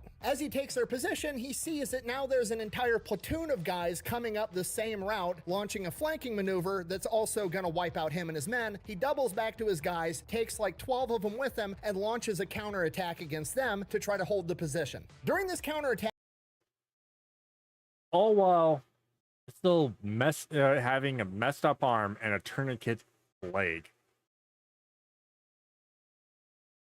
and a commander that's a complete fucking imbecile. Oh no, we're in a safe area. No, you're never in a safe area. You're in the middle of a fucking war zone. he gets shot in the chest, somehow manages to stay in the fight, and then wipes out this enemy platoon with his guys, re-gets his guys consolidated and set back up again, and by this point, they have completely wiped out the enemy attacking force. By this point, Logan is like, I need a doctor so bad, and as he's thinking that to himself, a bunch of enemy trucks come pulling up in the distance. Logan looks over at the radio man. They start calling in mortar fire on these trucks. As the mortars get dialed in, they start hitting the trucks, and Logan is like, okay, you guys have this situation under control. I gotta go. Logan gets to the aid station, and his condition has deteriorated so much that he is beyond their level of care. They immediately transport him to an army surgical hospital outside of Busan, and he is beyond their level of care as well. They do what they can to stabilize him, and he gets shipped off to a hospital in Tokyo. Obviously, Logan survives because you can't kill this guy. While he's in the hospital, he finds out that his platoon is credited with killing 400 enemy soldiers and repelling an attack that almost certainly would have overrun regimental headquarters. And Logan individually was credited with killing 27 enemy soldiers, 6 of which with bayonet and 1 with a trench knife. For this, he was written up to receive the Medal of Honor. However, the regimental commander, you know, the same one that was told 3 times we're getting attacked, and he's like, no, we're not. That guy stepped in and was concerned that a Medal of Honor investigation into his actions would make him look like a dumbass. Which it shouldn't. It should anyways, because you were a dumbass. He was a fucking dipshit. Like, first time, no, we're in a safe zone. Second time, is he like, sure? Okay. Let's get people going, blah, blah. Let's have a little pep in our step. Let's tell them we're on our way. It's gonna be a minute. If he comes back, they're like, they're almost to the hill. Guys, move. Like, that's what it comes down to. But yeah, commanders, yeah. Because he is, so he decided to intentionally have it downgraded to a Distinguished Service Cross to save his own career. So Logan was not awarded the Medal of Honor, but he was awarded the next best thing, the Distinguished Service Cross. Don't you just love politics? From here, it's probably looking like Logan's going back home to America. He's got a long road to recovery ahead of him, and the policy at this point in time is if you are out of action for 60 days, you're sent back home to America, okay? Fast forward to day 59. Logan is still in the hospital, and he receives orders to report back to South Korea. Fuck me, right? So he shows back up to Musan in October of 1950 to his same unit, the Wolfhounds, the 27th Regiment of the 25th Infantry Division. He is not given command of his old platoon. Instead, he is promoted to major and made the Battalion Plans and Training Officer. Okay, a lot has changed in the Korean War since he's been gone for 2 months. Basically, when he left, they were pushed all the way down to the southern tip of the peninsula at the Busan perimeter. Since then, they've made the amphibious landing at Incheon behind enemy lines, and then UN forces and American forces have managed to push basically all the way back up to the 38th parallel. And this is right around the time where the goalposts get shifted from we're gonna fight to preserve South Korea to we're gonna try to take all of North Korea as well and just end the problem out of the gate. So basically, as soon as he gets back, it's basically like, hey, here, you're promoted, we're charging into North Korea. From here, they rapidly advance up the peninsula, and it's basically cleanup and guerrilla warfare. He actually writes in his memoirs how much nicer it is fighting in Korea than the Pacific. He's like, the weather's way better, they're not hiding in bushes, there's not much stuff for them to hide behind, they're just kind of like out in the open. When he was later interviewed about it, he said, yeah, way easier to fight people when it's out in the open, not in a jungle. Said, and I quote, "The commies aren't nearly as good as the Japanese at guerrilla warfare fighting. They make their strikes, then they stand around and wait to get cut down." Within like a month, they've traveled all the way up to the peninsula, and him and the rest of his guys and the rest of the US forces in general are all at the Yalu River, basically the Chinese border. Okay, we all know what happens next. China gets involved, they attack with hundreds of thousands of men, catching us off guard, and then push the UN and American forces back down the peninsula. They didn't just they didn't catch us off guard. It was straight up, oh shit, we pushed too far, they're coming, hey, they're coming with an army. No, they're not. The fuck you mean no they aren't? MacArthur was such a good general. Logan's unit is ordered to basically go down to Seoul and then on to Suwon, and they basically fight a tactical retreat all the way down the peninsula. They fight, then they retreat a little bit, they fight some more, retreat a little bit, fight some more, retreat a little bit, all the way down to Seoul and Suwon. The Chinese forces chase them all the way down the peninsula to Suwon, and outside of Suwon on February 7th, one of the platoons gets pinned down by an enemy stronghold up on a hill. And the commander of this company is this crazy guy by the name of Louis Millet, a World War II veteran that had already led a bayonet charge previously because he heard a rumor that the communists were talking shit that Americans were scared to fight with bayonets. So Louis Millet orders the tanks off the road so they don't get hit with anti-tank fire, then grabs another platoon, joins it together with his platoon, and then proceeds to bayonet charge an enemy stronghold uphill into enemy machine gun fire and grenades. And Logan Weston, remember, he's like the big picture guy. He's in charge of basically all the platoons and their bigger movements on the battlefield, and he's watching this unfold, and it becomes apparent to him that this bayonet charge is going very well because they make it to the top of the hill and start killing the enemies in their trenches. So Logan takes command of the tanks that have pulled off the road and orders them around the crest of the hill because he realizes the enemy's going to be forced to retreat. Louis Millet and his platoon kill over 100 guys, 30 of which with bayonet. The rest are forced to retreat down the hill and then run into tank fire directed by Logan. Okay, pause the story. Sidebar. All right, I've already done an entire video on Louis Millet. Awesome story. This dude's a tremendous badass. He winds up earning the Medal of Honor for this action. But when I was doing the research for this video, when I read that he had oversaw Louis Millet's bayonet charge, which is like extremely famous in military history, I threw the book down and I was like, there's no fucking way this guy has done this much shit. Nobody is this big of a main character. It's not possible. Okay, and it's not that I don't want to believe him, but extraordinary claims require extraordinary evidence, and it's just he's done so much shit, it's starting to seem impossible. And that's by my standards, and my standards on what's impossible are well above the average person. So I dig into it, thinking there's no fucking way. But it's okay, we can double check this super easy. So I pull up all my notes from my Louis Millet video years ago. Easiest thing I could look at, what unit was he in? Would they have been even in the same area at the same time? Sure enough, right there in my notes, Louis Millet, leader of the Wolfhounds, 25th Infantry Division, 27th Regiment, Easy Company. What did I say earlier? fuck me, right? So he shows back up to Musan in October of 1950 to his same unit, the Wolfhounds, the 27th Regiment of the 25th Infantry Division. Okay, I don't understand how one dude does this much shit. He was at Guadalcanal. Granted, he wasn't there for the main fighting, but still, he was at Guadalcanal. He was at New Georgia. He became one of Merrill's marauders. He arguably saved the entire Korean War by preserving the Pusan perimeter. He then is at the Yalu River when the Chinese attack, and then he just super casually oversees the last bayonet charge in American history. Oh, but don't worry, it gets even crazier because you want to know how his 1 week little excursion ends? Oh, he gets hit with enemy sniper fire in the chest, and the bullet gets stopped by the Bible in his breast pocket, and 2 days later, he gets orders to rotate back home. If it's not divine intervention, I don't know what it is. It's statistically not possible. The man is the main character. I don't know what else to say. So from here, Logan Weston goes back home to America, goes on leave for a little while. Then he gets orders to report to Fort Benning, doing some officer stuff. He's in charge of like an infantry regiment, whatever. And while he's there, he's like, yeah, he definitely has divine intervention right there. Like, he's done all this shit, and then a sniper goes to take him out, and it hits the Bible.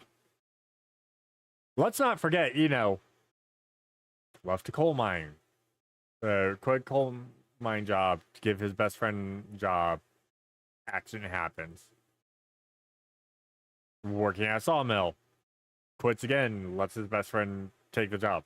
Accident happens. He feels overwhelming guilt, thinking it's all him. Takes a gun. Goes to take his own life. Pulls the trigger. Like, doesn't get release in time. Hammer comes down. Click. Like, and then shoots the tree, and then it goes off. It's like, oh, I did load it. Oh, it's just like, should be dead like 5 times over. It's perfectly fine.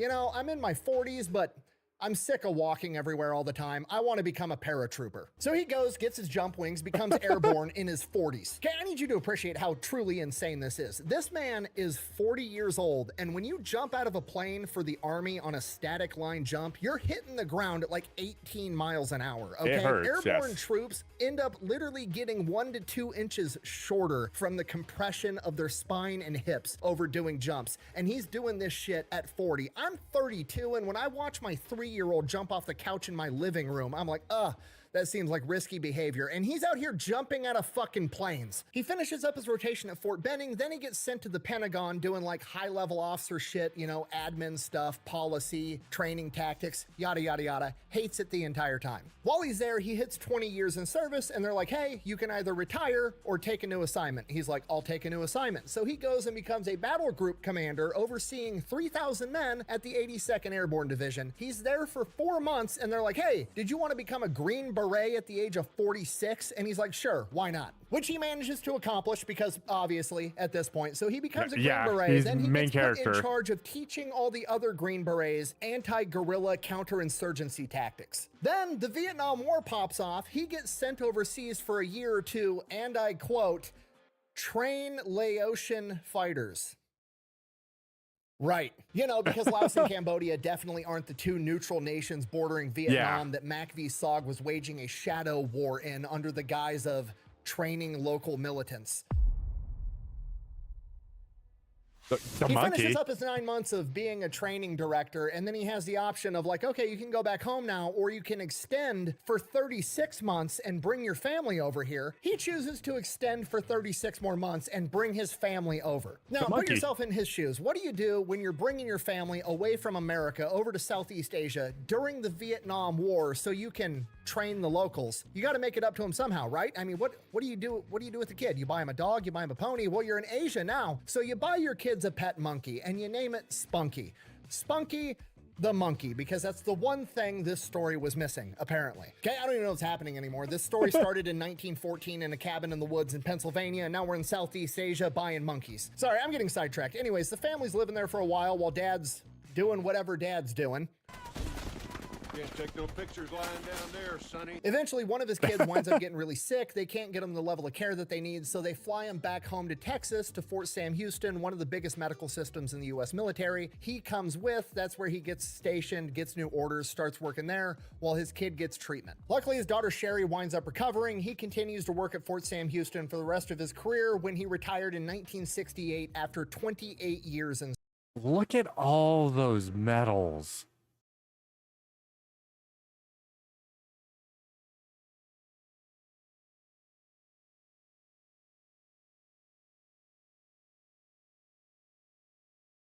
That's ridiculous. Like,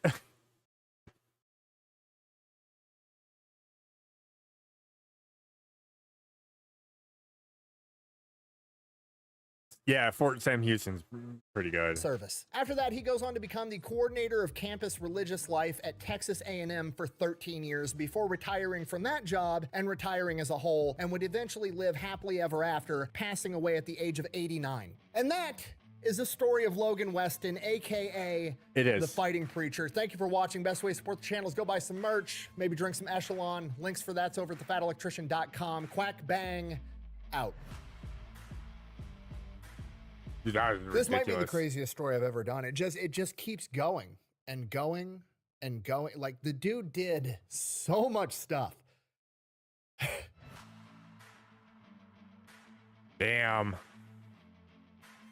And that, of course, was the Fat Electrician, and this was the Fighting Preacher, Logan Weston. So this video I've been like trying to do for like the last month and have not gotten around to it. And I decided, oh, F it, let's just do it this time, and I can save other things for later.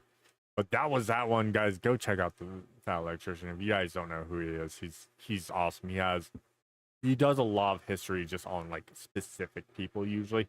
Very rarely is it like an overall. It's like finding the individuals within the history books and like getting all the information, whether it's like personal diaries, stuff like that, things like that he can get his hands on, and actually creating and developing a story that makes sense and how it goes. So he always does well. Like every once in a while he has like, you know, Marines versus convicts, you know, and stuff like that, but it's usually singled around one single person. So he definitely does the autism.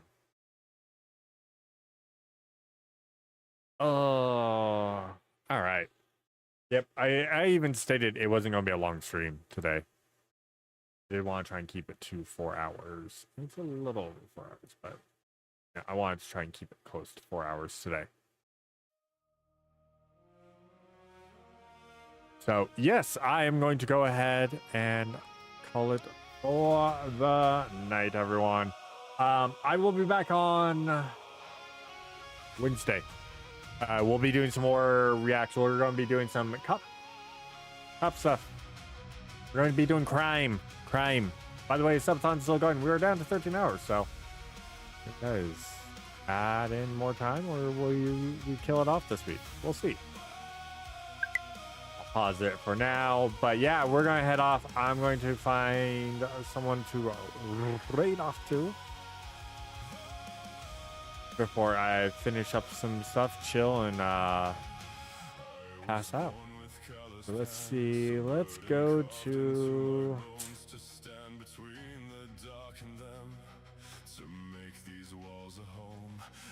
Let's see.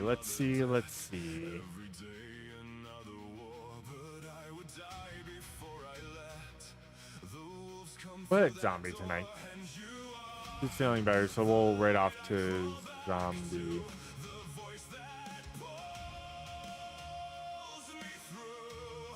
Yeah, we'll raid off to zombie. Now, you know what? Hold on. Is she still going?